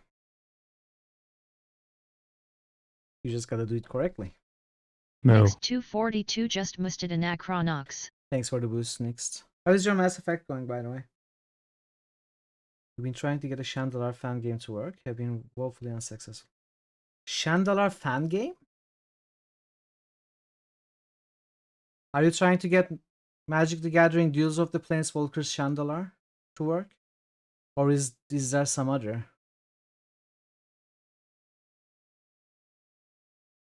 Verumamo just boosted Wild. Verumamo just boosted Fire. Verumamo just boosted Darkness. Thanks for the boosts, Veru.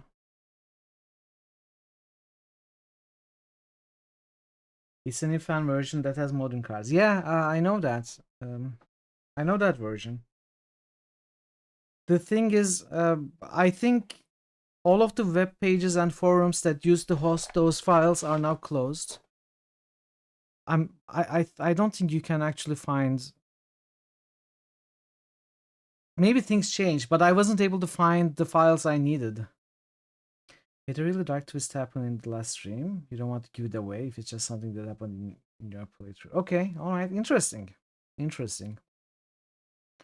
I wonder what it was. Some dark twist in Mass Effect. I'm gonna have to check your WOD. Not like a modded version of Chandler. It's entirely new. Oh, okay, okay. I misunderstood. I never heard of that. MTG Force Forge Adventure. Let me check that. The cleansing fire prevails. Let me check that, Thor. Sounds interesting. Welcome back from the ads, everybody. Thanks for sticking around.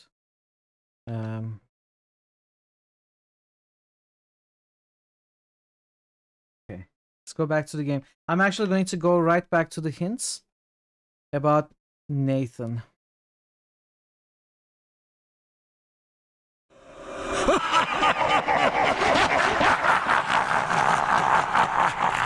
Nice roll, Manaway. Welcome.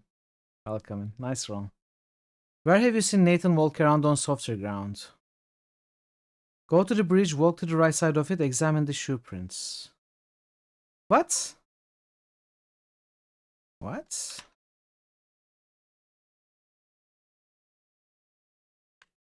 What?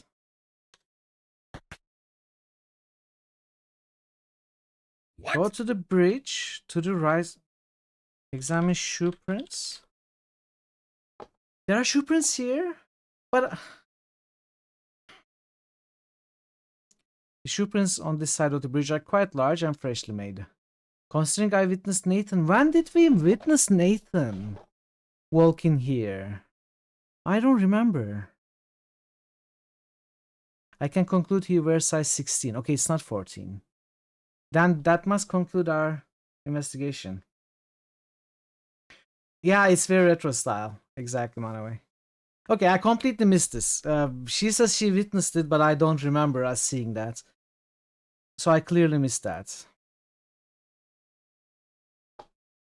And I was looking around with look for shoe prints command at every scene. That didn't help apparently. Fantastic, I've gotten everyone's shoe sizes. Corvus wears size 14. He was involved in the altercation at the jetty. Nessa and Corvus' shoe prints were found leading away from the jetty. Not to mention their shoe prints are all around the smokehouse. According to what I've deduced, Nessa and Corvus attacked Mr. Richards at the jetty and dragged him into the smokehouse. Their shoe prints are all over the jetty and leading to the smokehouse. The scuff marks I found came from rubber-soled shoes, of the kind that Mr. Richards wears. No one else at the lodge wears shoes or boots with rubber soles. One of Corvus's vest buttons somehow ended up near the smokehouse too. Some of Nessa's hair was caught in a tree between the jetty and the smokehouse. That's definitely unusual. Nessa and Corvus were discussing something about a will. But whose? Oh, but I remember overhearing a conversation between them about looking for Evan's and Nessa's father's will. Could this have something to do with that? I'm satisfied with my investigation so far. It's time to go inside the smokehouse and share what I've learned with Nathan. Okay. While I'm not thrilled with the fact that I had to check the walkthrough or hints to get to this point, I think we still did quite a bit on our own. Ugh, come on.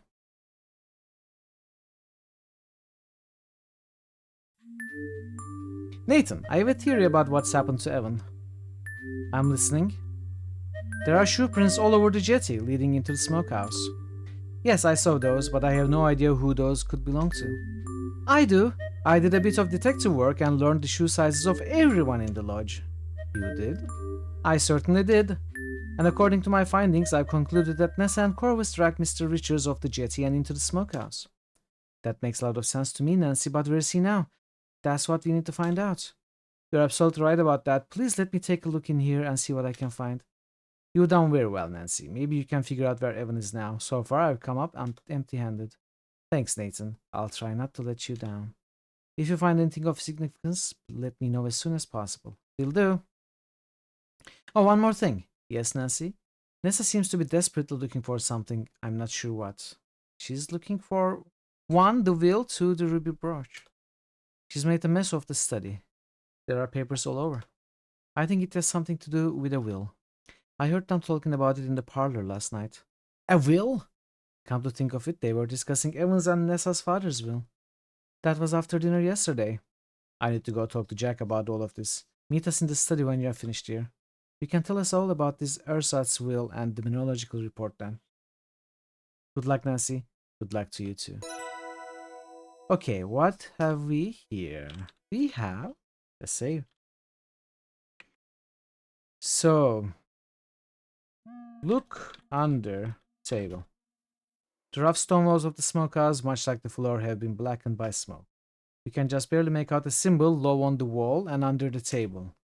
What could that be? Examine symbol. The symbol appears to be a circle within a circle. The smaller circle is copiously filled in with the red substance. Uh-oh. I wonder what the symbol is painted with. It's definitely not paint.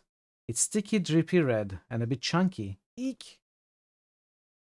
Smell symbol. Wondering if you'll regret it, you carefully smell the dripping, sticky-looking red symbol on the wall. Oh, smells like raspberries. Well, that's a relief. It's raspberry jam. Eat symbol. Salsa? Salsa or salsa? Tastes symbol. You eagerly taste the raspberry jam that's been painted on the wall.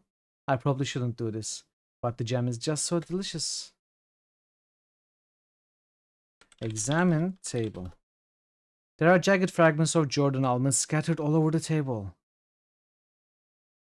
Why in the world would Jordan almonds be in the smokehouse? Did they feed him lots of Jordan almonds? Take almonds. You remove some of Jordan almond fragments from the table, taking great care not to pierce your skin on the jagged pieces. They force-fed him almonds, you're right. I mean, he is deadly allergic to almonds, so they are actually monsters. Examine almonds. Inspecting the Jordan almond fragments through your loupe, you can see the conchoidal fractures in the candy shell that remind me of the sharpest obsidian. Shiny like obsidian too. Eek. I know that Mr. Richards is allergic to nuts. Could it be that these were used against him? This looks bad. Mr. Richard is allergic to nuts. Could it be Nessa who was trying to weaponize them to use against him? Maybe that's why Nessa brought the Jordan almonds in the first place. She could have been scheming this entire time. Look almonds. Look table. Examine table. Look salt bag. Examine salt bag. Search salt bag. Search table. Look cauldron. Look pots. Large pot is probably used for some stage of food preparation, but you're not knowledgeable in these I processes. too love butts. Search pots. Defeat metal nut. Yes. Search pot. Large pot is empty. Examine pot. Search barrel. Open barrel. Look barrel.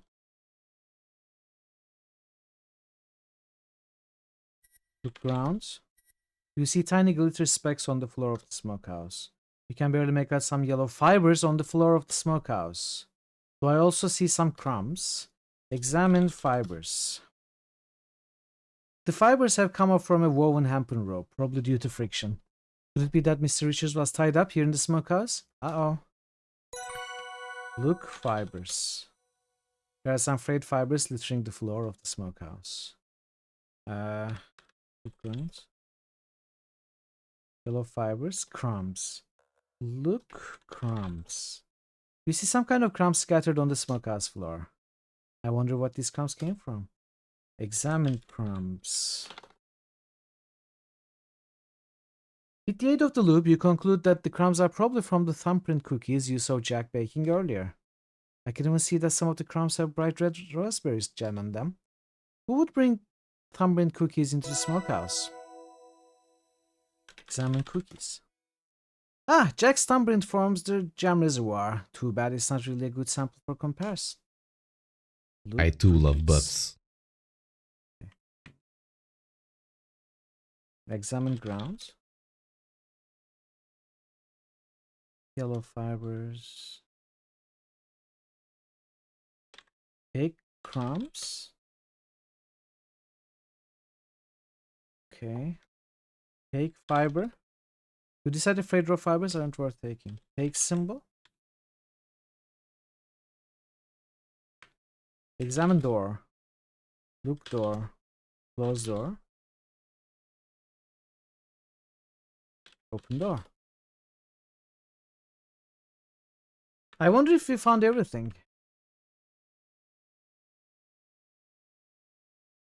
When I leave, there's no telling who could come here and tamper with the scene inside. I don't think I'm quite done with my investigation here. I should examine the inside of the smokehouse more closely. I need a way to tie Nessa or Corvus to the scene. Finding fingerprints would be great, but there aren't many smooth surfaces in here. Yeah, dusts, almonds. You carefully dust the Jordan almond fragments for fingerprints, and amazingly you are able to recover a partial fingerprint from one of the larger pieces of Jordan almonds. Tape almonds. You carefully apply a bit of tape to the partial fingerprint you revealed on the jagged piece of Jordan almonds. You mark the back of this fingerprint as evidence taken from shattered Jordan almonds found in the smokehouse. Examine fingerprints. Inspecting the Jordan almond fragments through your loop, you can see conchoidal fractures in the candy shell that remind you of the sharpest obsidian. After comparing the partial fingerprint you obtained from the Jordan almond pieces, you conclude Nessa is the one who crushed these Jordan almonds in the smokehouse. Aha! I think I figured it out. Nessa crushed the Jordan almonds on the table. Mr. Richards is allergic to nuts. Could it be she was trying to weaponize them against him? Maybe that's why Nessa... Oh, we read all these. Judging from the frayed rope fibers, Mr. Richards could have been tied up in the smokehouse after he disappeared from the jetty. I think Mr. Richards partially freed himself and painted a symbol with raspberry jam. He took care to conceal the symbol under the table. It could indicate where he was taken next. The symbol looks like the thumbprint cookies that I saw Jack baking, and their middles were filled with raspberry jam.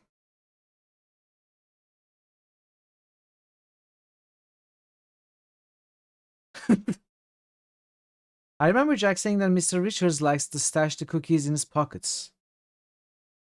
And I did find cookie crumbs on the floor in Smokehouse. I know that another name for thumbprint cookies is Halongrota. Raspberry Cave, which is the cellar. Ah, Halongrota means raspberry cave in Swedish, so if Mr. Richards is trying to help people find him, then he's in a place that would be like a raspberry cave. Garnets. You must have been taken to the garnet mines. Oh, okay. Raspberry cave is not cellar. That's too literal because there is raspberry jam in the cellar. But he means the garnet mine, obviously. I mean, I knew that. I knew that. I was testing you, chat. What's Nessa planning? I don't have a good feeling about this. I'll talk to Jack and Nathan. Maybe they can help.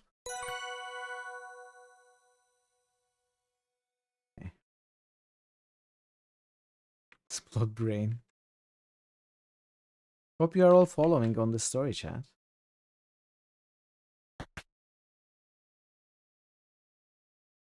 Hope you don't feel lost. Tell about investigation. I've told Ranger Murdoch about my theories. Jack has enough to worry about already. I found Nessa's fingerprints on this jam jar. I recovered it from the river. I didn't mean this investigation, though. Tell about Garnet's mines. Tell about symbol. Talk to people.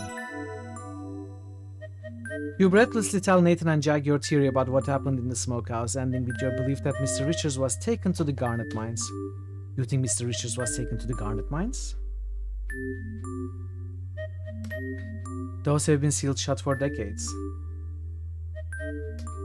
Which makes them a perfect place to hide someone. Uh-oh. We should drive out there and check just in case. I agree. I'll take some time to prep the automobile. To the carriage house. I'll meet you there. I'm gonna fetch Ranger Murdoch. Stay put here in the lodge, Nancy, in case Mr. Richards comes back.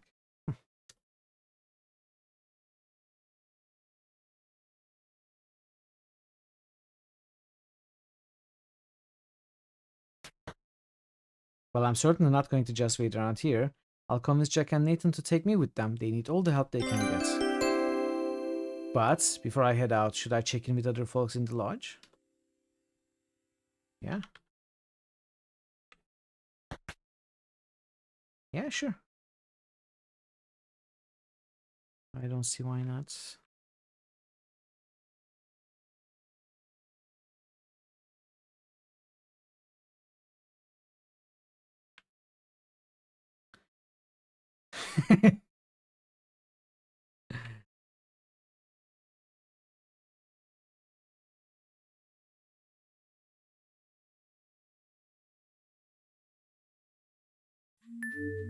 Oh!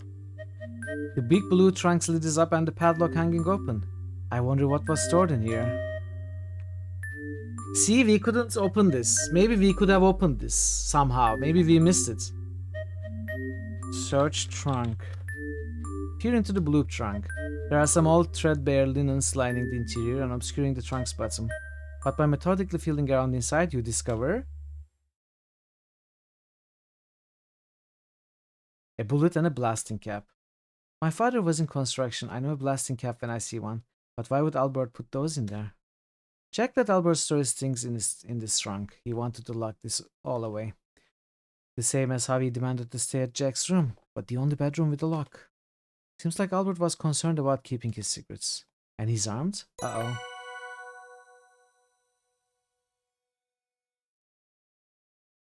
I think I may play this game with a walkthrough, full points guide right after we finish it. I may finish it again off stream so that I don't miss anything this time.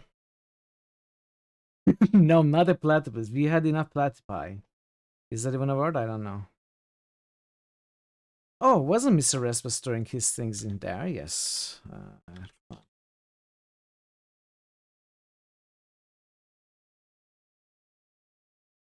Take bullets.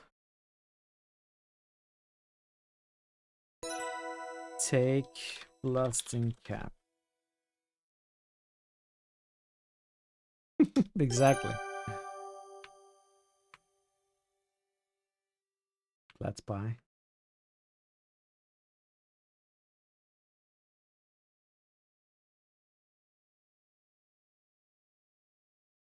No.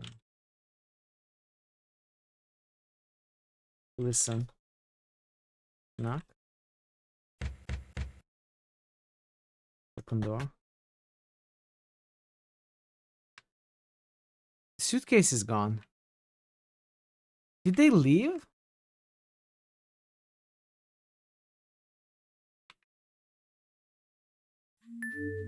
What's happened here? Albert's room is a mess. Clothes are hanging haphazardly in the wardrobe. The wastepaper basket is stuffed full of papers. And all of his luggage is gone. Search waste baskets. You can see some crumpled papers in the wastepaper basket. They don't appear to have anything written on them. There's a strip of telegraph tape lying just outside of the wastepaper basket on the carpeted floor. Examine telegraph. It's a strip of telegraph tape, much like the one Jack picked up from the train station. The telegraph tape reads as follows. Carl L. Proceed to Sue Lux with package. Deliver package by 3 a.m. Await further instructions. Well done in crimson. Well done in crimson, what could that mean? And who on earth is Carl L? Carl L? We need some kryptonite chat.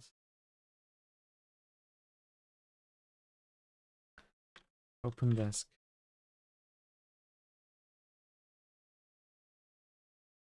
Oh, they can be opened. Open desk.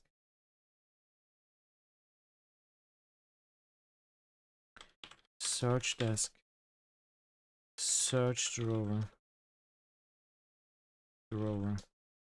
You see a cigar butt in the upper left drawer. Take cigar. Take the cigar butt from the desk drawer. Search drawer. Search desk. Examine desk. Look desk. Examine cigar. The coat of arms on the label of the cigar butt indicates that it's of Belgian make. The head of the cigar appears to have some oily smudges. Now that you are taking a closer look at the cigar butt, you can catch a whiff of its aroma. I've smelled this type of cigar before, and not just in the lodge. Smell cigar. You put the cigar butt under your nose and take a whiff. This smells familiar. I recognize this from somewhere. It's not just the lodge. Yeah, so what is it? That doesn't help me at all. Examine cigar. Oily smudge. Dust cigar. There were oily smudges ringing in cigar butt. After a generous application of soot, there are now sooty oily smudges ringing the cigar butt. It looks like the fingerprints got smeared as the butt was being twisted and put it out inside the drawer. I'm glad I tried though. Taste cigar. Remember smell. Smell cigar. You recognize it from somewhere. But where? It's not just a lodge. I don't know.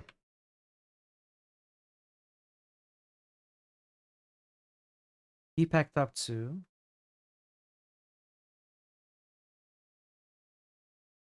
Kimi is sleeping, poor girl. Wake Kimi up. My goodness, no. Okay, fine. They probably left. Margot told me that Nessa's ruby brooch is hidden somewhere in here. Nessa tore this room apart looking for it. I wonder if it's still here.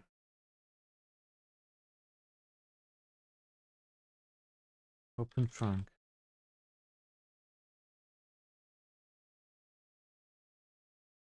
Search trunk.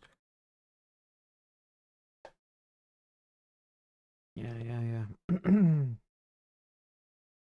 It may be... Okay. Take teal hat. I'm gonna look at all the hats. Again. You can see why Nessa didn't bother inspecting all the hats. They are up high and hard to reach, and the mannequin hats are surprisingly solid and heavy, not hollow, leaving no room for hidden items. I don't believe you.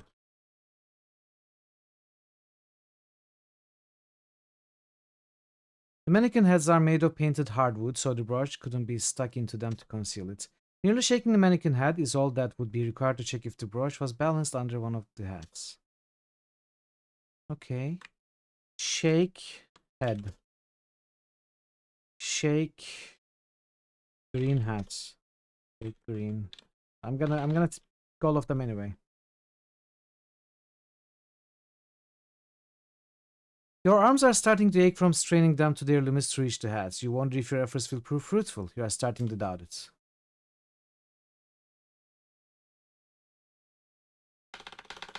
Why are you trying to put me off from doing this? You take a close look at the... With a grunt of effort, you wrest the last mannequin head down from the shelf and examine the head closely. Oh! Pinned to the inside of the last hat you inspect, you find Nessa's ruby brooch. Margot had cleverly concealed the pinned part of the brooch between the hat and its band. You carefully unpin the ruby brooch from the hat before returning the mannequin head and hat to the top of the shelf. I'm glad I found it, but what do I do with it now? I guess I'd better find Nessa and give it back. Examine ruby. You admire the rich, much-coveted pigeon blood, deep red hue of the ruby mounted in the brooch. Thanks to your loop, you detect faint rutile inclusions. But the gem is eye clean. That means the inclusions aren't visible to the naked eye. The inclusions are also called silk. Some of these faint lines might not be inclusion after all. They look a bit oily. Dust ruby. You brush some powder soot onto the ruby brooch, and you are shocked to discover not one but two clear fingerprints. Examine ruby. You reveal two clear fingerprints on the ruby cabochon. Cabochon? You compare them to your fingerprints you obtained from everyone in the lodge. One of these fingerprints belongs to Margot, which comes as no surprise. She admitted to stealing Nessa's brooch. The other fingerprint belongs to Jack. I should ask him about this. What else? Where? Ruby. Where brooch? Examine. Can we do anything else?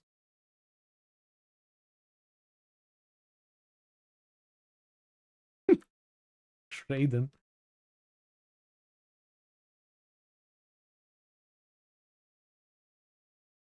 Suddenly Mortal Kombat.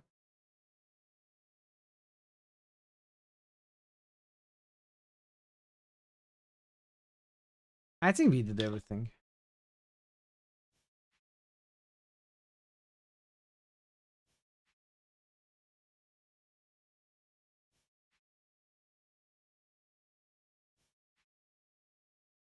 Talk to Jack or Nathan.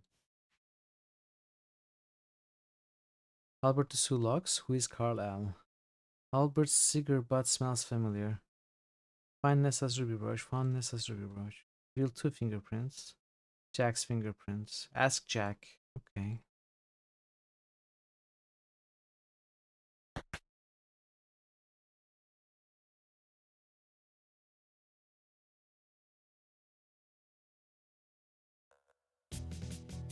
Oh! What's this? The double doors have been thrown wide open. You can see Ranger Murdoch and Jack inside the carriage house. They look nonplussed. Jack, what's going on? The automobile's gone, Nancy. I can see that. Someone must have picked the lock on driver's side door and made off with it. It could have been Corvus and Nessa. Maybe they used the automobile to move Mr. Richards to another location. Or maybe it was Albert? You hear a rumbling. Is that thunder? Nope, that's Nathan. He went and got his automobile. Oh, Nathan! So the ranger knows Nathan is here then. He may revoke his status as a reservation person. I don't know what they're called. Reservationists? Times are wasting. Let's go. Right. It's going to be a bit of a tight squeeze and a bumpy ride. It's actually Evan's father's old car. I've managed to keep it running decently well. Though the shocks are pretty stiff. I suppose. Decently well? It'll be fine, Nancy. Just hang on tight.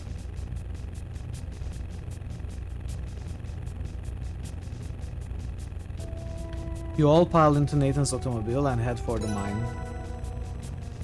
Look at how we are trying to fit Amazing. Mr. Cardinal, I'm sorry we couldn't meet under better circumstances. I understand your reluctance to be involved with the authorities is entirely justified. Evan's in danger. I will help my friend. We can figure out the rest later.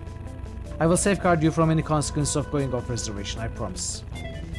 Let's deal with that later. Maybe I should have looked around the lodge a bit more. What did we miss? I found a bullet and a blasting cap in the trunk Albert was using to store his things. It's likely he's armed and has explosives or access to explosives. Look behind you! A three-headed monkey! I wish I knew where he was going. I'm sure he's up to no good. No, we do know he's going to Sulok's. Mr. Cardinal, could you please drop me off at the train station? I can send an urgent telegram for... Wait, no, though.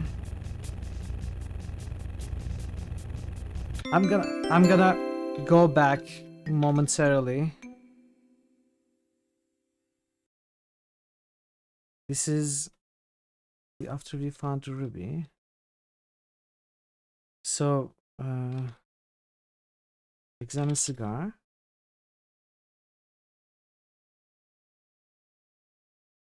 I smelled this type of cigar before, not just in the lodge. Smell map. Look mini map. What did we miss though? Smell Kimi? What could we have missed? Examine telegraph. Oh, maybe I needed to pick the telegraph up. Take telegraph? Ah, I looked at it, but I didn't pick it up. That's what we missed. Examine telegraph. Carlisle, proceed to Sulok's with package. Golden and crimson. So maybe we can find something more here, actually. Oh, look under bed. Look under bed. It does look like something's under there. A cylinder wrapped in red paper is partly concealed under the bed. I wonder what this could be. Examine cylinder. Trying to examine the cylinder more closely while it's still under the bed isn't yielding any additional information. Pull out cylinder. Pull cylinder. Move cylinder. Get cylinder. You reach down to retrieve the red cylinder from Albert's bed. Uh-oh! I think this is a stick of dynamite.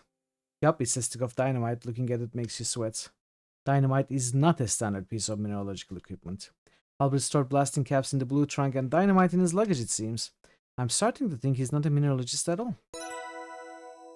Examine dynamite. It's dynamite. Examining it more closely wouldn't make you feel any better. Quite the opposite, in fact.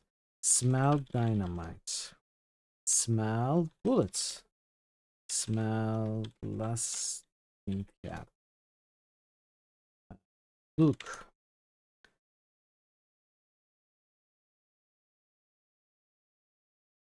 Albert's room is in disarray. Crumpled papers are stuffed into his wastepaper basket and overflowing onto the floor.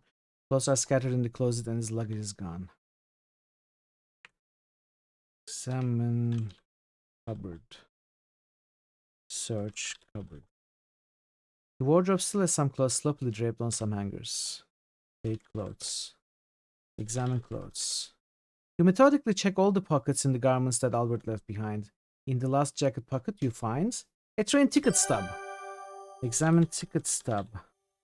The ticket is still in the jacket pocket. Take ticket stub. G ticket stub. Get ticket stub. You peer more closely at the train ticket stub. This stub is from Albert's journey to Crimson, but this is for a ride in coach, the same as me and Kimi. He said he was in the first class car. Albert lied to us. I didn't see him in our car. Was he concealing himself? Now to think of it, I do remember the smell of cigar smoke. It smelled exactly like the cigar butt that Albert stubbed out into his desk drawer. Uh-oh. Thankfully, I've got my field kit up on the luggage rack. Do you see that old brown leather suitcase? Ah, yes, I see it. What does the field kit contain? Among other things, the field kit includes hardness picks, Those are the most important tools of all for my work in Crimson. Tools of all for my work in Crimson. They have tips of different hardnesses ranging from 2 to 9 on most scale. The hardness pick with number 9 tip is indispensable for this trip. It will scratch just about anything except for diamonds. I'm so glad I have these tools with me, otherwise I'd end up a creek without a paddle. Indeed, good luck with your work in Crimson. Thanks, I can't wait to get started. You and Kimmy chat for a bit longer before dozing off.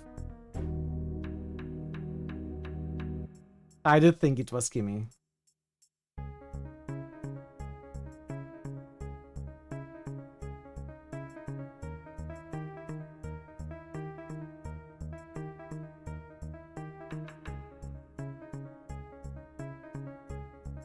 The guy has fallen asleep with the newspaper on his head, on his face.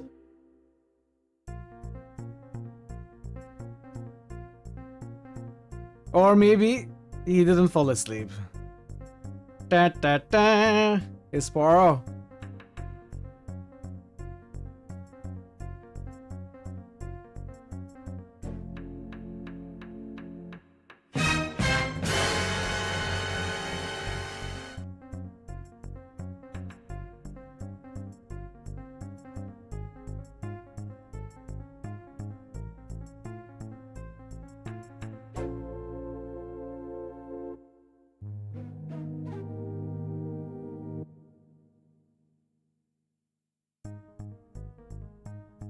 No, don't you dare. No. My hardness picks.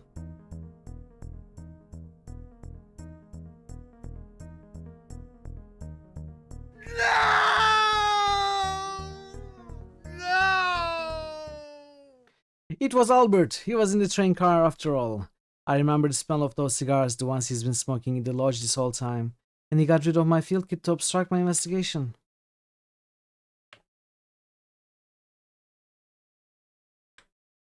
So can we figure out for sure that his name is Carl? You peer more closely.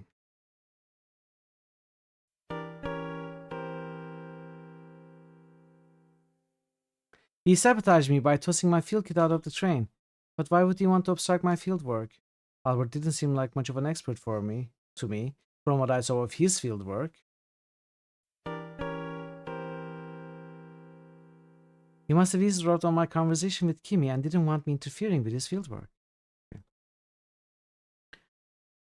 Search clothes. Big clothes. Clothes.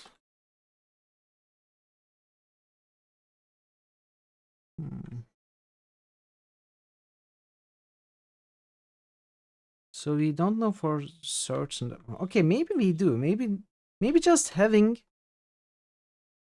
this telegraph tape with us will be enough.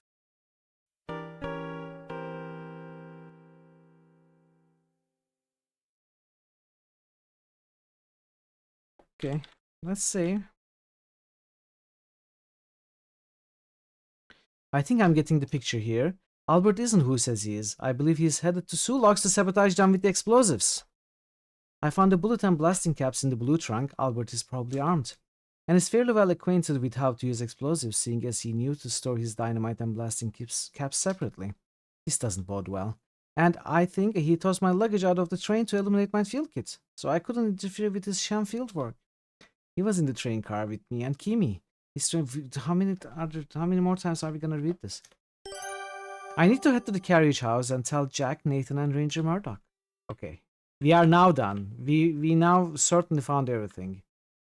In before there's something else we missed, but I'm pretty sure we found at least all the most important stuff. I'm confident.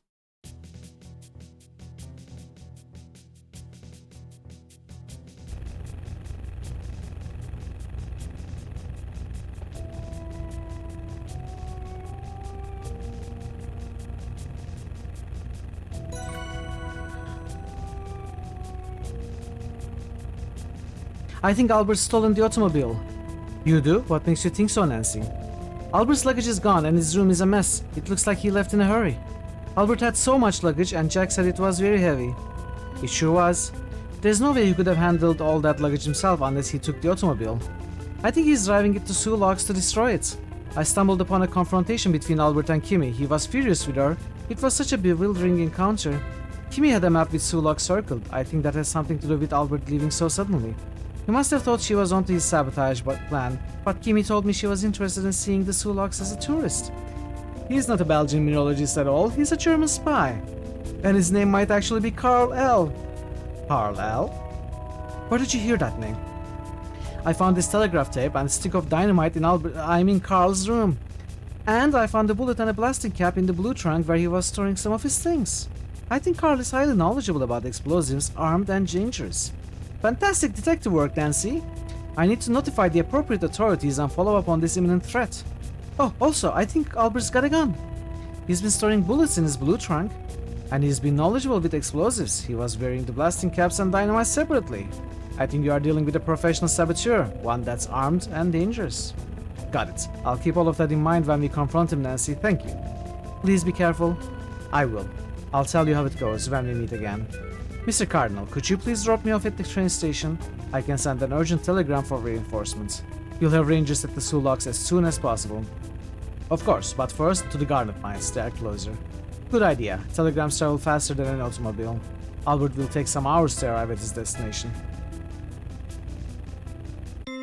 Hi, I'm happy with this. Nathan stops his automobile as close to the Garnet Mines as he dares. The ground is rugged, and any roads leading to and from the area have fallen into disrepair many years ago. A bit of stealth is imperative as well. It wouldn't do for Nessa and Corvus to be alerted to your presence. The consequences for Evan could be dire. You and Jack watch Nathan turn the automobile around to head for the distant train station. It's all up to you now. Excellent job. Kudos on your thorough investigative technique. The thing is, we had this message the previous time, before I went back and found the dynamite and the ticket stuff and all the other stuff. So that was very important findings. Figuring out the motive, the identity, and everything else that Albert has done. Even without finding those, the game told us, excellent job, kudos on your thorough investigative technique. So it must be just a matter of how many points you gained, how many points were available in the chapter. But if Nancy knows I was storing the blasting caps and sticks separately, doesn't that make her an explosive expert too by her logic? I mean, she never says that she's not an explosives expert. Maybe she is. Maybe she also is a saboteur. That certainly could be a thing. You're onto something, Joe. You're onto something. The mine entrance has been blasted shut. This can't be where Nessa and Corvus took Evan. Oh no, my theory is wrong. Nancy, wait a minute. This is the closest entrance to the mine. They were on foot. Not to mention this is fresh rubble. Most likely they did use this entrance, but the entrance collapsed after them. Abandoned mines are dangerous places. We have to be careful. Chapter 6, Confrontations. How are we going to get in? Don't know. I'm gonna grab that shovel and start digging. Digging? But we do have a dynamite. You don't need to be an expert to know they're storing the explosives or plastic caps together is a bad idea. But that's the excuse Nancy uses. She says that Albert knew to store the blasting cap and dynamite separately, so he must be an expert. That's what Nancy says. I've got to help Jack with this.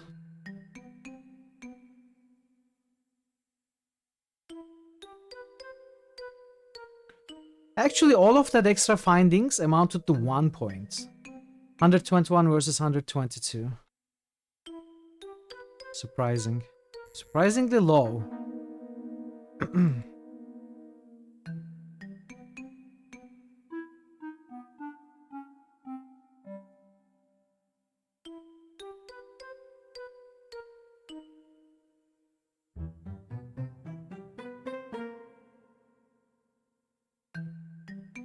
Let's delete these chapter 4 saves.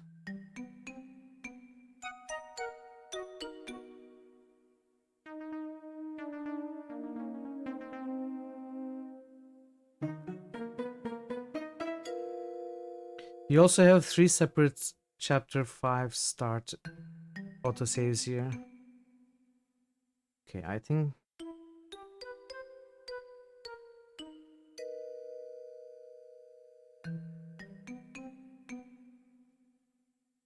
At some point I must have disabled autosave accidentally. Or maybe at some point the game didn't have any more autosave points. Because look at this, these are all... I think this is all first... Either the first or the first couple of chapters, and there are so many autosave points. But after points, there aren't any.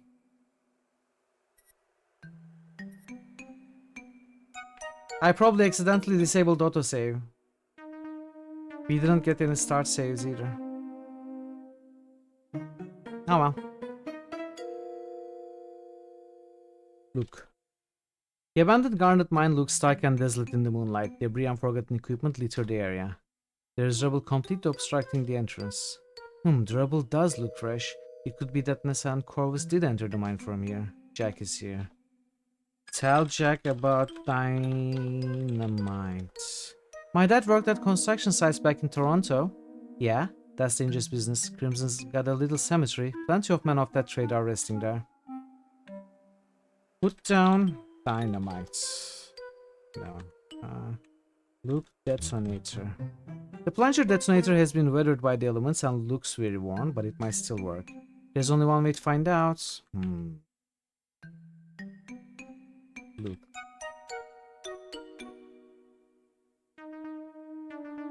Place dynamite. Put dynamite on. How does it work? Do we have cables? Do we need cables? Take cable. No, that's... What is that called? Fuse. What is that? Spool. Luke's spool. The reel of wire still looks very good considering it's been outside for years. Take wire. You take reel of wire. I wonder if I can figure out a faster way to clear this rubble. Disclaimer. The developer of this game assumes no responsibility or liability for any errors or omissions in any process depicted, particularly dangerous ones involving explosives. Do not attempt anything in this game in real life. Connect wire to detonator. You need to cut the wire from the reel before you can insert it into the plunger. What do we have to cut with? Cut wire.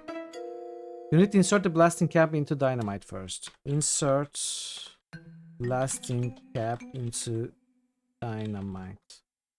You carefully insert the blasting cap into the dynamite. Cut wire.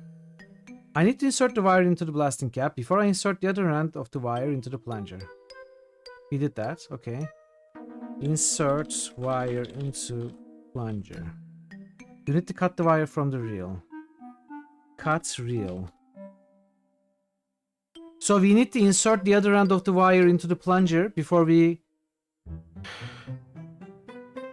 Insert wire... Oh, no, never mind. Insert wire into blasting cap. I didn't do that.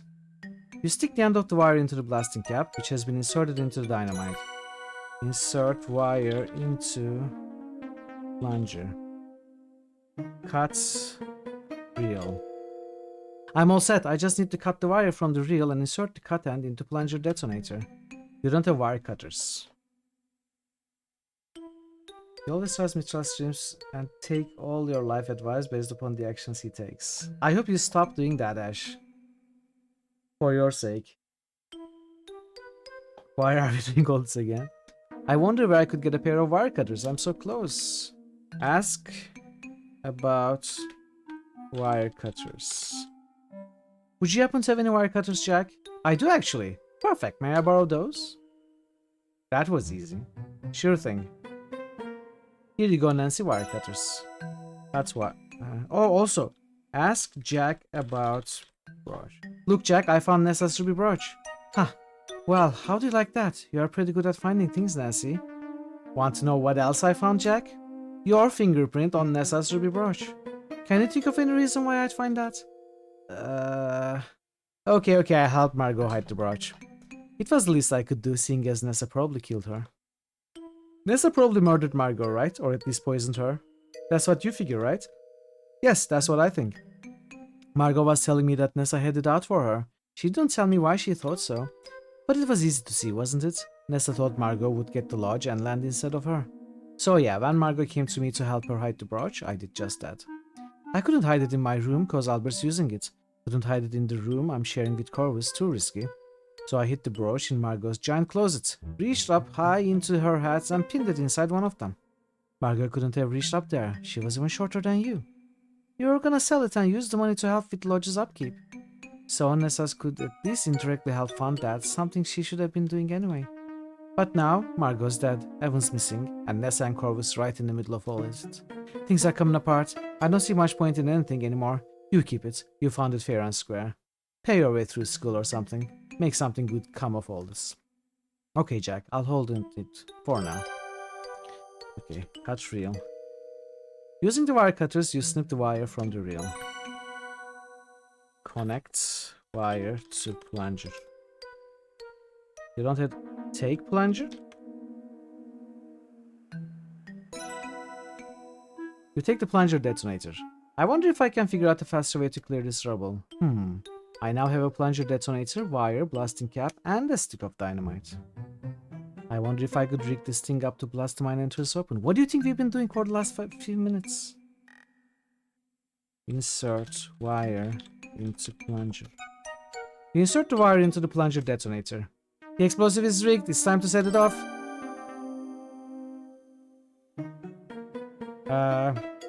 Tell Jack to move away. Place dynamite in rocks. Jack, I'm ready to set the explosive charge. Got it, Nancy. Give me a second.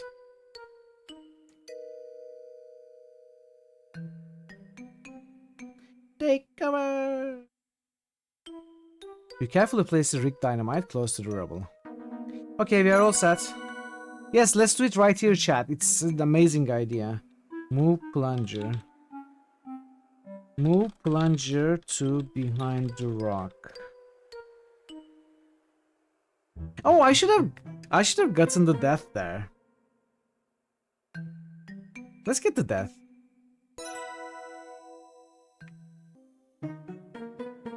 Place dynamite.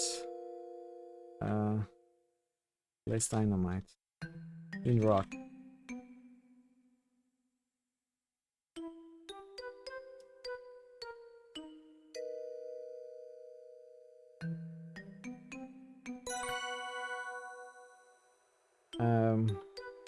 Push plunger. Here goes.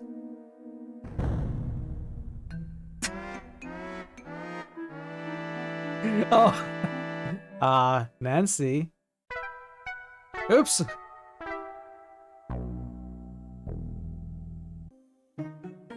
Place dynamite in rock.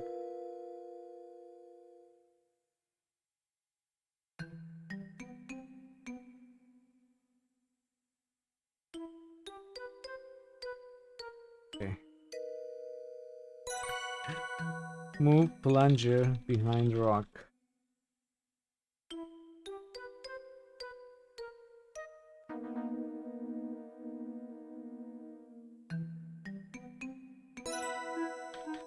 Push plunger.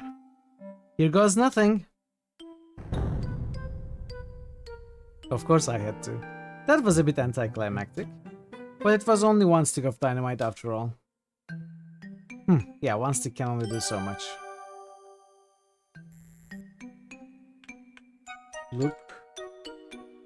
Entrance. There is now a small hole in the rubble. I think I might be able to enter the garnet mine this way. Unfortunately, Jack won't fit. Maybe he can follow later. Enter mine. Alright, I can fit through this opening. Nancy, this is really dangerous. Let's widen this hole some more so I can go too. Evan's in danger. There's no time to lose. You keep working on the rubble and follow when you can. Okay, Nancy, you're the boss. You be careful, you hear? I will, I promise.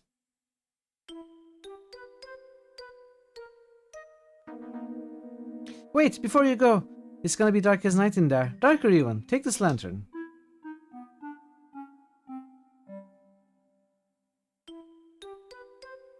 Jack lights the lantern and hands it to you. This is the jack-o'-lantern. I've got another one, don't you worry. You're not the only one with big pockets. Good luck, kiddo. Thanks, Jack. You squeeze through the small hole in the rubble and enter the mine. Oh, wow. Seeing the lantern's light reflected brilliantly on the thousands of red crystals embedded in the walls, you are suddenly reminded of why you traveled to Crimson in the first place. If the situation wasn't so dire, you'd be dazzled by this cave of natural wonders. Instead, the red gleams look like blood is beading on every surface, just waiting to fall. You shiver. Toronto feels like it's 1,000,000 kilometers and 1,000,000 years away. Oh dear, it's so dark in here. I need to figure out which way Nessa and Corvus have taken Mr. Richards, if indeed they came this way at all.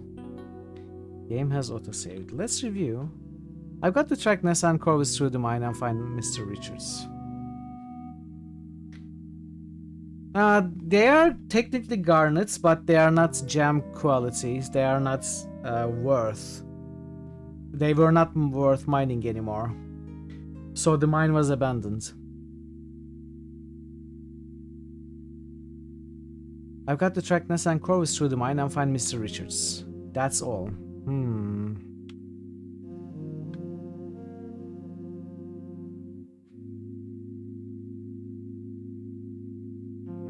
I can just walk. Look. The Garnet Mine's interior is much cooler than the outside. The air feels stale and still. You are grateful for the lantern's light, though the warm glow quickly gets swallowed by the darkness. Oh wow. The interior of the mine is dark as night. Darker, actually.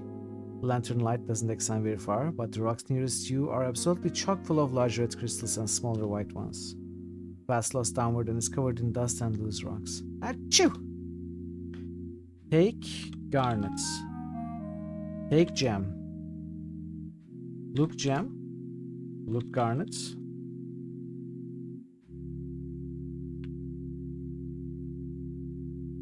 Look. You can see a piece of heavy mining machinery. Look machinery. You see the rim of a large wheel and some indications of a large piece of heavy machinery.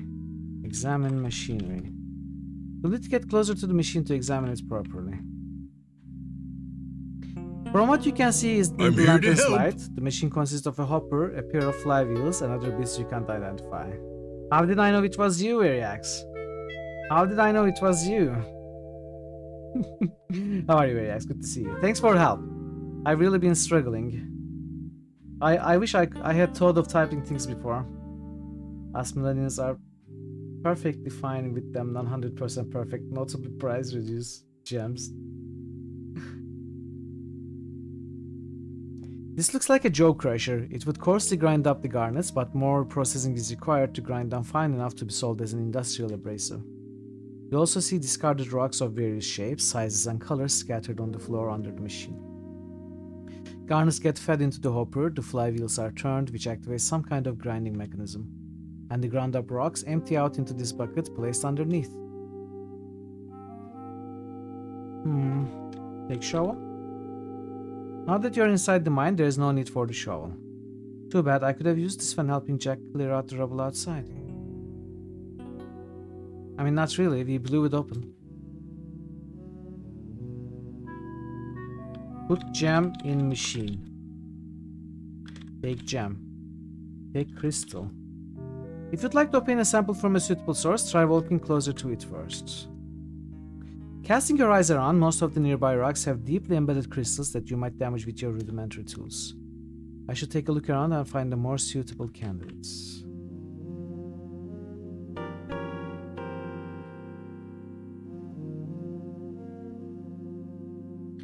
You slip and fall into the distant jagged depths of the mine.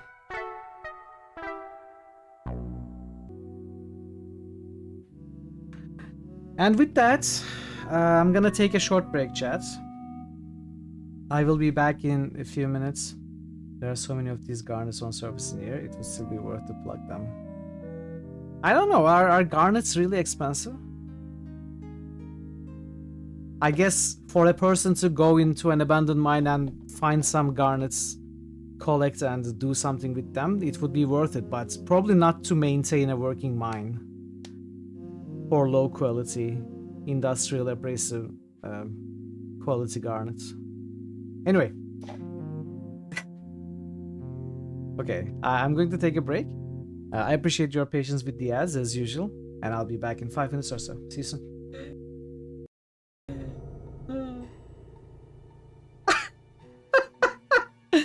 What was that?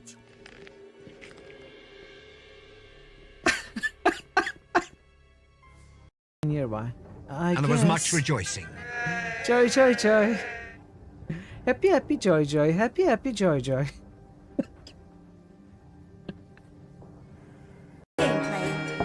Would you like to purchase? Merci. Would you like to purchase? What a love. Would you like to? What a would you like to? What a would you like to? Would you like to? Would you like to? What a would you like to purchase this? What a lovely. Would you like to purchase? What a would you like to purchase? What you what you what you what you what you what you what you what you what you What a lovely picture. You can view it. Would you like to? Would you like to purchase this item? Would you like to purchase this item?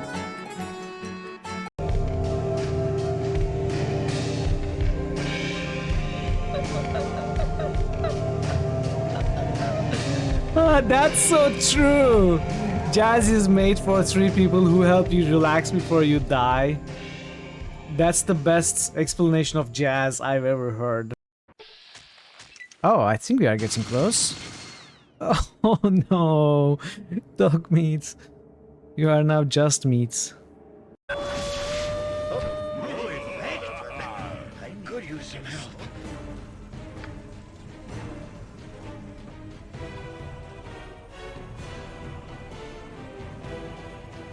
I wish to summon a horde to overrun my enemies. Well, it's going to be a horde of rabbits or something. I wish that magic would fail to affect me or my party. Well, that might... Okay, let's try this. What? It was actually rabbits! What the heck?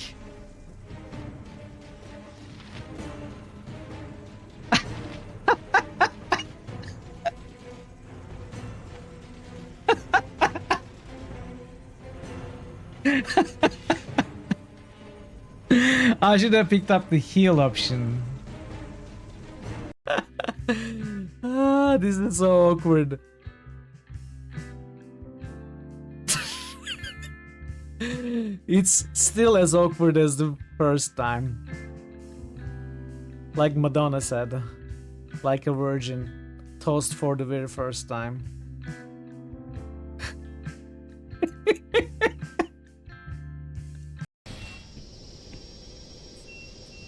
Can I do this? Nope. I can't do this.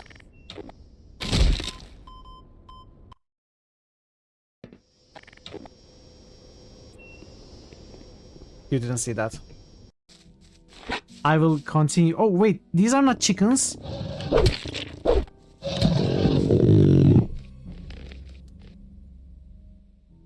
I thought they were chickens. Am I seriously trying to min-max? Dude, I have played half of the game with less than 10 health, okay? I need some health to my name.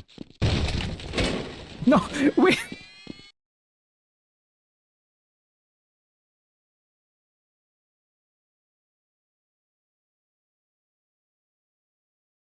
Uh-oh. What?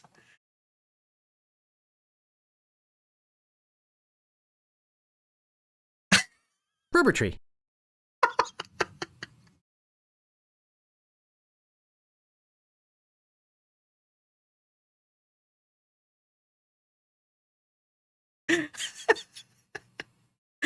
I never knew this. I never knew this. This is the first time I see it. You know, I doubted my information that... Are you serious? Do I have to kill you? We could have talked about this, you know? Eat this! Yeah, they do. They do. And they are amazing at grenade aiming. I don't think this is how this weapon is supposed to be used. But, you know, makes sense. Sabotage myself.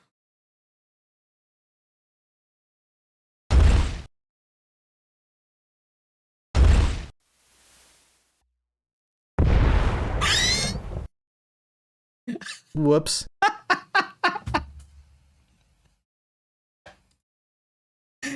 Okay, it worked, but I'm not sure if I did a good thing or not.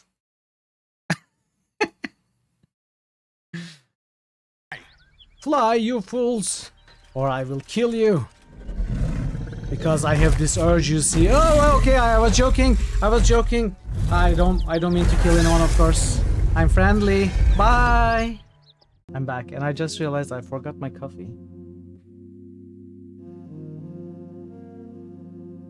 It's very cold now. But at least I still have coffee. Find anything? Permission Welcome to back. backseat. Thanks, Dazen. Yes, Variax, sure.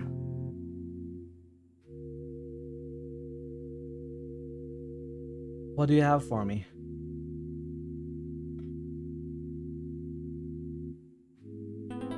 Okay, no more coffee. You need to play the game in order to finish it. I think you might be wrong about that. I think if you wait here long enough, it finishes by itself. I tried that before off stream, it worked. But, you know, it takes a while, so we are not gonna do it. We are actually gonna play. I mean, you are wrong, but I will still play it. Thanks, though. Is that take crystal? You chip a particularly lovely crystal sample out of the rock.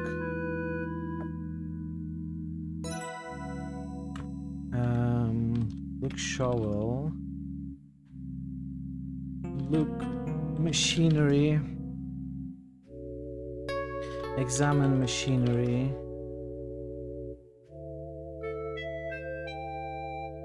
Search machinery. Save machinery or save the game. Put wait.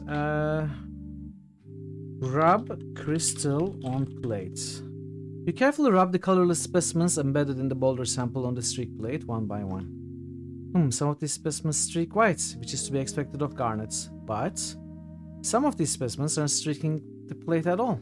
Oops. While performing your streak test and holding the lantern at the same time, you fumble and your hand slips. You draw the sample forcefully across the porcelain plate right on the most prominent red crystal specimen. The large red crystal was actually making it awkward for you to streak to test the colorless specimens. Nothing? No streak? Could these be rubies? But they don't look quite right. These might not be garnets.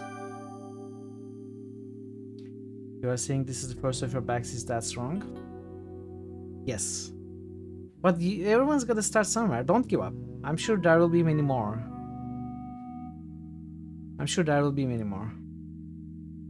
Just follow your dreams.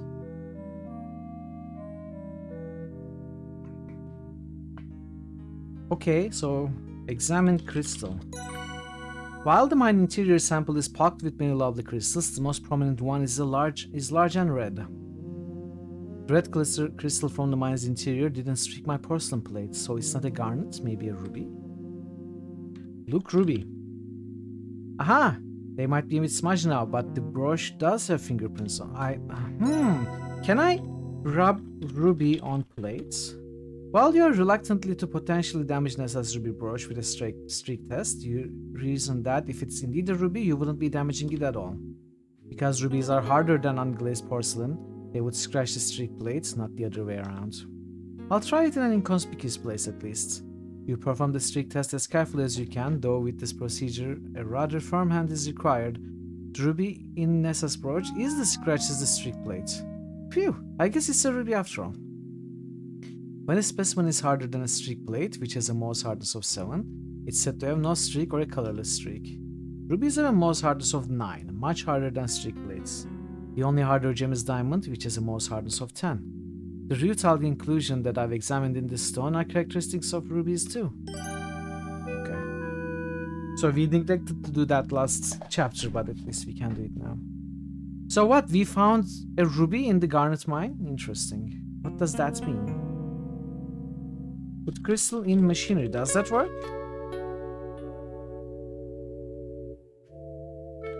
Put gem in machinery. But let me save again. We can go north. Really, does it mean that? Look buckets. A metal bucket has been placed under the machine, apparently to catch the results of its processing. This is where the jaw crusher produces the smaller coarse garnets. There are still some in here. Take garnets. You take some of the coarsely ground garnets out of the bucket and into your pockets. Examine garnets. There are variations in shapes and sizes in the coarsely ground garnets. Without my loop, this looks like large rust-colored gravel. But with the loop, these still look like small beautiful gems. Rub garnets on plates. Rubbing that on the streak plate wouldn't reveal much. Nancy is rich, yes. If she can get out of here alive, that is. Look. The opening you created, yes, yes. You can see a good deal of mining machinery that was left behind, yes, yes. Not all the beams are standing upright. They've all at least partially succumbed to the enormous weight of the rocks above. I wonder how safe it is to be in here. Not very safe. Oh. Every rock is speckled with crystals, large and small. It feels like I'm in a treasure cave. I suppose I am. Well, I hope we don't find a dragon. You can see some indications of a path leading downwards into the darkness as well as to the east. Which way could they have gone, if they even came this way at all? I have to be optimistic. I will find Mr. Richards. Examine ground. The floor of the garnet mine is covered in dust and rock particles. That, plus the lack of wind and weather, has kept dozens of sets of shoe prints looking as fresh as the day they were made. The shoe prints still look very clear, but are covered in dust like everything else. Most of the shoe prints. Where do we go? I don't know. Let's try. You slip and fall into the distant jagged depths of the mine. But didn't she say it was a path? I mean, there are shoe prints going that way. What?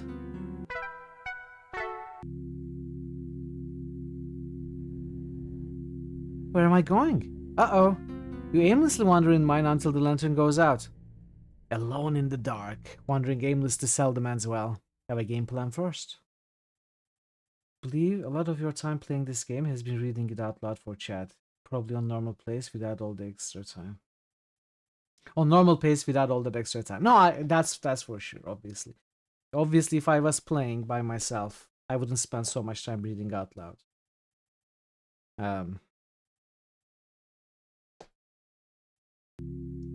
I agree with you. So...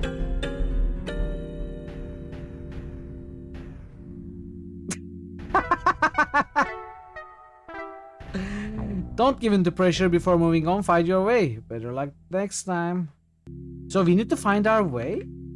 Uh-oh. Oh wow, okay. We need to figure out where to go. Otherwise we just die. Okay, examine shoe prints. Aha! There are some pointed-toed size 14 men's dress shoe prints and impressions made by size 8 women's shoes. And size 12 men's boots. I recognize this thread pattern from Mr. Richards' other boots. The 3 sets of shoe prints are the freshest after all. Now, I need to track these shoe prints and discover where they went next. The fresh shoe prints head east deeper into the mine. Nothing but dusty miner's shoe prints down this southern path. Okay.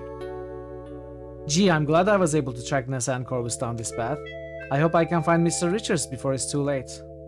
It only took us 4 different deaths at the start of this chapter. By the way, we had only found death 2 and 3 out of the 7. We missed one somewhere, but we found 4, 5, 6, and 7 here. So it wasn't like one in each chapter.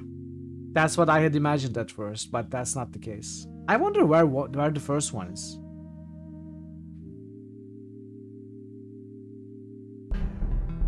Ah, what was that? Despite the terrifying grumbles and shudders surrounding you, you forge onwards. Game is auto-saved. Just as you reach the firelit cavern, your lantern goes out. Oh no, the lantern is out of oil. There's no turning back now. Sign your will, Evan! Sign my fake will, you mean? If you're so smart, why don't you just forge Paz will? Then you wouldn't have had to come up with this dumb scheme. Was that meat? No, this is just iced tea. I'm drinking iced tea. If you were so smart, you'd know that Paz's lawyer is still alive. He'd pipe up pretty quick if an actual will from his client came out of nowhere. But this is a perfectly suitable backup plan. It's much easier to forge your will. If you do as you're told, I'll let you die quickly. Otherwise, you'll starve to death in the dark. And we'll forge your signature anyway. Nancy's on to you. You won't get away with this. We'll see about that. It'll be her word against ours. I have to rescue Mr. Richards. My first order of business is to distract Corvus.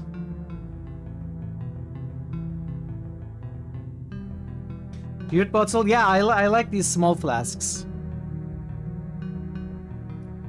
We make tea every day, and whatever is not drunk, whatever is not consumed when it's hot and fresh, we just add lemon and fill it into these flasks and put them in the refrigerator to drink later. I know, it looks like a whiskey flask, right? People are really hard on dying slow, really, that's what life is. That's true. I guess not that slow, you know? This is faster than normal pace of death, but slower to instantaneous. Something like that, at least. Okay, how do we distract? Some coarsely ground rocks have been through the jaw crusher. These are most likely garnets. The crystal sample you took from the mine's interior is truly spectacular. There are some amazing red and colorless crystal formations, stunning. You suspiciously eyed the large red crystal embedded in the mine interior sample, which didn't leave any streak on your streak blade. It winks back at you with adamantine luster. I run out of lantern oil. I have no way of lighting it again. I certainly put it to good use. Jack's wire cutters, they look sharp. Train stub.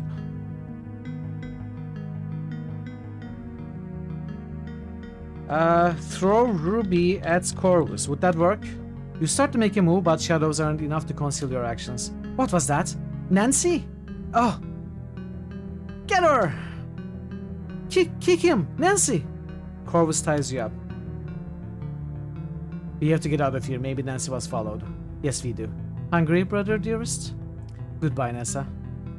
Nessa takes a handful of crushed almonds from the table. She then stuffs the almonds in Evan's mouth.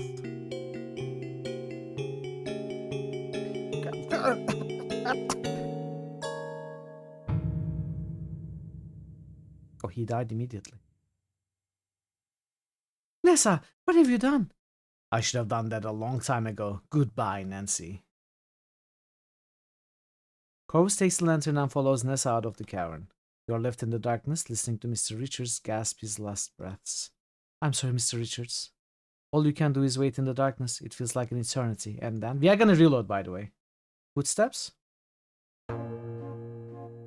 I'm in here, help!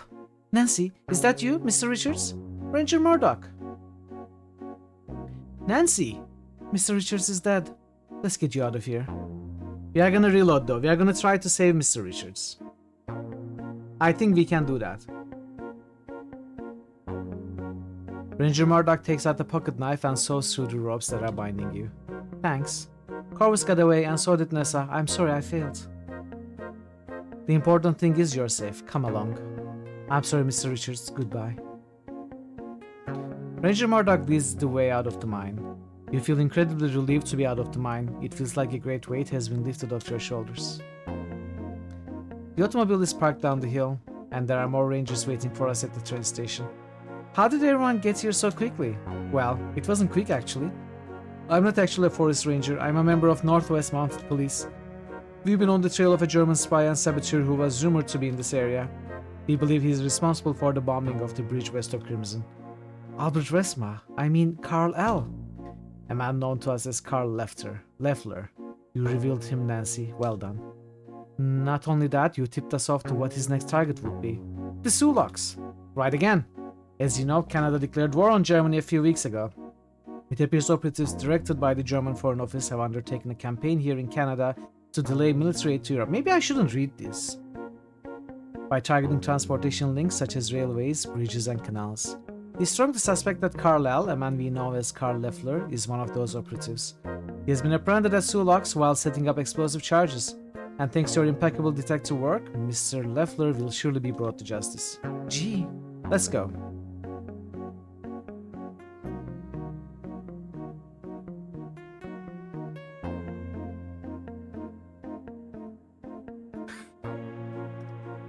Oh wait, no, chapter 6 complete. Okay, I thought I finished the game. Because there is also chapter 7, right? You know what? Maybe we don't... Oh, chapter 7 conclusion. Okay, let me crash the game, reload. Figure that part out properly.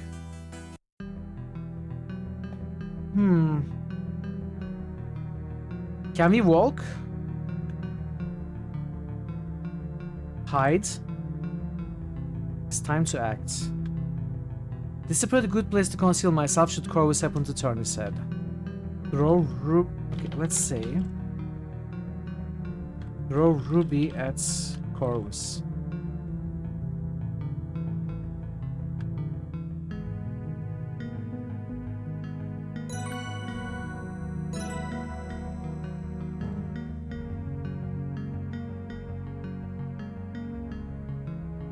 Maybe Paris, maybe. Throw Garnets at Corvus. Aha!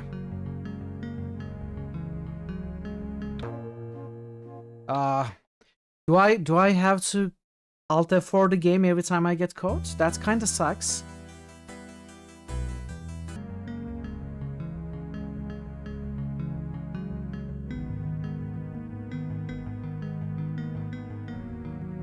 Oh, wait. I have an idea. Blow, whistle. This really is not a good time, Nancy. But why? It would be a great time, I think.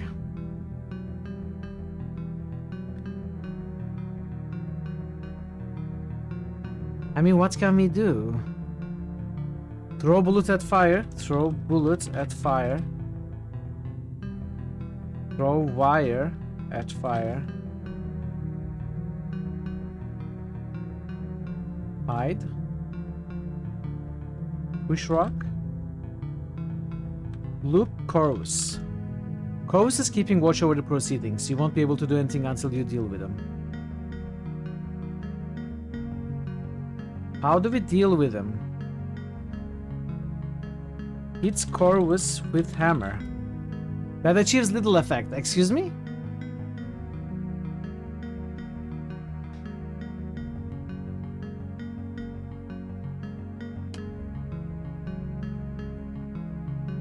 Throw hammer at Corvus.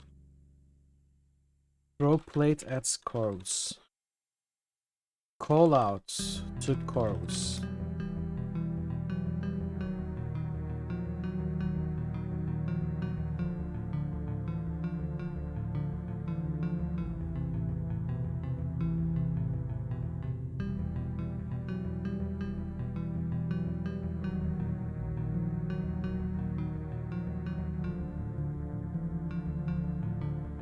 Use everything on everything, yes. Use Corvus on stick blades. Rub Corvus. But... Look, lantern. You don't see any lanterns right now besides the one you're carrying, though there seems to be a light source in addition to fire. Throw rock at lantern. Look, Nessa. Nessa is angrily waving a document in Mr. Richards' face. Look. Mr. Richards looks resigned to his fate. His mouth is set in an obstinate line.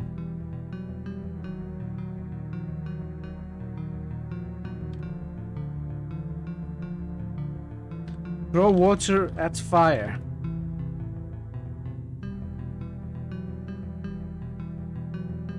Throw lantern at lantern.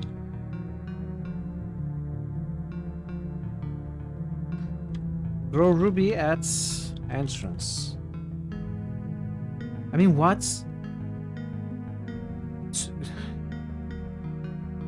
Call out to Corvus. Whistle.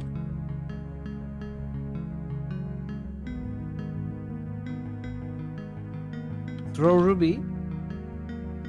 That's what I tried, right? At first. I cannot think of anything to do. Cigar butts. Wire. Tie Corvus with wire. I mean, it should have something to do with this lantern, I think. We cannot go here, right? I don't think we can. Let me test this a little bit.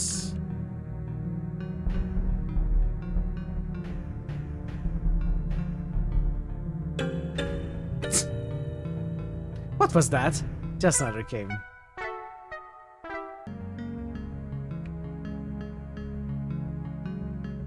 Examine rock. You see tiny red crystals and even tinier colorless crystals incorporated into the plain rock. Rocks like these are fairly common in this area. It's not excited, but still instructive. Look rock. There are some large rocks on the ground here. You wonder if they were always in their current positions or if they fell and rolled from elsewhere. Take rock. You pick up a plain rock from the floor. Don't tell me we can throw the plain rock, but not all the other different rocks we have. Rub rock on street. Rub. Examine rock. Plain rock. Rub plain rock on street.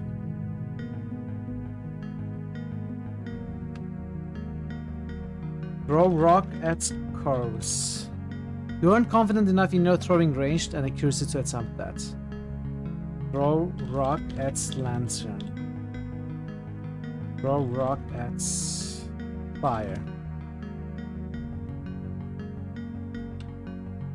You aren't confident enough in your throwing range and accuracy, so we need to get closer.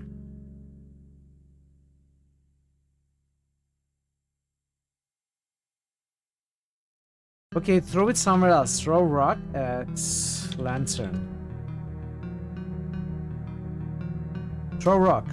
You're in a good place to do something, but be more specific. You are currently carrying a zero rock, glacial rock, some granites, a boulder sample with a lovely red crystal, a plain rock, and that's it. Your pockets are quite full of all sorts of things. Throw plain rock at Corvus. Throw boulder on Corvus. Throw rock. Granites. Throw granites at Corvus.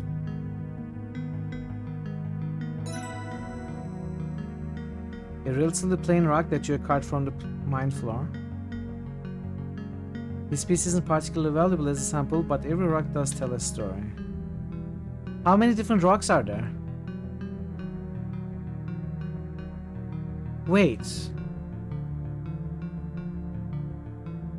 It's a plain rock. Oh, I didn't pick this up. Drop plain rock on the street.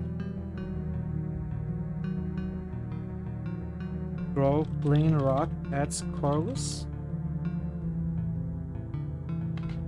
Lantern. Fire. I'm not convinced none of these are gonna work. I think one of those are gonna work.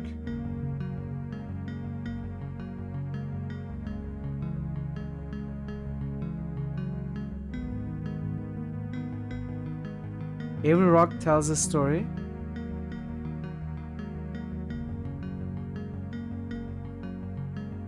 Throw crystal. Could we throw crystal?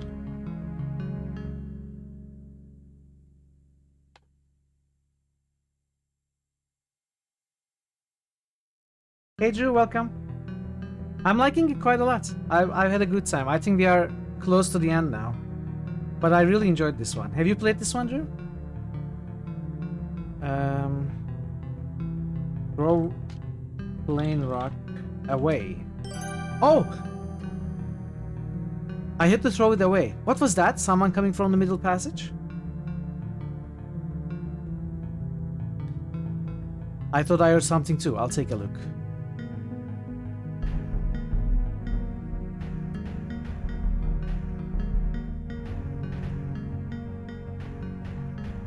Corvus, what have you done, you oaf? Either Corvus is inaudible behind the pile of rubble or unable to reply.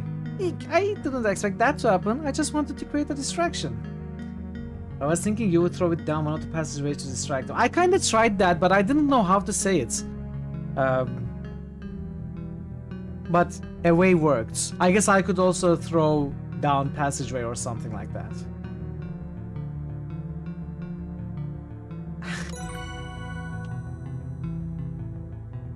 Corvus? Let's see if I can free Mr. Richards while Nessa is preoccupied. 2 against 1 sounds like better odds. Then we can turn the tables on her until Jack arrives for help. You'd better be digging as hard as I am, Corvus. You always mess things up. Nessa continues to plow ineffectually through the rubble while chastising Corvus.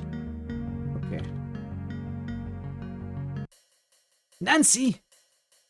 What are you doing here? You just don't know when to quit, do you? When I get over there, you'll wish you'd never meddled. Untie Evan.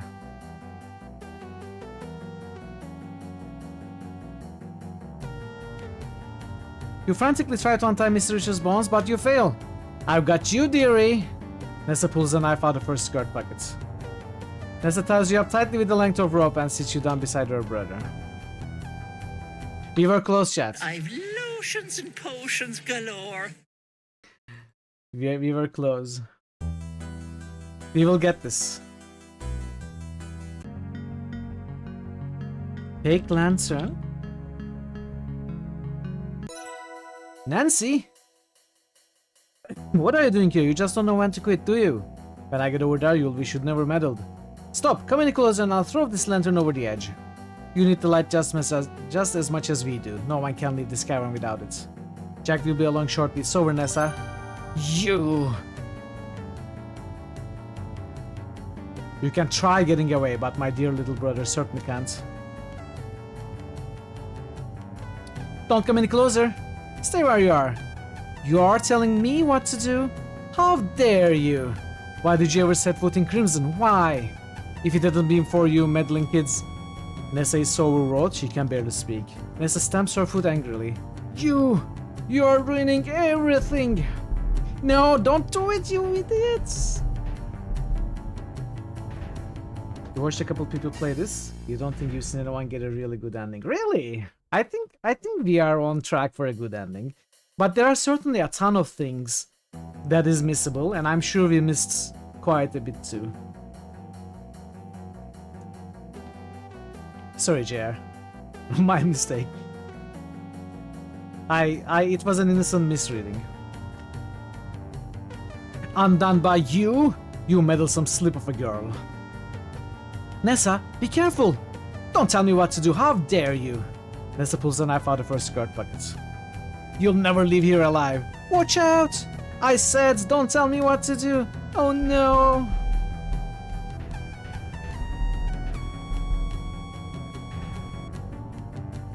The whole mine gives a great shudder and part of the floor gives way.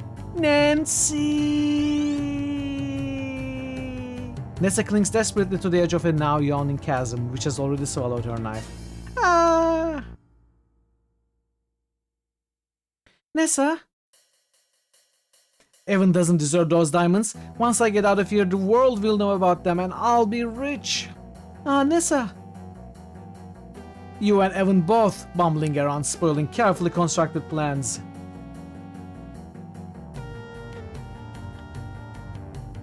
Help Nessa. Oh, Nessa, do be quiet for once.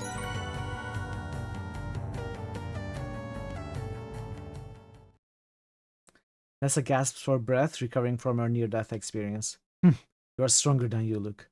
Thanks. I wonder if I could safely rescue Nessa. Safely secure Nessa. I need to do something before I start standing up, or else she might run off. I'm gonna save again. Tie Nessa with wire. The huge reel of wire is far too cumbersome to use in this moment. You'll need something smaller and faster to deploy. Uh-oh, I'm not sure if I have what I need to do this. Maybe I could have taken something from the lodge before. No! Not like this.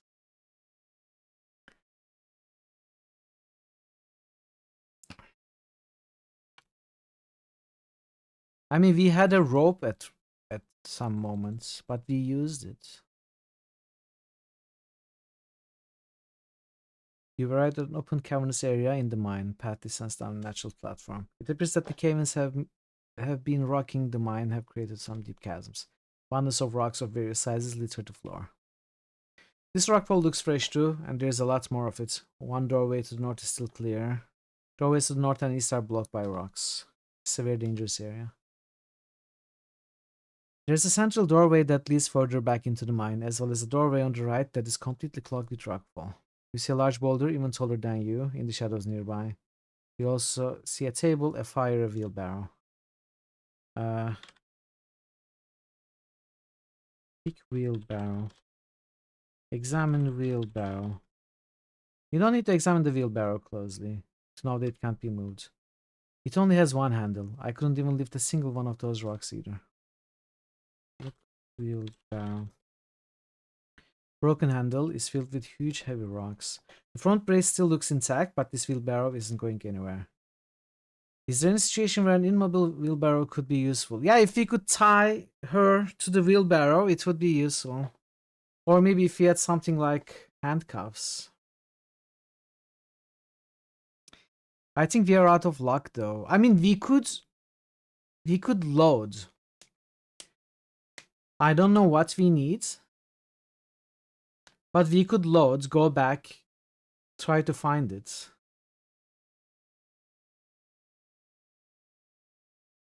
What happens if I stand up?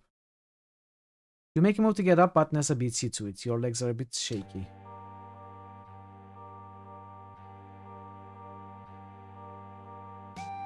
As Nessa steps over you, she glances over at you and mutters something. You can't discern what she says.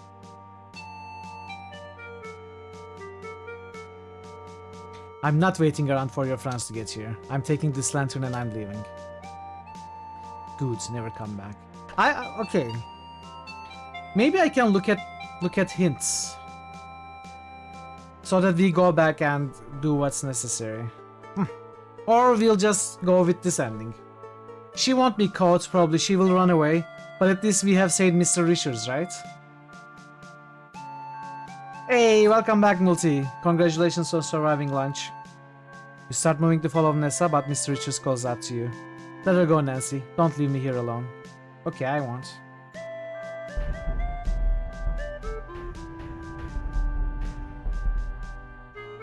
Eek! Do you think that cave-in got her? It doesn't matter. We are safe for now. Right.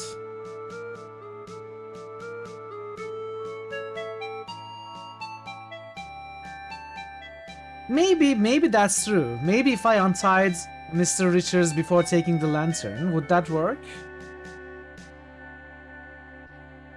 I want to try a few things actually. Let me try a couple of things before we commit to this kind of resolution.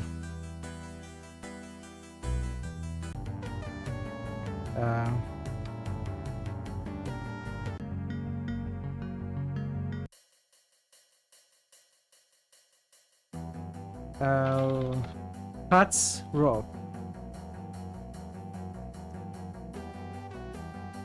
Using the wire cutters, you start cutting the ropes that are binding Mr. Richards.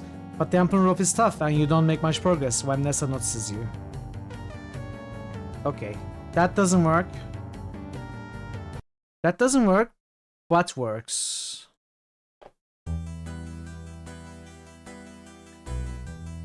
Wood. Take lantern. Would this work?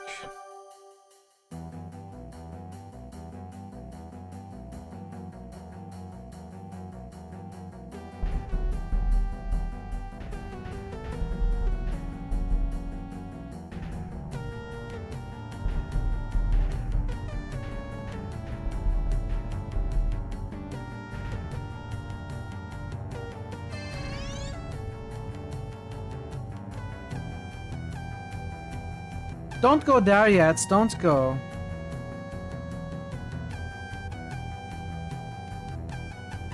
What happens if I leave? Nancy! And she dies.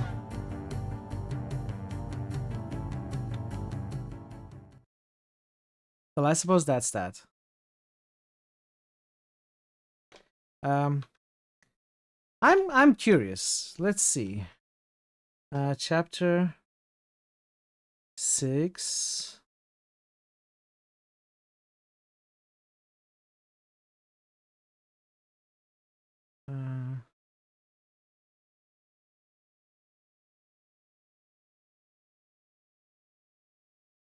Dramatic close. I made my choice. Is it here, I wonder?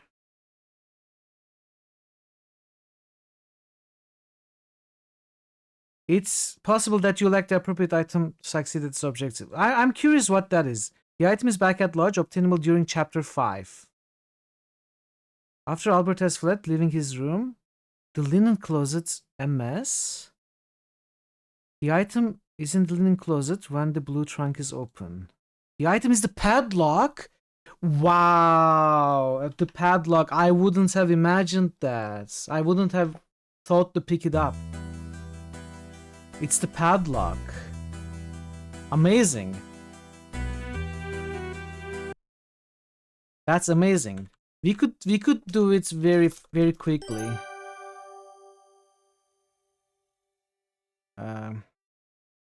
No, I don't know actually.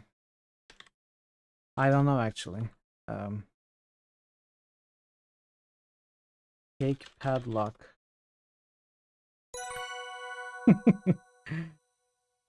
Well, we will try to figure out. Now that we have the padlock, we will try to figure out. Look padlock. Look padlock.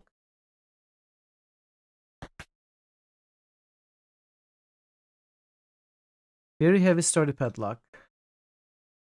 Still in good condition. It appears to have spent most of its life indoors, attached to the blue trunk, possibly in this very close. I guess we use it like a handcuffs. I think I see an oily spot on the padlock next to the keyhole. Okay, dust padlock. Okay, I'm not going to spend too much time with these. Padlock. Belongs to Albert's. I bet this thing would secure just about anything. Okay, let's go back all the way there quickly. Wow, I wouldn't have thought to pick up the padlock at that point, but it's smart.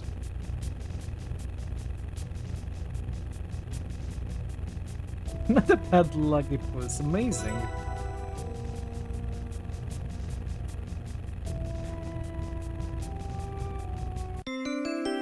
I think we would still get a pretty good ending. Without... We would have let her go, basically. Or maybe she would die or something. Take wire.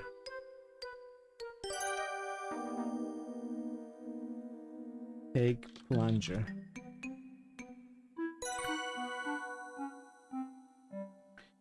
Insert wire in no.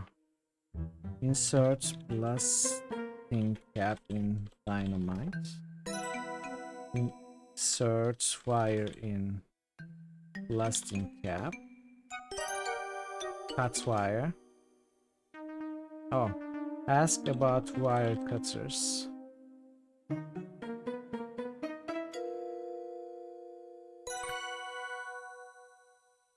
Cut wire.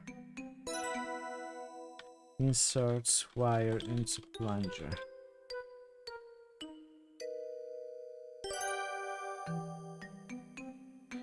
Place dynamite.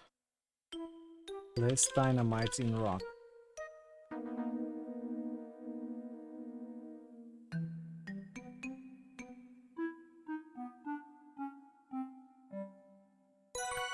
Move plunger behind rock.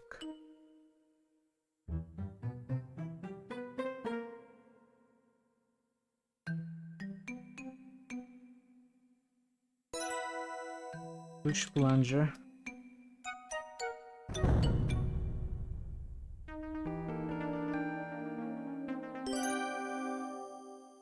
Oh, ask about garage. Yeah, okay.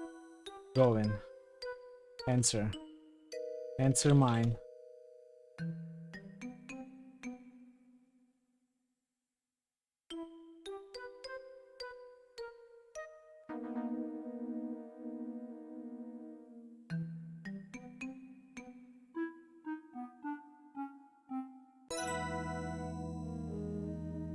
So what did we do here?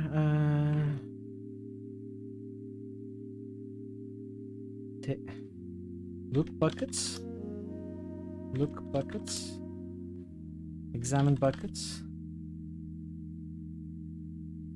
Take garnets. Examine machinery. Look machinery. Take crystal.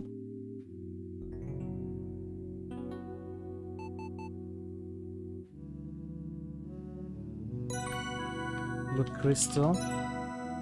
Examine crystal. Examine rocks. Look rocks.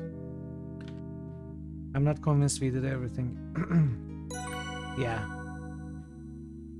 I should have looked garnets, not rocks. Okay. Use garnets, not use. Rub garnets on streak. Rub crystal on streak. What? Rub crystal on plates? Rub garnets on plates.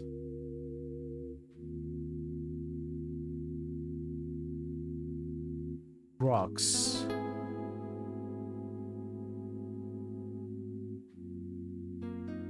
Ground garnets.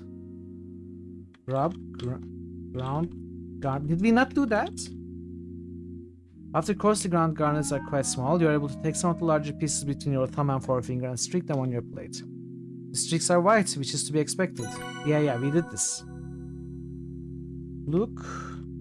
Shoe prints. Examine shoe prints.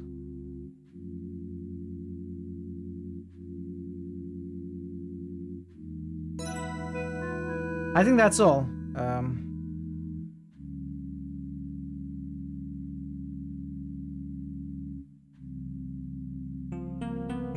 Yeah, that was all that was here.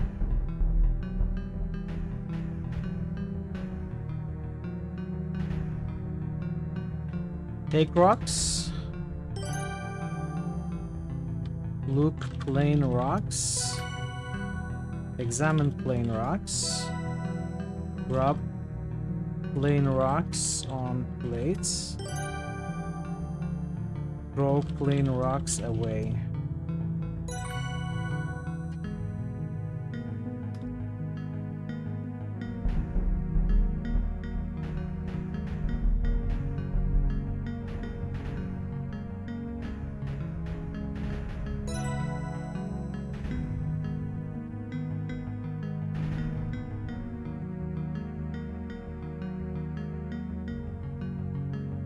Let me save here also. Take lantern.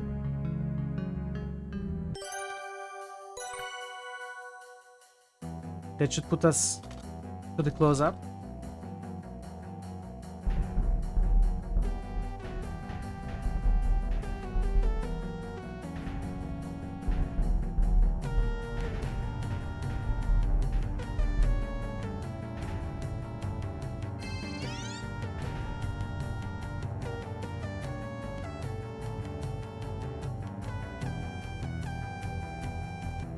Help. No, help Nessa.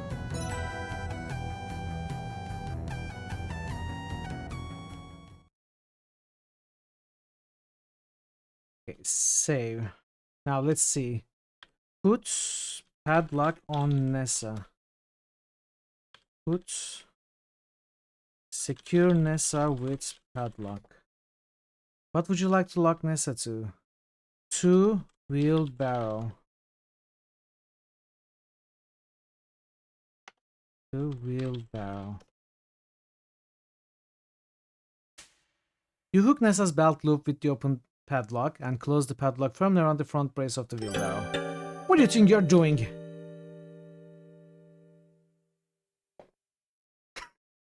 Nessa struggles to get up, but the wheelbarrow is too heavy and resists her attempts. Nessa screeches in frustration. Okay, in fairness, we would have missed this if I didn't check the solution. But I think it's worth it. I think it's worth it. Ah, well, now that that's over with, come help me with these ropes, Nancy. Right.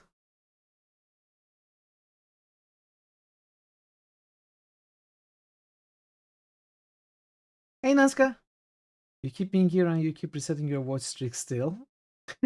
It doesn't like you not saying hi. Good to see you, Nazca. How are you doing? Welcome in. Good thing she's a proper lady and doesn't just take off her skirt.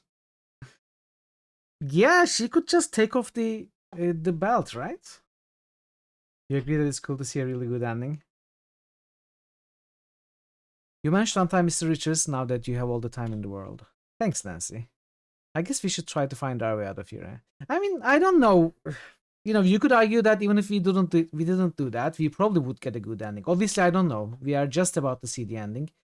But I think whatever happens right now, the same would happen with the exception of Nessa either running away or dying in the cave-in. Otherwise, it would all be the same. I think we did everything else correctly too. You're waiting for your sauna to be ready. Nice. We'll finally get warm from this damn deep freeze. Enjoy. That sounds very enjoyable. Yes, I think I know the way.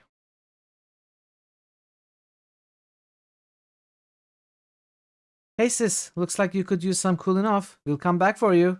Maybe.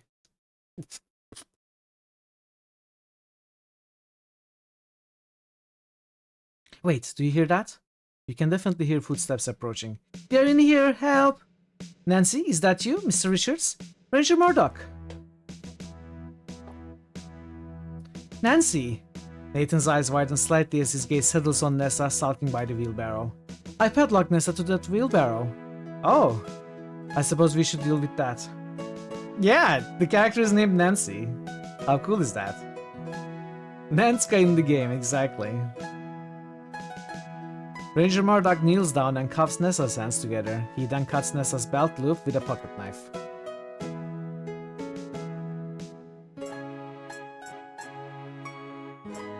Oh, Corvus is trapped behind that rubble in the middle passageway. We should probably get him out. Oh, you have been doing so much in this game. You really were a badass for sure. You solved a murder. You did so much.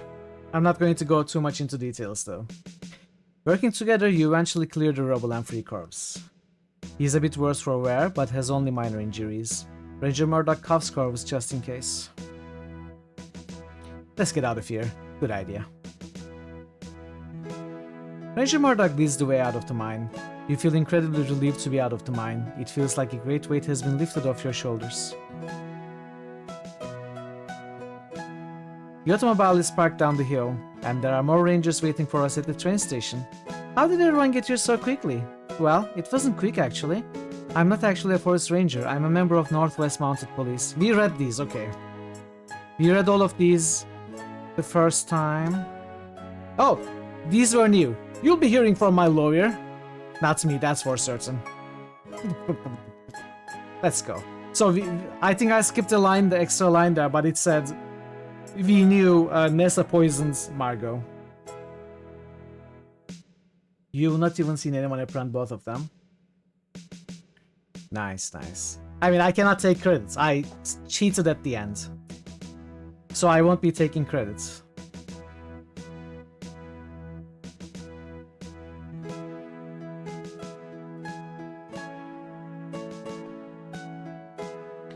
Chapter 7 Conclusions. The train station is a flurry of activity. Rangers are milling all around, consulting with each other in whispered conversations. Inside, you can hear the non-stop whir and tick of the telegraph machine. The ranger in charge looks up and acknowledges Ranger Murdoch with a nod. Chat, I'm going to do something that I'm not very happy with. I don't know how long this bit is. It could be very short. It could be another half an hour. but it will probably be longer than 5 minutes, and I need a very short break, and it's just better to get rid of the ads, you know, looming over us, which are due to arrive in 5 minutes, and I cannot snooze them too much anyway. So I'm with your permission, I'm going to take a short break, and we will finish up the final whatever remains in 5 minutes. So thank you so much for your patience and understanding, and do stick around. I'll be right back.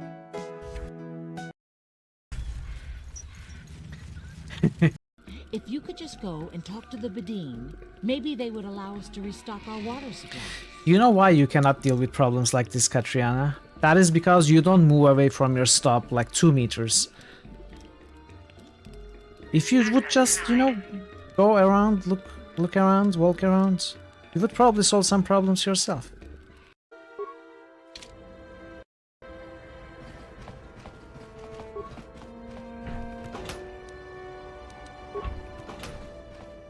Woman, child's man. Don't hurt my family. Look, just take... You ain't supposed to be here. This... I remember when a person didn't have to worry about thieves rummaging through their home.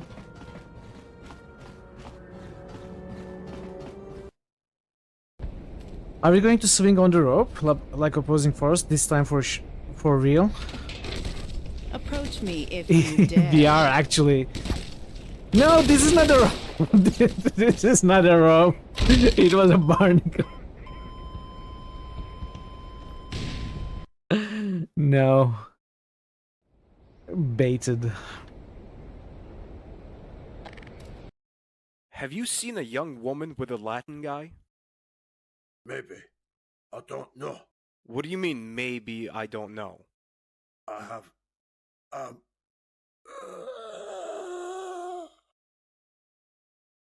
Hey, are you alright? Oh no, he's dead! He behaved so strangely when I asked about Nico. I know, and he Khan. died. That's so strange. He must have been guilty of something. 1 health? No, I have 8. I might as well have 1. Nothing deals less than 8 damage. Hey! I was a little too enthusiastic for the health there.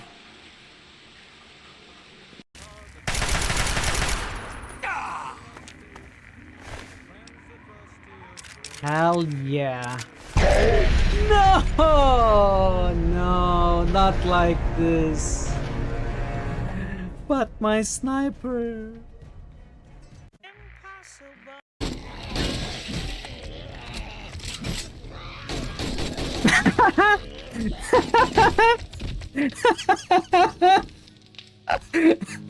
QP comes in behind the soldiers with nothing but jocks and sunglasses.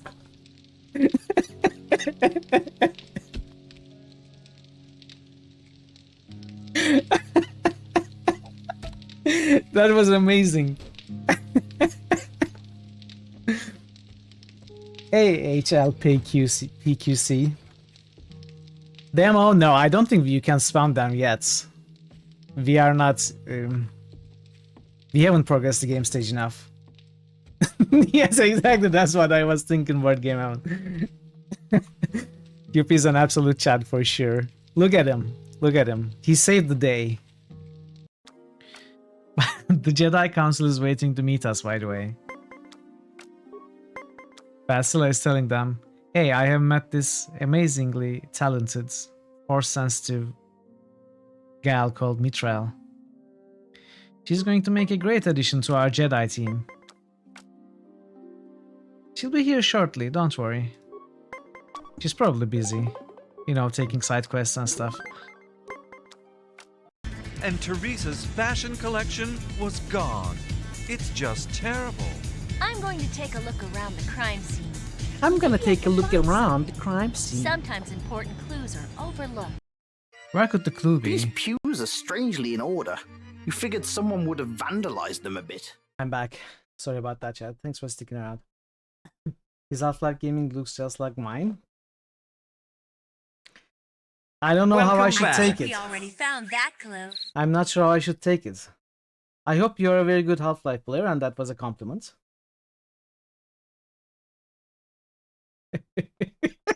Wow, okay. Alright. It was maybe a veiled insult.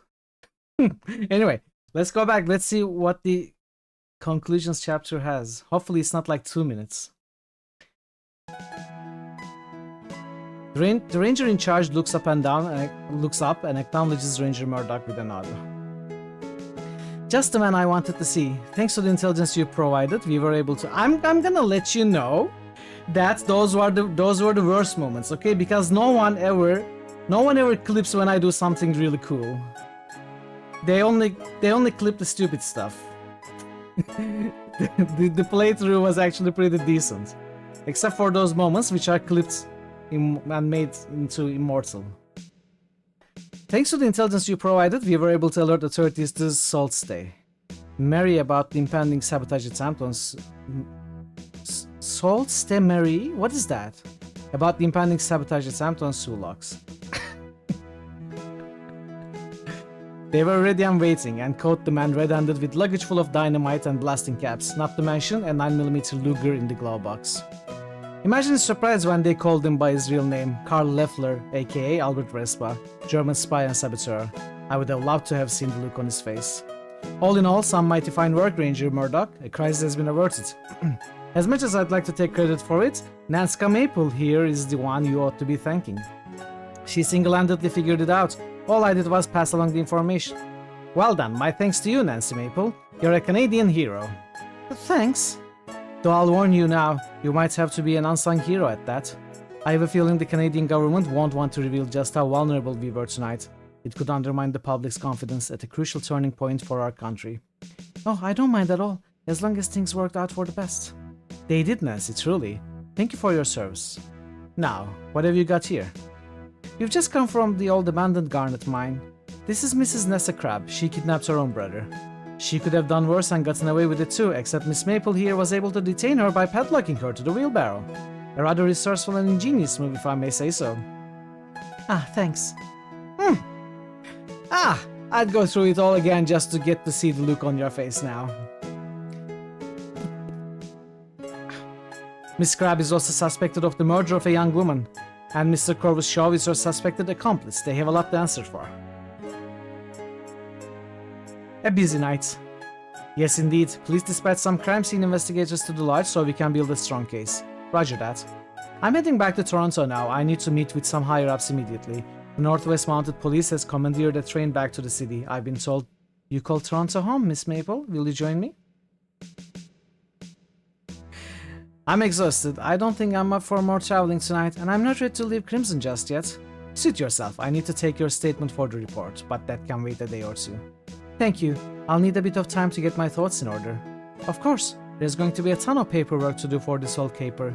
I'll be trapped behind the desk for weeks. Do send word when you'll be returning. I'll pick you up from Union Station and escort you straight to the police station.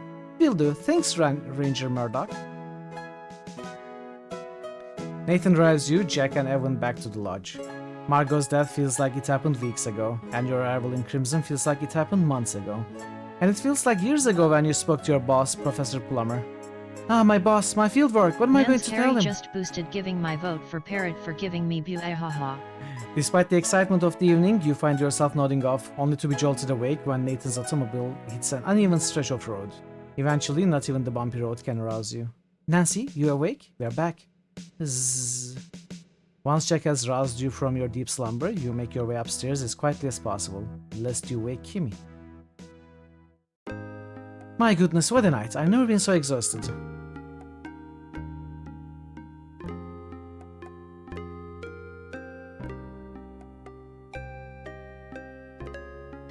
So I think the only thing that remains is finding actual diamonds. You climb into bed and are eager to fall asleep. Let's see if the game will give us time to look for actual diamond. But as your gaze falls onto the ransacked curio cabinet, you realize there are a few things you may want to bring up with the other inhabitants of the lodge tomorrow morning. I'd better make some new notes on fresh paper to remind myself. Or I could just decide to go to sleep if I wish. Did Marco have an accomplice in the ruby brooch theft? Jack. Yes. Yes, I suspect someone helped Margot hide the ruby brooch effectively. Who was the accomplice for the ruby brooch theft? Jack. I'm certain of that. Jack admitted to helping Margot hide the brooch. His fingerprint was on it, clear as day. Alright, Nas. Enjoy. Thanks for the lurk. I found the brooch in Margot's walk-in closet pinned under a hat. After Nessa and Corvus had already thoroughly searched there, including the hats. Margot was already dead by then. Jack hid the brooch there after Nessa and Corvus were finished searching that room.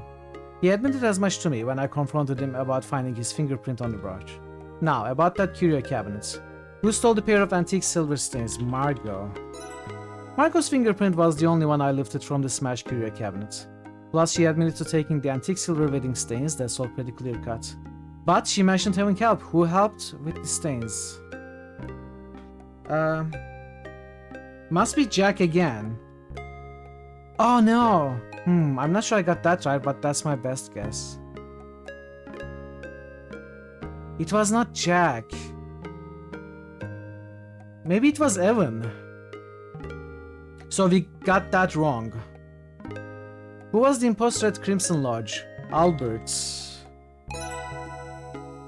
Right. His geology and mineralogy books looked brand new because he'd never once consulted them. They were part of his disguise. That explains why he was examining that glacial erratic. He had no idea that it wouldn't be a good indicator of the geology in the area. What was Kimi's true goal? Bird watching? Tourism? After everything I witnessed, I'm pretty certain that Kimi is just a keen bird watcher who probably had the worst vacation of her life. Everything and anything can look suspicious if you're looking for suspicious activity. Were Evan Richards and Nathan Cardinal friends or enemies? Friends? Their conversation in the conservatory indicates that they are similarly aligned when it comes to the fate of the lodge and lands.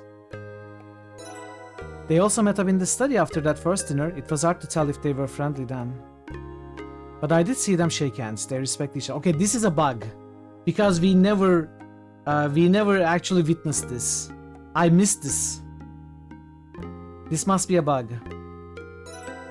Nathan was out late at night with Jack, and they were both helping Mr. Richards. I heard them talking about that. Judging from the conversation I overheard in the carriage house, Nathan, Jack, and Mr. Richards were working together to deal with Albert. Nathan and Albert had a clandestine meeting in the boathouse. Nathan had paid Albert for a mineralogical report that concluded the lodge and lands didn't contain diamonds. Nathan wasn't concerned about the truth, he just wanted to protect Crimson from becoming a mining town again. And Nathan helped me and Jack rescue Mr. Richards tonight. He risked losing his Indian status by revealing himself to Ranger Murdoch after having snuck off the reservation. He's a true friend, Mr. Richards is lucky to have him. What were Jack and Nathan trying to conceal? Diamonds. It is possible after all, but so far that is only a hunch based on the samples I've gathered. I'll need to verify my hypothesis when I get back to the museum. I did see Nathan and Jack gathering something shiny from the riverbank. Where did Jack conceal the suspected diamonds? Salt bag. I wish I'd found solid evidence that Jack had hidden diamonds in the smokehouse. Hey Melandil, welcome. How are you doing? Yeah, I am pretty sure we missed something there. I mean, I took my time. I just couldn't get whatever was actually necessary there. I couldn't figure it out. Amalanduil just boosted Shining Force. Were Margot and Jack having an affair? No. Or do not. I'm quite sure Margot and There Jack is were no just try. friends. He explained the meaning of their secretive boudoir meeting. He was helping her inject her medicine. Jack was a good friend of Margot and nothing more. He told me so and I believe him. What's more, the evidence I found backs him up. I found his fingerprints in Margot's medicine kit. What item suggests Nessa came to the lodge intending to threaten or harm Evan? Almonds. Mr. Richards is allergic to almonds and Nessa knew that. She brought those Jordan almonds with her and filled that cut crystal bowl in the parlor, or word as you please. Nessa wasn't just being a rude guest, she was a bully. But at least she didn't get away with it. You're exhausted and decide to go to sleep instead of pondering these questions. So we did quite well. We missed a few things. We missed a couple of things. But I think it's pretty well.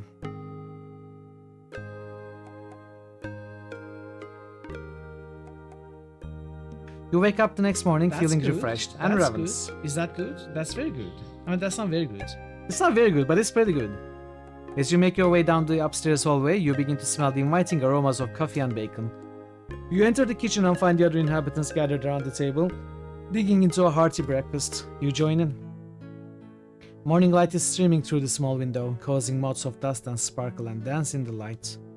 Mr. Richards is slumped in front of the plate, eyes downcast.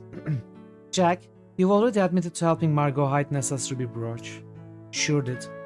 You said before that you and Margot planned to sell the brooch to help pay for the lodge's upkeep? Yeah, she was trying to lay claim to the whole place, but she'd never lifted a finger to take care of it, nor sent a dime. You also said because of the state of things, you didn't see the point of executing that plan. But I think you should. What do you think, Mr. Richards? Sounds good to me. That would be a nice thing for Nessa to indirectly do. She certainly wouldn't intentionally do anything good for anyone else. You hand the ruby brooch over to Jack. Thanks, Nancy. Maybe I can get a new mop. You mentioned that Nessa headed out for Margot, and this was Margot's way of getting back at her. Yeah, but I figured it was because Nessa was afraid Mr. Richards would bequeath the lodge and lands to Margot instead. Oh, she sure was. Nessa was dead set on making Margot go away, so the lodge and lands wouldn't end up with her. Which they never were, of course. I'd promised all that to Nathan and his family always and forever. Margot understood. I will admit to worrying about the fate of the lodge and lands from time to time. But once I learned how much Margot loved it here too, just as it is, I worried less. But when that fisherman found that diamond, yeah, that was trouble. Nessa arrived and she recognized Margot's face from some old wanted posters. In a past life, Margot lived and worked in the Skagway during the Klondike Gold Rush. She was just a kid. She made some mistakes, trusted the wrong people, but she told me all that, so it didn't work when Nessa tried to blackmail her into leaving Crimson. Nessa found another way to get the better of her. Evan's face falls as he clamps his mouth shut. It happens every day. Jack actually cleans it every day. Her secrets, you mean like in the boudoir on the first night you arrived? Yes, I know we've already discussed that. You said the two of you were just friends, and I believe you. Yeah, Jack helped Margot with her salvage sun treatments. You knew about that? Sure did. Jack helped her with that every night. I couldn't. Too squeamish. The injections were too painful for her. I couldn't stand to do them. Well, that makes me feel better about that.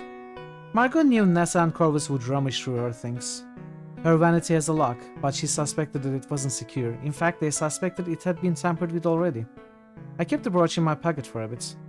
But when we were fixing to head to the garnet mine, I didn't want to bring it with me. So I nipped upstairs to her giant closet and pinned it to the underside of one of her hats, up on one of those mannequin hats.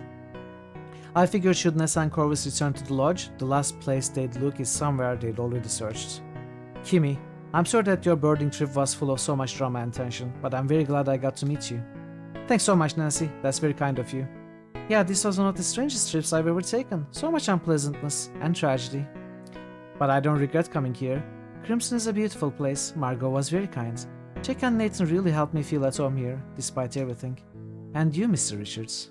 Yeah? I can see why you love Crimson so much. I love it too. Okay, Vero, have a good sleep. Have a good night. Ah, that's real nice. Thanks, Kimmy. And Nancy, I'm very glad to meet you too. You're one of a kind, brave and clever. No matter what happens, I'm sure you'll make your dreams come true. Thank you, that means a lot to me. I'll try my best. Nathan, I have you know, yes? I was in the boathouse when you had your meeting with Albert. You were? Where?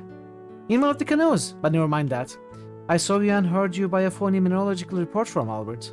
I feel like you had Mr. Richards' best interests in mind, but could you please explain that to me? Of course, I did that because I had Mr. Richards' best interests in mind, and mine as well. What's this all about? I didn't want to trouble you, Evan. Yes, I did pay Albert to write a mineralogical report that stated there were no diamonds on the lands around the lodge. That would make the land worthless to Nessa, and she would stop bothering Evan and go home. Albert seemed to be not who he said he was. I met mineralogists, he was no mineralogist. I had a funny feeling about him too. He was perfectly willing to prepare the document to say that what I wanted for a price. I still have it, with Albert's signature and official seal. With Evan's permission, I plan on mailing it to the federal government. We can be free of these troubles once and for all. Yeah, let's do it. I have to know, are there diamonds here in Crimson? Mr. Richards, Nathan, and Jack exchange meaningful looks. I think you and Jack were picking alluvial diamonds out of the riverbank when I saw the two of you last night. I collected a sample from that area. Nancy. There are diamonds in Crimson. We have to check the riverbanks regularly for ones that come down the river. Over time, we've managed to extract most of the gems that are in the ground, but soil erosion also reveals them. Every so often, we gotta go looking for more that have appeared. They are the easiest to see by moonlight. Evan used to help us, in fact. He used to do it all by himself. Yeah, but it wore my back down. So it's now up to Jack and Nat. Fortunately for us, not many people were around. It was a difficult secret to keep, even then. Yeah, until that fish swallowed that whopper of a diamond, and that lucky duck fisherman caught it. Nothing but trouble that was. My goodness, I see. Nancy, we know that your field work is very important to you, and we certainly can't prevent you from divulging anything you may have discovered here. But we can only ask you to think of what that news could mean for Crimson. We like it how it is now. I do too. Me too, and so did Margot. What'll happen now? That'll partially depend on you, Nancy. Ah, well, for a fair share of the diamonds, I won't divulge the information. That's fine. You all piled into Nathan's automobile, except for Mr. Richards, as there isn't enough room in the four-seater. You sense he'd like some time alone anyway. He gives you and Kimmy a nod, then turns away. As the automobile trundles away from the lodge, you crane your neck and take one last look. I'm really going to miss this place in spite of everything. You turn and face forward. The rattling of the rough road makes it hard to think. The only coherent thought you manage to have is, what will you tell your boss? And what could that mean for your future? Thank goodness the bridge has been repaired enough to allow trains to cross it again. Repaired? Enough? You are traveling light, Nancy. I wouldn't be too concerned. Getting me $1 million worth of diamonds and we're good. Exactly. Traveling light. Thanks to Albert. Okay, Nancy. The train's gonna leave soon. Be well. Oh, what about you, Kimmy? I've talked it over with Evan, Jack and Nathan. I think I'll stay on for a bit. It's been so tense here. I want to relax, enjoy the birds. And the fall migration is starting in a few weeks. And the leaves will be changing color. I promised Jack that I'll keep with the lodge chores. I'll earn my keep. That's wonderful news. I wish I could stay longer too, but I've got to get back to my job in the city. Good luck, Nancy. I'm going to miss you. I'll miss you too, Kimmy. Be well. I'll miss all of you. Thanks for letting me stay with you. And please thank Mr. Richards too. We'll let him know. You are made of pretty tough stuff, Nancy. Jack's been telling me how brave you were down in the mine. We are grateful for all you've done here. Goodbye, Nancy. Yeah, bye, Nancy. Now go on.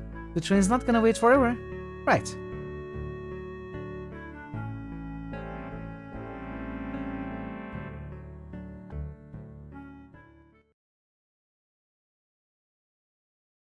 I love how they are in sync with their waving. You stare out the train window. It's a clear, cool morning. As crisp and refreshing as it is this far north, you brace yourself for the muggy summer heat down by Toronto. Your mind is buzzing with all that has transpired over the last few days. It feels like you are returning home from a long voyage. You can't help but wonder, did you miss anything? Did you leave any loose ends? I certainly did, I know. Would you like to be privy to some helpful introspective thoughts? Yes or no? Yes. Am I supposed to type? Yes. You ponder the thoughts you had the previous night before bed. What could have happened to the silver stains? Maybe if I asked around after Margot's death, folks would be less protective of her and more talkative. Ah, interesting. Never thought about that after Margot's death. But it looked like that other stuff were much more, in front, more important. I had already forgotten about stains. Albert was an imposter, no question about it. He was definitely not an expert mineralogist. The glacial erratic boulder was not mineralogically relevant to this region. He had no idea.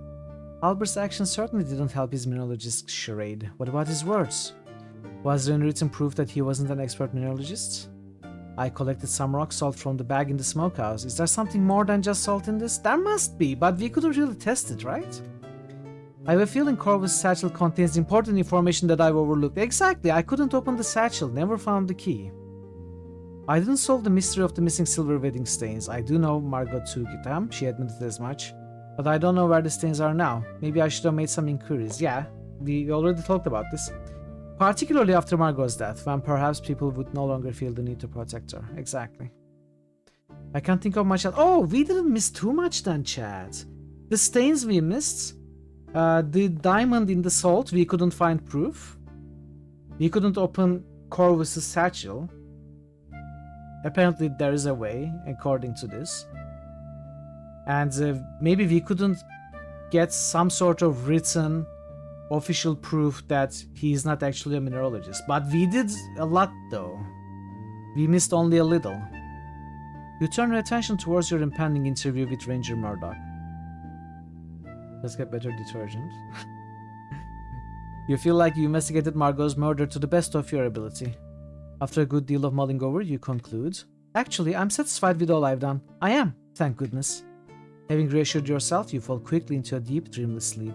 You don't awaken until the train pulls you into Union Station.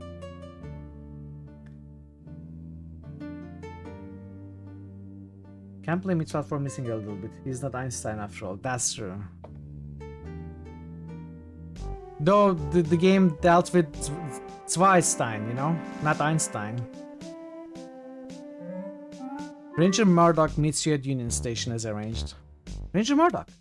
Hello, Nancy. It's good to see you again. Would you like me to drive you home to rest? No thanks. I'm eager to have my interview. Let's go. Right, follow me.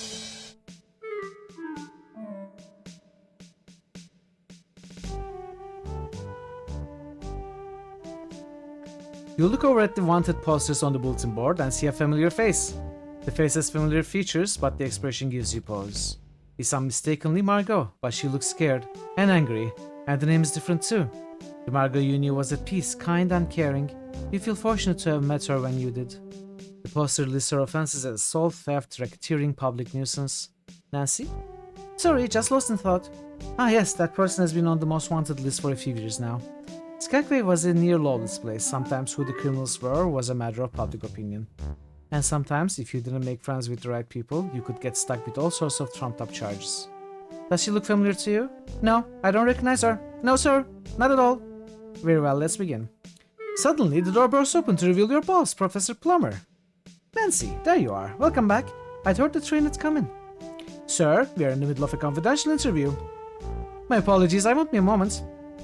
Nancy, what did you find? Are there diamonds in crimson? I must know. Yes or no? No. I'm afraid I didn't find anything significant, Professor. I managed to obtain some good samples, though. And I think I'll still be able to produce a good report for my fieldwork. It just won't be very exciting. I'm sorry to hear it, Nancy. As for exciting, most research isn't. Don't worry too much about that. Come see me when you're ready, and I'll help you with your report. Thanks so much, Professor Plummer. Take care, Nancy. See you soon. Okay, now let's really begin. Any information you provide will be kept strictly confidential, of course. Thank you, I appreciate it. We've detained Nessa Crab in connection with Evan Richards' kidnapping, Margot's murder, and attempted fraud. According to Mr. Richards, he was assaulted at the jetty, but it was dark out and he was rather inebriated. Do you have any evidence connecting Nessa to the scene at the jetty? Yes or no? Yes. Yes, I do. What evidence did you find? If there are multiple points to make, we'll discuss them separately. One-word answers will suffice. Hair. I'm not sure if that's relevant in this instance. Do you have anything else to show me that could connect Nessa to the possible crime scene we found on the jetty? Yes or no? Yes. Shoe prints. Actually, I only found Corvus size 14 shoe prints on the jetty. No, we found fingerprints. Nessa didn't happen to step on the spilled whiskey. Fingerprints. I found Nessa's fingerprint on a shattered crystal decanter at the jetty. It was made of thick glass. It wouldn't have broken from being tipped over or dropped from carrying height. I think Nessa had a confrontation with Evan on the jetty, during which he forcefully threw the decanter down, causing it to break. Well done, Nancy. Our investigators found that broken decanter and came to a similar conclusion. Did you find anything in areas besides the jetty that would connect Nessa and Evan's kidnapping? Yes or no? Yes. Yes, I do. What evidence did you find? One-word answers will say hair. I recovered these hairs from the woods north of the jetty. I'm pretty confident they belong to Nessa. You hand the long grey-brown hairs over at Ranger Murdoch. Wow, our investigators didn't find any hairs. That's because I took all of them. I'll send someone over to take another look. The bulbs of these hairs are intact. That means they needed to be ripped from the scalp with some force.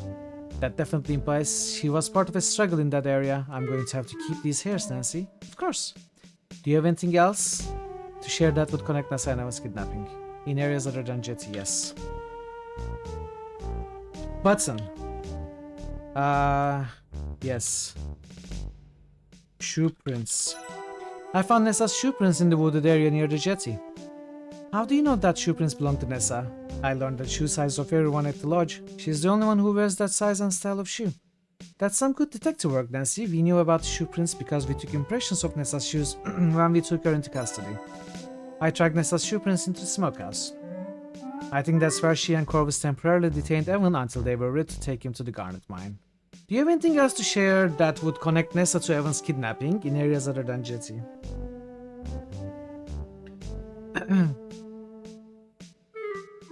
Just the shoe prints, hair,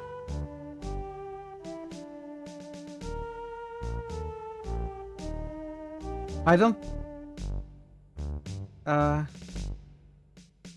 yes, fingerprints. I found these Jordan almond fragments on the table in the smokehouse. I managed to recover Nessa's fingerprint from one of the candied shells. This is fantastic, Nancy. You placed Nessa in that smokehouse. May I have those? Of course. You give Jordan almond fragments to Ranger Murdoch. I think that's all the information I have about Nessa and the areas around the jetty. Okay, let's move on. We believe Mr. Richards was being held in the lodge's smokehouse before being moved to the Garnet Mine. Did you find any evidence to support our theory regarding this unlawful confinement? Yes. What evidence did you find? Symbol.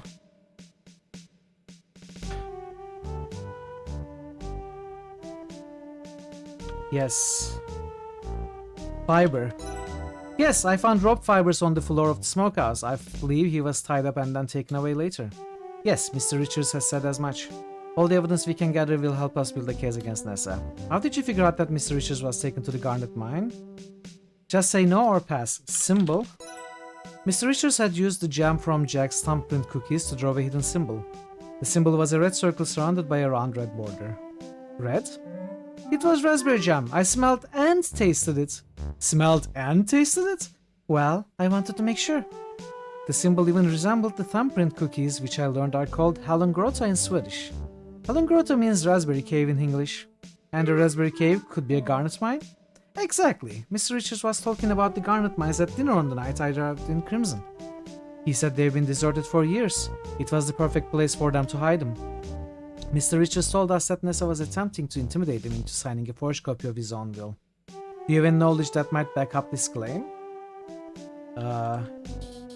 Yes. Interesting. What did you learn? One-word answers will suffice.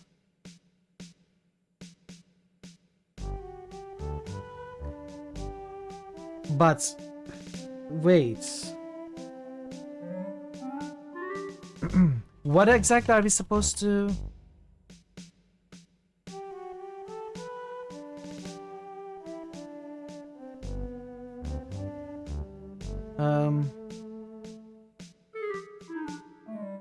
I mean, we witnessed it.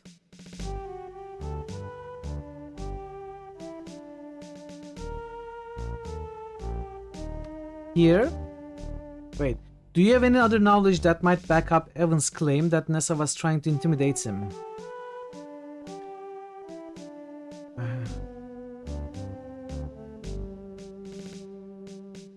Fake will? Wait, do we actually have any other knowledge?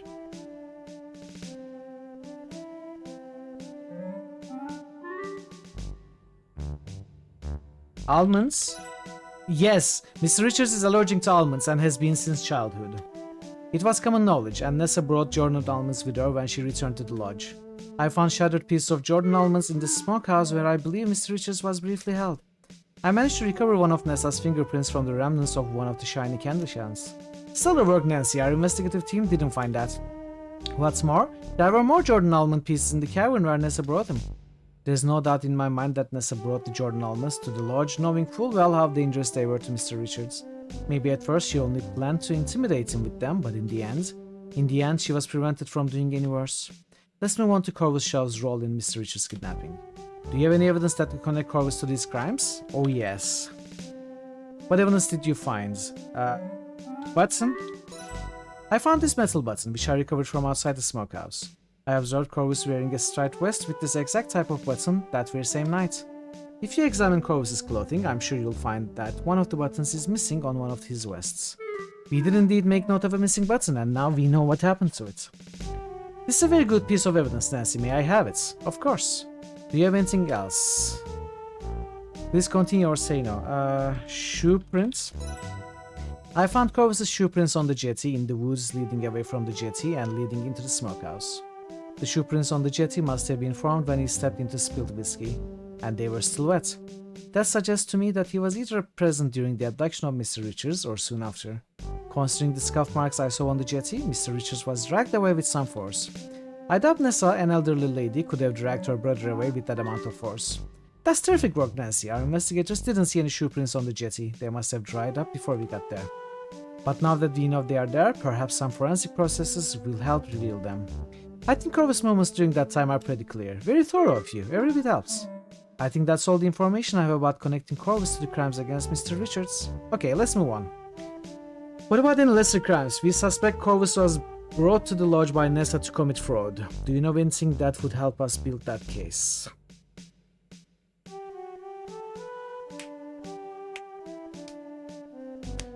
No, I think that might have been in Corvus' satchel. What proof do you have that Corvus intended on engaging fraud? One word answers will suffice. Overheard?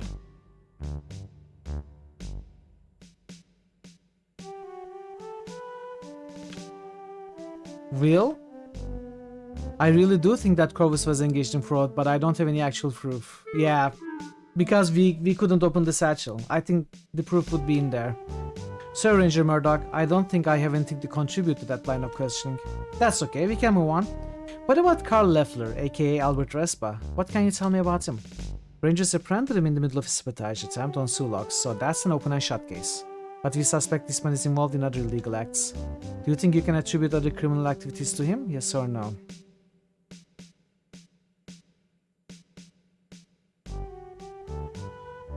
Yes.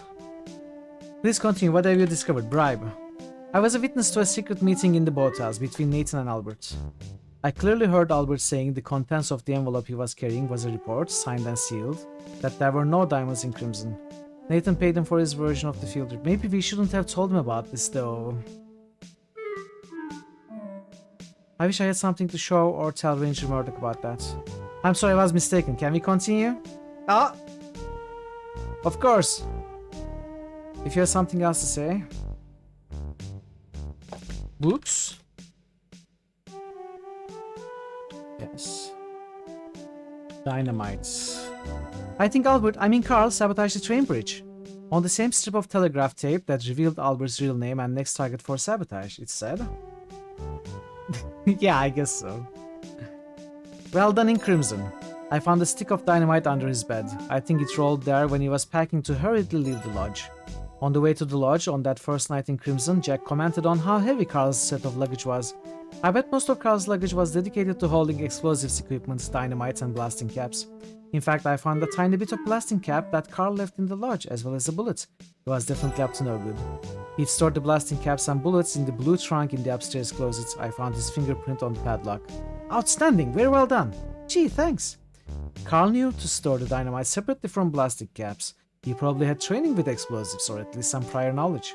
And I'm almost certain that if Rangers search the immediate area around the bridge, they will find discarded luggage, possibly part of the same set, with explosives residue inside. This is very helpful information. We originally suspected Leffler of the bridge sabotage, but hadn't thought to search for luggage that matches the set he was carrying when we arrested him at the Sulaks. That would be a very compelling connection to make, should we find such an item. Speaking items, do you happen to have this telegraph tape? I do. Here you go. You give the telegraph tape to Ranger Murdoch. Thanks, Nancy. Do you have the bullet you discovered? Absolutely. Here it is. You hand the bullet to Ranger Murdoch. Thanks, Nancy. Do you happen to have the padlock with fingerprint on it? That would help strengthen our case against Mr. Leffler. I do. Here you go. Amazing work, Nancy. If you just have something else you'd like to tell me about Leffler, just say so. Or say no, and I'll ask about something else.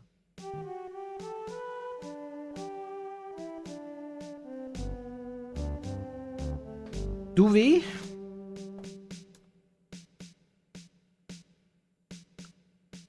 Do we? Kimi? No. I don't think we do. I don't think we do. I don't want to go into the bribe thing. I don't want to pull attention to the diamond story here. I guess we don't, no. No, I'm afraid not. Okay, moving on. And finally, Margot's death. Margot's murder. It does appear to be the case. We are looking into it. Do you have any evidence you'd like to give me that could help us make a case for Margot's murder? Hair. I took the sample of Margot's hair after she died. I read that hair analysis can sometimes help determine cause of death. Yes, indeed. I can't make any promises, but this could help us with our investigation. You hand the lock of hair over to Ranger Murdoch. Thanks. Do you have anything else to show me, Jar? I recovered this jam jar from the river by Crimson Lodge. I think it's a key piece of evidence against Nessa regarding Margot's poisoning. Thanks, Nancy. What can you tell me about it? There's a powdery white residue inside, along with a bit of flypaper. I'd be very interested to learn what the residue is, though I wouldn't be surprised if it's arsenic. Really? Yes, the box for the flypaper strips warns that they contain arsenic. Pretty dangerous stuff. We'll find out one way or another. Thanks, Nancy. I found a fingerprint on the outside of the jam jar. It's Nessa's fingerprints. This could go a long way towards connecting Nessa's to Margot's death. And very possibly ruling the death a poisoning. Excellent work. What's more, I overheard Nessa having a conversation with Corvus in the apple orchard. She admitted to soaking flypaper in glass jars and obtaining poison, storing it in her flask, and tossing the jars over the waterfall. She admitted to soak. I don't know why we are repeating this. That's pretty incriminating, especially if the evidence can back up your story. In fact, we confiscated a silver flask from Mrs. Crabbe when we took her into custody. You'll be sure to test it for poisonous substances. Thanks. Do you have anything else to show me?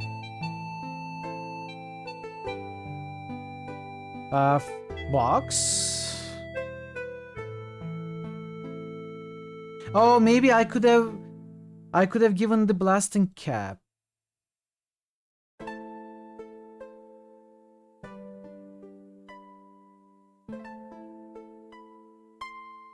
Box? I found this empty box of flypaper in the garden shed.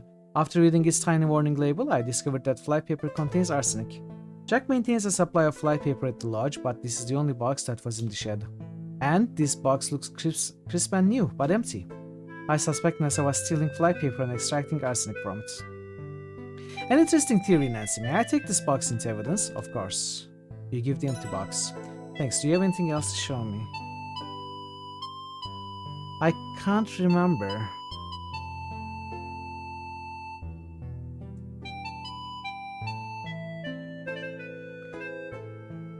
I can't remember anything else. I certainly don't have anything else to show.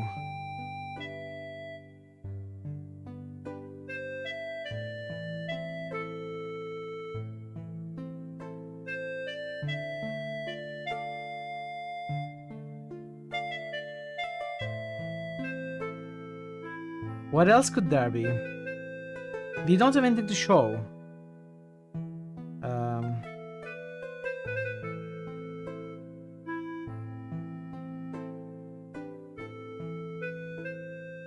I don't think I'm missing anything.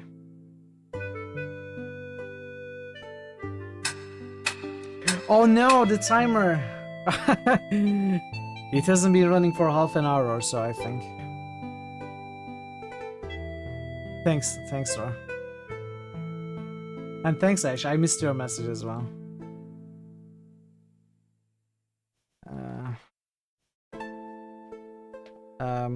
Yes.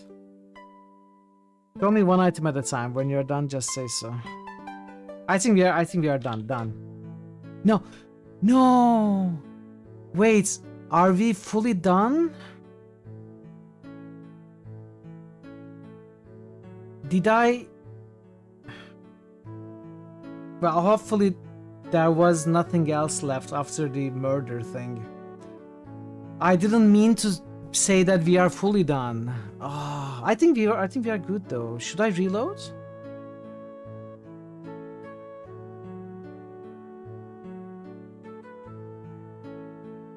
Wait, I need to. Yeah, I wanted to say no. Where is the last save?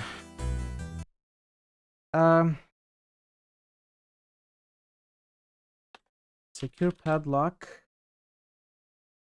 Nessa wheelbarrow.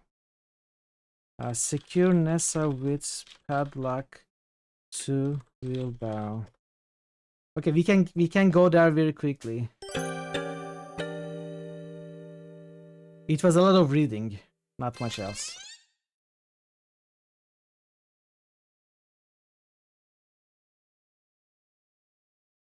Oh man, just a typo. And there are no save points between here and there.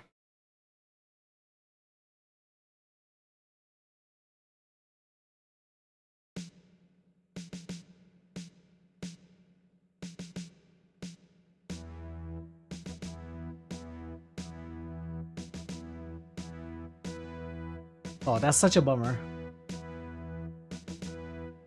Oh well.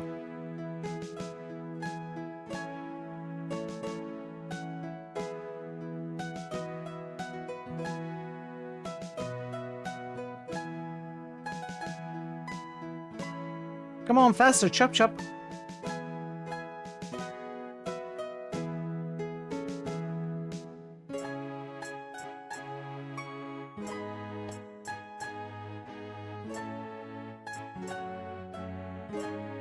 We gotta type in the stuff again though.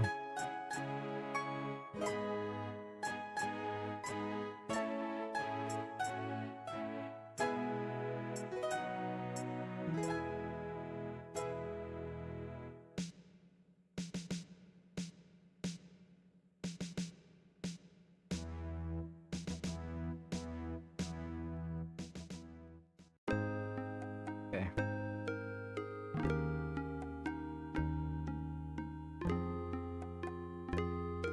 Come on, faster, faster. Take off your shoes faster. Go to sleep. Quickly.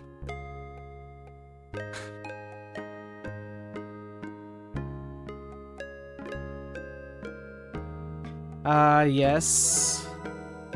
Jack. Margot. This is not Jack, but that's what I said before, so we'll go with Jack again. Albert. Bird watching. Friends.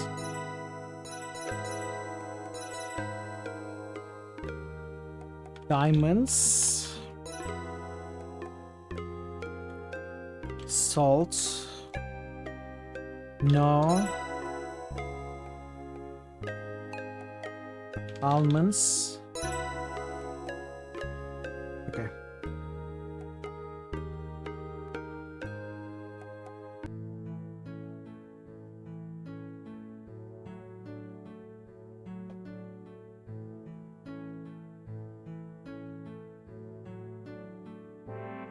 At least maybe we can offer some other items about Albert this time. Like cigar, blasting cap. Oh, yes.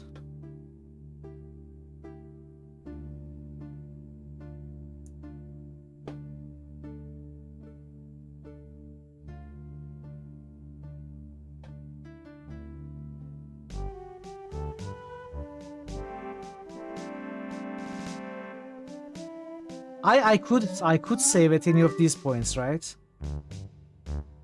Why did I not save? Let's save at the start of the investigation. No.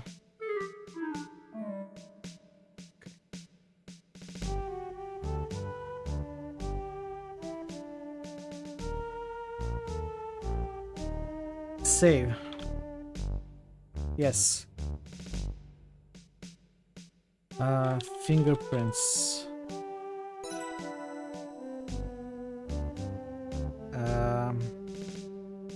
Yes. Fingerprints? Bottle? Wait. Nessa and Emma's kidnapping? In areas other than Jetty. Hair. Shoe prints. Um,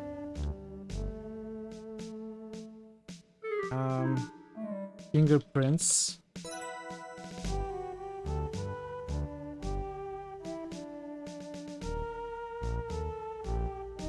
Fiber.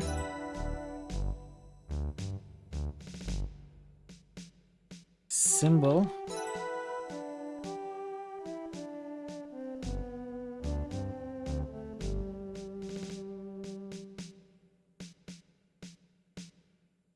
Almonds.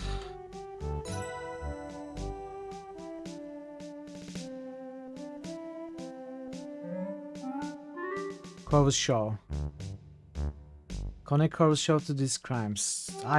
Butson. Shoe prints. Shoe prints.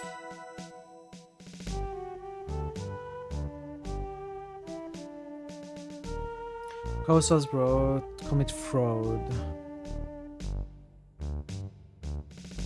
Satchel? We didn't find anything for this, did we? Will?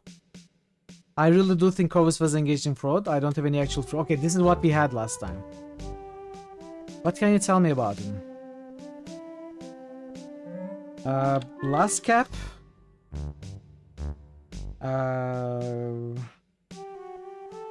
Cigar.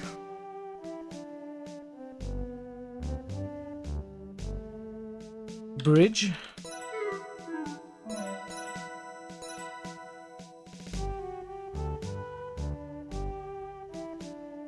Telegraph. Bullets. Padlock. Blast cap. Cigar. So they don't work.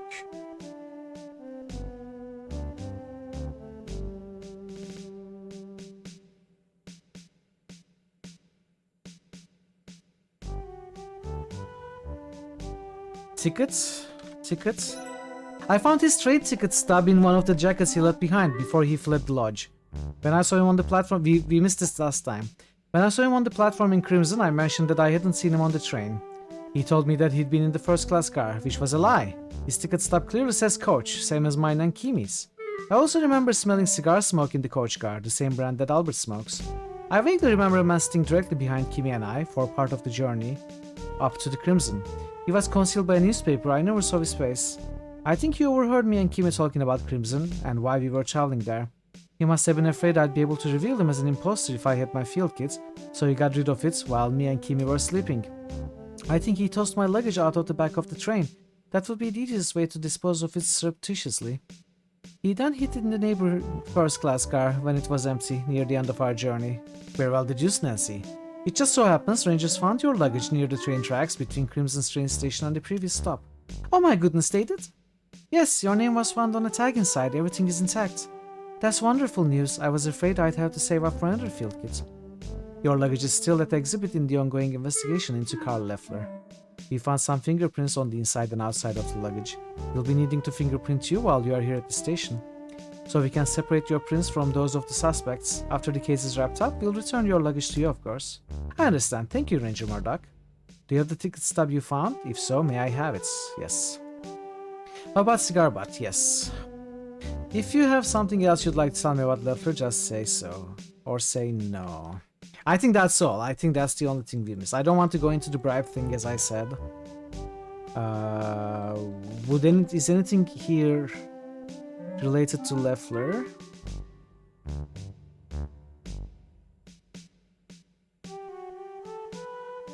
What is this? Jar. Blasting cap? That doesn't work. Right? Blast cap. Cap. Can we continue? Yes. If you have something else you'd like to tell me about Leffler, just say so. No. No, I'm afraid not. Okay. Margot's death. Murder. Yes. Jar. I recovered this jam jar. Yeah. All of this. Box. Hair.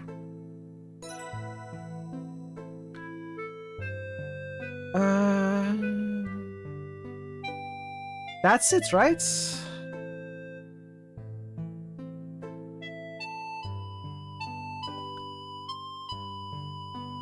No. No, I'm afraid not. Okay, moving on. I think... Chad, we were already at the end!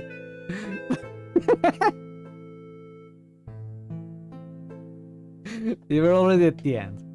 I think that does it, actually. Thanks for your time, Nancy. Well, at least we got one extra thing out of it.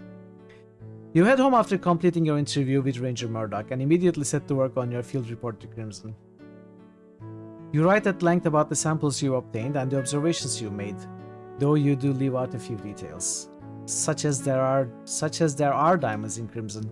Professor Plummet proves to be an enthusiastic and patient mentor, despite his mild disappointment at the unremarkable findings. You impress them with your attention to detail and hard work. Together you produce an impeccable field report that is published by the Royal Canadian Museum and eventually endorsed by the Geological Survey of Canada. Your first publication, Nancy, a real feather in your life. Weeks pass, soon you're immersed in your regular life. You become an expert on the filing system and even suggest some ways to improve it. You find yourself missing the fresh air, the roaring waterfalls, and rushing rivers of Crimson.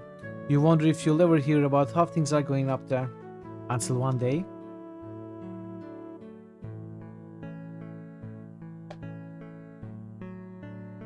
There you are, Nancy.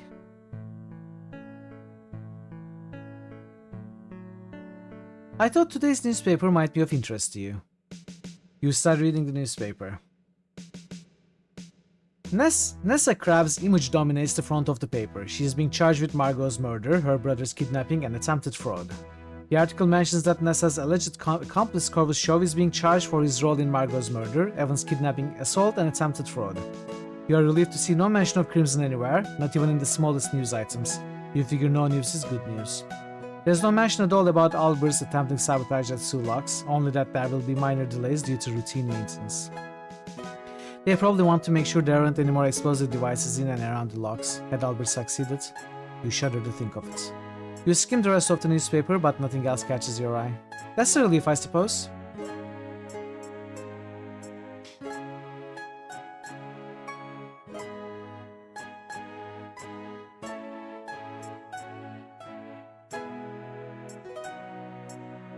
Too bad about the whole diamond fiasco, eh, Nancy? But we both knew it was a long shot.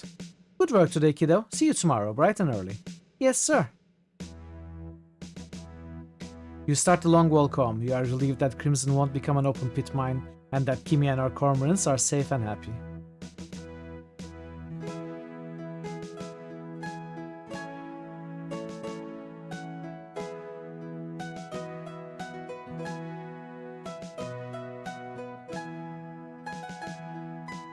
Hiya, Nancy. Another late night, eh? I got a bit of stew saved for you, kept it nice and warm on the stove. Thanks, Mrs. Williams, I'm starving. Go on in, lass, I'll serve it up. I'll be down in a bit. Okay, lass, take your time. Did she open the door with his nose? Like... Mrs. Williams ladles a hearty bowl of stew and slices a bit of bread for you. The food is delicious and warms you to the bone. She sits with you and the two of you chat about the goings-on in the neighborhood. You're grateful she rents your room so cheaply. Museum clerks don't get paid very much. Once your belly is full and Mrs. Williams had washed the wall, she waves you away from this menial task. You step lightly upstairs, lest you wake the other lodgers.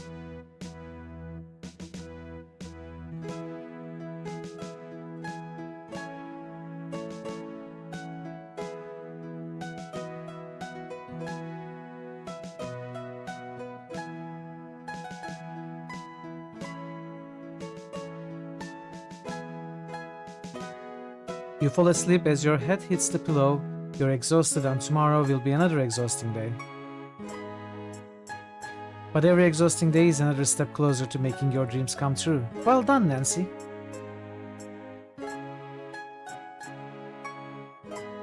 The next morning. GG, thank you. You pick up the envelope. It's from Mr. Richards. There's a bit of bulk to it. You're surprised the envelope fit under the door. Ah, we are sent our share of $1 million of diamonds. You open the envelope and read the letter inside. The letter reads, Dear Nancy, I hope you are well. Me and Jack are doing well, and so is Kimmy. She's been helping us around the lodge, I'm grateful.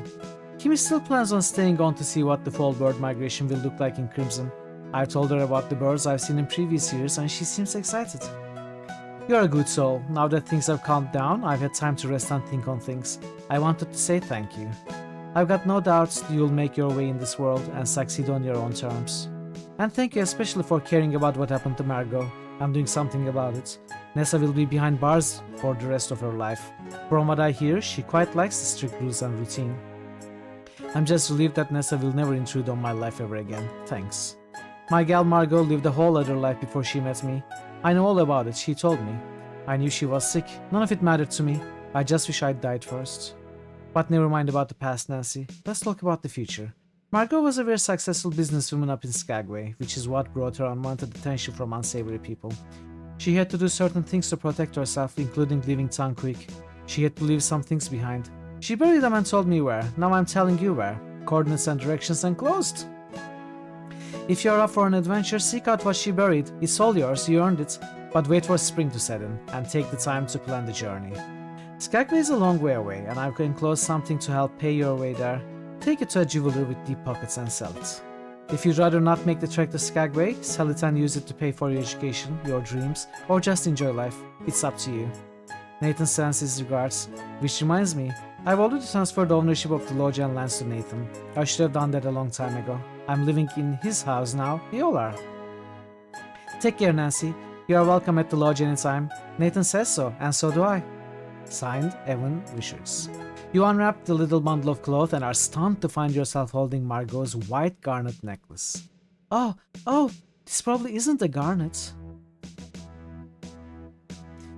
You can't resist the call to adventure. You sell the necklace and spend the bleak, monotonous winter months in the city planning your trip up the Skagway. At long last, the weather becomes warmer. You book your train trip out west. By the time you arrive in Vancouver, it's the start of summer. You manage to book passage on a large fishing vessel up through the Georgia Strait along the coast of British Columbia and into Alaska. From there, it's a quick jaunt up the Lynn Canal on a smaller fishing vessel and into Skagway proper. The fisherman drops you off at the dock bright and early and tells you he'll pick you up at the end of his workday, after which you'll spend the night in Juneau. You head into the wilderness, fending off the largest black flies you've ever seen. Eventually, you'll find the spot that Evan described in his letter.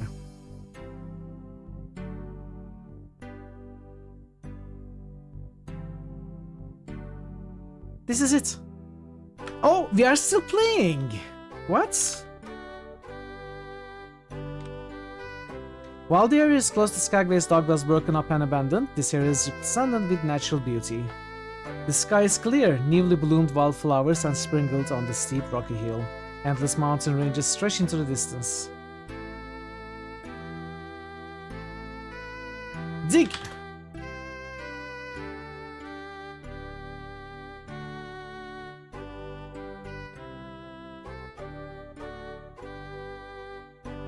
You've not seen anyone get all this? You excitedly use your trusted shovel to dig under the bush. You don't have to dig very far down before you hit a wooden cigar box. Inside the cigar box, you find a purple velvet drawstring bag and an envelope. There's a letter inside the envelope. You fold it and start reading aloud. If you are reading this, it means I've never made it back here to retrieve this box. That could be for many reasons, but the two that preoccupy my mind are as following. Number 1, that I've managed to find a place where I belong, among people who love me, and that I've never felt the need to return. The other reason is that I'm dead. But seeing as this is in the middle of nowhere, I'm going to hope that you are someone I care about, and that I told you about this. Whomever you are, friend or stranger, whether you came to this by love or luck, you're welcome to it. All I ask is that you tell no one where it came from, because I did find the contents of this bag near Skagway in a secret spot. One day, I hope this area will recover from the harm that was caused by the gold rush, by people like me. This is my fervent wish that nature reclaims Skagway and that the waters will run clear once more. Be well. Signed, Margot. You carefully open the drawstring bag. Inside you find gold nuggets of various sizes, the largest of which is as big as a walnut. Oh wow! You take the bag of gold nuggets and put them in your pockets. It doesn't feel right to leave the box empty. With a flash of inspiration, you realize exactly what you should do. You place the samples from Crimson into the cigar box. Back into the ground where you belong. I'll keep your secret, Margot, if you'll keep mine. Well done. You carefully reburied the cigar box beneath the bush. Margot picked the perfect spot to conceal her treasure. Even now, you can hardly tell where you just dug. I suppose that's all.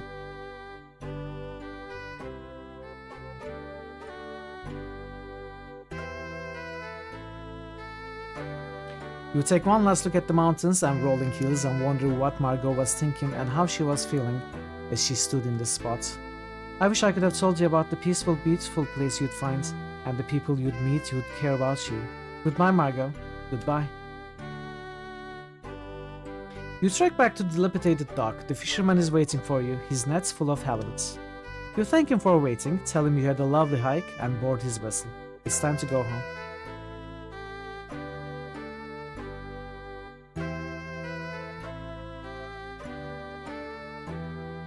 Nice! You couldn't resist keeping one of the blazingly bright red crystals. Yeah, we wouldn't drop the ruby, right? Nice! We did a lot. Not 100%, but I think we accomplished a lot. Missed very little. Thank you. You did a good job with sussing out the motives and actions of other guests, but you missed the mark on a few things. You scored 18 points out of 24 during your pre-departure ponderings. Okay. You performed satisfactorily during your interview with the ranger, but you could have been more helpful. You scored 15 out of 19 during your interview with Ranger Murdoch. You did pretty well in your investigation and reporting of Margot's death. You scored 7 points out of 8 for your Margot investigation. Karl Leffler, aka Albert Respa, was tried and found guilty of sabotage of the railway bridge, attempted sabotage of Sulaks, espionage, fraud, theft, and a litany of minor charges. He was incarcerated at Kingston Penitentiary until his death 12 years later of a heart attack. The Sulaks were patrolled by the Northwest Mounted Police for the duration of the Great War, and no other sabotage attempts were made. Thanks to this vigilance, Canadian supply lines along the Great Lake waterways remained uninterrupted. This played an important part in Commonwealth War efforts and crucially contributed to Allied victory. Corvus Shaw was found guilty of being an accomplice in Edwin's kidnapping. You helped clear him of charges involving Margot's death, because you'd been privy to conversation he had with Nessa in the orchard. You think Corvus should have been charged with forgery and attempted fraud, but unfortunately you didn't recover any evidence to build a case against him, because we couldn't break into the satchel. He was disbarred and served 3 years in a medium security prison. Upon release, grateful for your assistance in partially clearing his name, he dedicated himself to community service. Okay, that's nice. Margot was laid to rest in Crimson lushly overgrown cemetery in an informal service attended by Evan, Jack, Nathan, and Kimmy. It was a consolation to all the attendees that Nessa was brought to justice for all of her crimes. Kimi Kishiro stayed on at the lodge until after the autumn migration of birds, when she returned to Vancouver to be with her family. From then on, she'd visit Crimson for the spring and autumn migrations, as well as the cormorants' nesting season every summer. Jack remained at the lodge, continuing to take care of it after Evan legally transferred the lodge and lands to Nathan Cardinal and his family. When Jack became old and creaky, Cardinals in turn took care of him. Nathan Cardinal and Evan Richards arranged the transfer of the lodge and lands to the Cardinal family, effective immediately. Considering recent events, they agreed it was a good idea. The secret of the Crimson Diamonds remained hidden. Nessa Crabbe was found guilty of Margot's murder, the attempted murder of Evan, kidnapping, and attempted fraud. She was sent to the newly constructed northwest wing of the Kingston Penitentiary, earning the unenviable distinction of being one of the most serious female offenders to be incarcerated there. She died behind bars before serving whole food sentence. Evan Richards peacefully lived the rest of his days in his beloved lodge. Upon his death, he was buried alongside Margot and his parents in Crimson, which is exactly what he wanted. Crimson remained a haven for wildlife of all kinds. You continue working diligently as a clerk at the Royal Canadian Museum. Eventually, you are accepted at the University of Toronto in the Department of Geology and Paleontology as an undergraduate. Professor Plummet spoke highly of your fieldwork in Crimson in his letter of recommendation. Although your findings weren't revolutionary, he tells you that impeccable, exhaustive work and regardless of results is the bedrock of any scientific discipline, and that he's very proud of you. A few months later, you receive a letter from Ranger Murdoch praising your investigative prowess prowess and tenacity in bringing Margot's killer to justice and helping to foil the sabotage attempt at the Civil Locks. He says you're a natural detective and that he hopes your paths will cross again someday. Thanks for playing! Hey! That was very long. So much at the end of the game. Thank you, everybody. Thank you. Thank you. I'm glad you were here to witness it. We got a nice ending.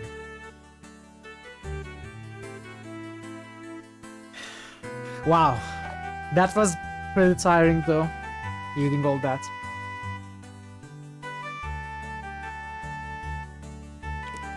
Yeah, I'm happy. I'm happy with the ending. I think trying to get 100% in the first playthrough would be too much. But I'm absolutely ready to replay, maybe even using a walkthrough and try to get 100% this time. You're glad you got to watch it. You don't think you would have played it through yourself. Good story.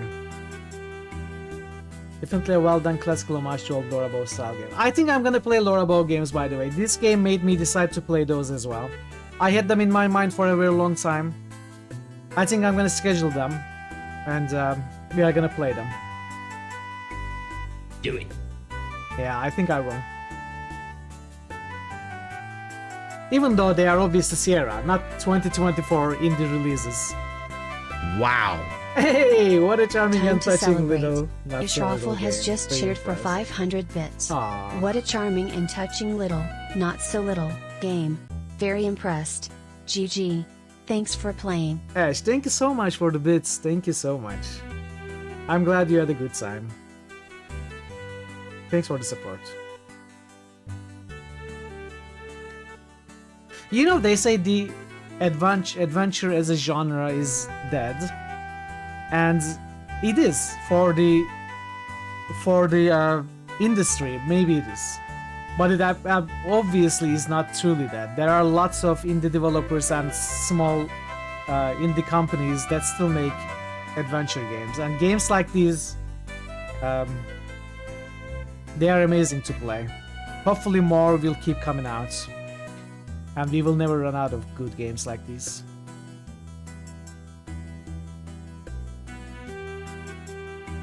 Had a great time with it.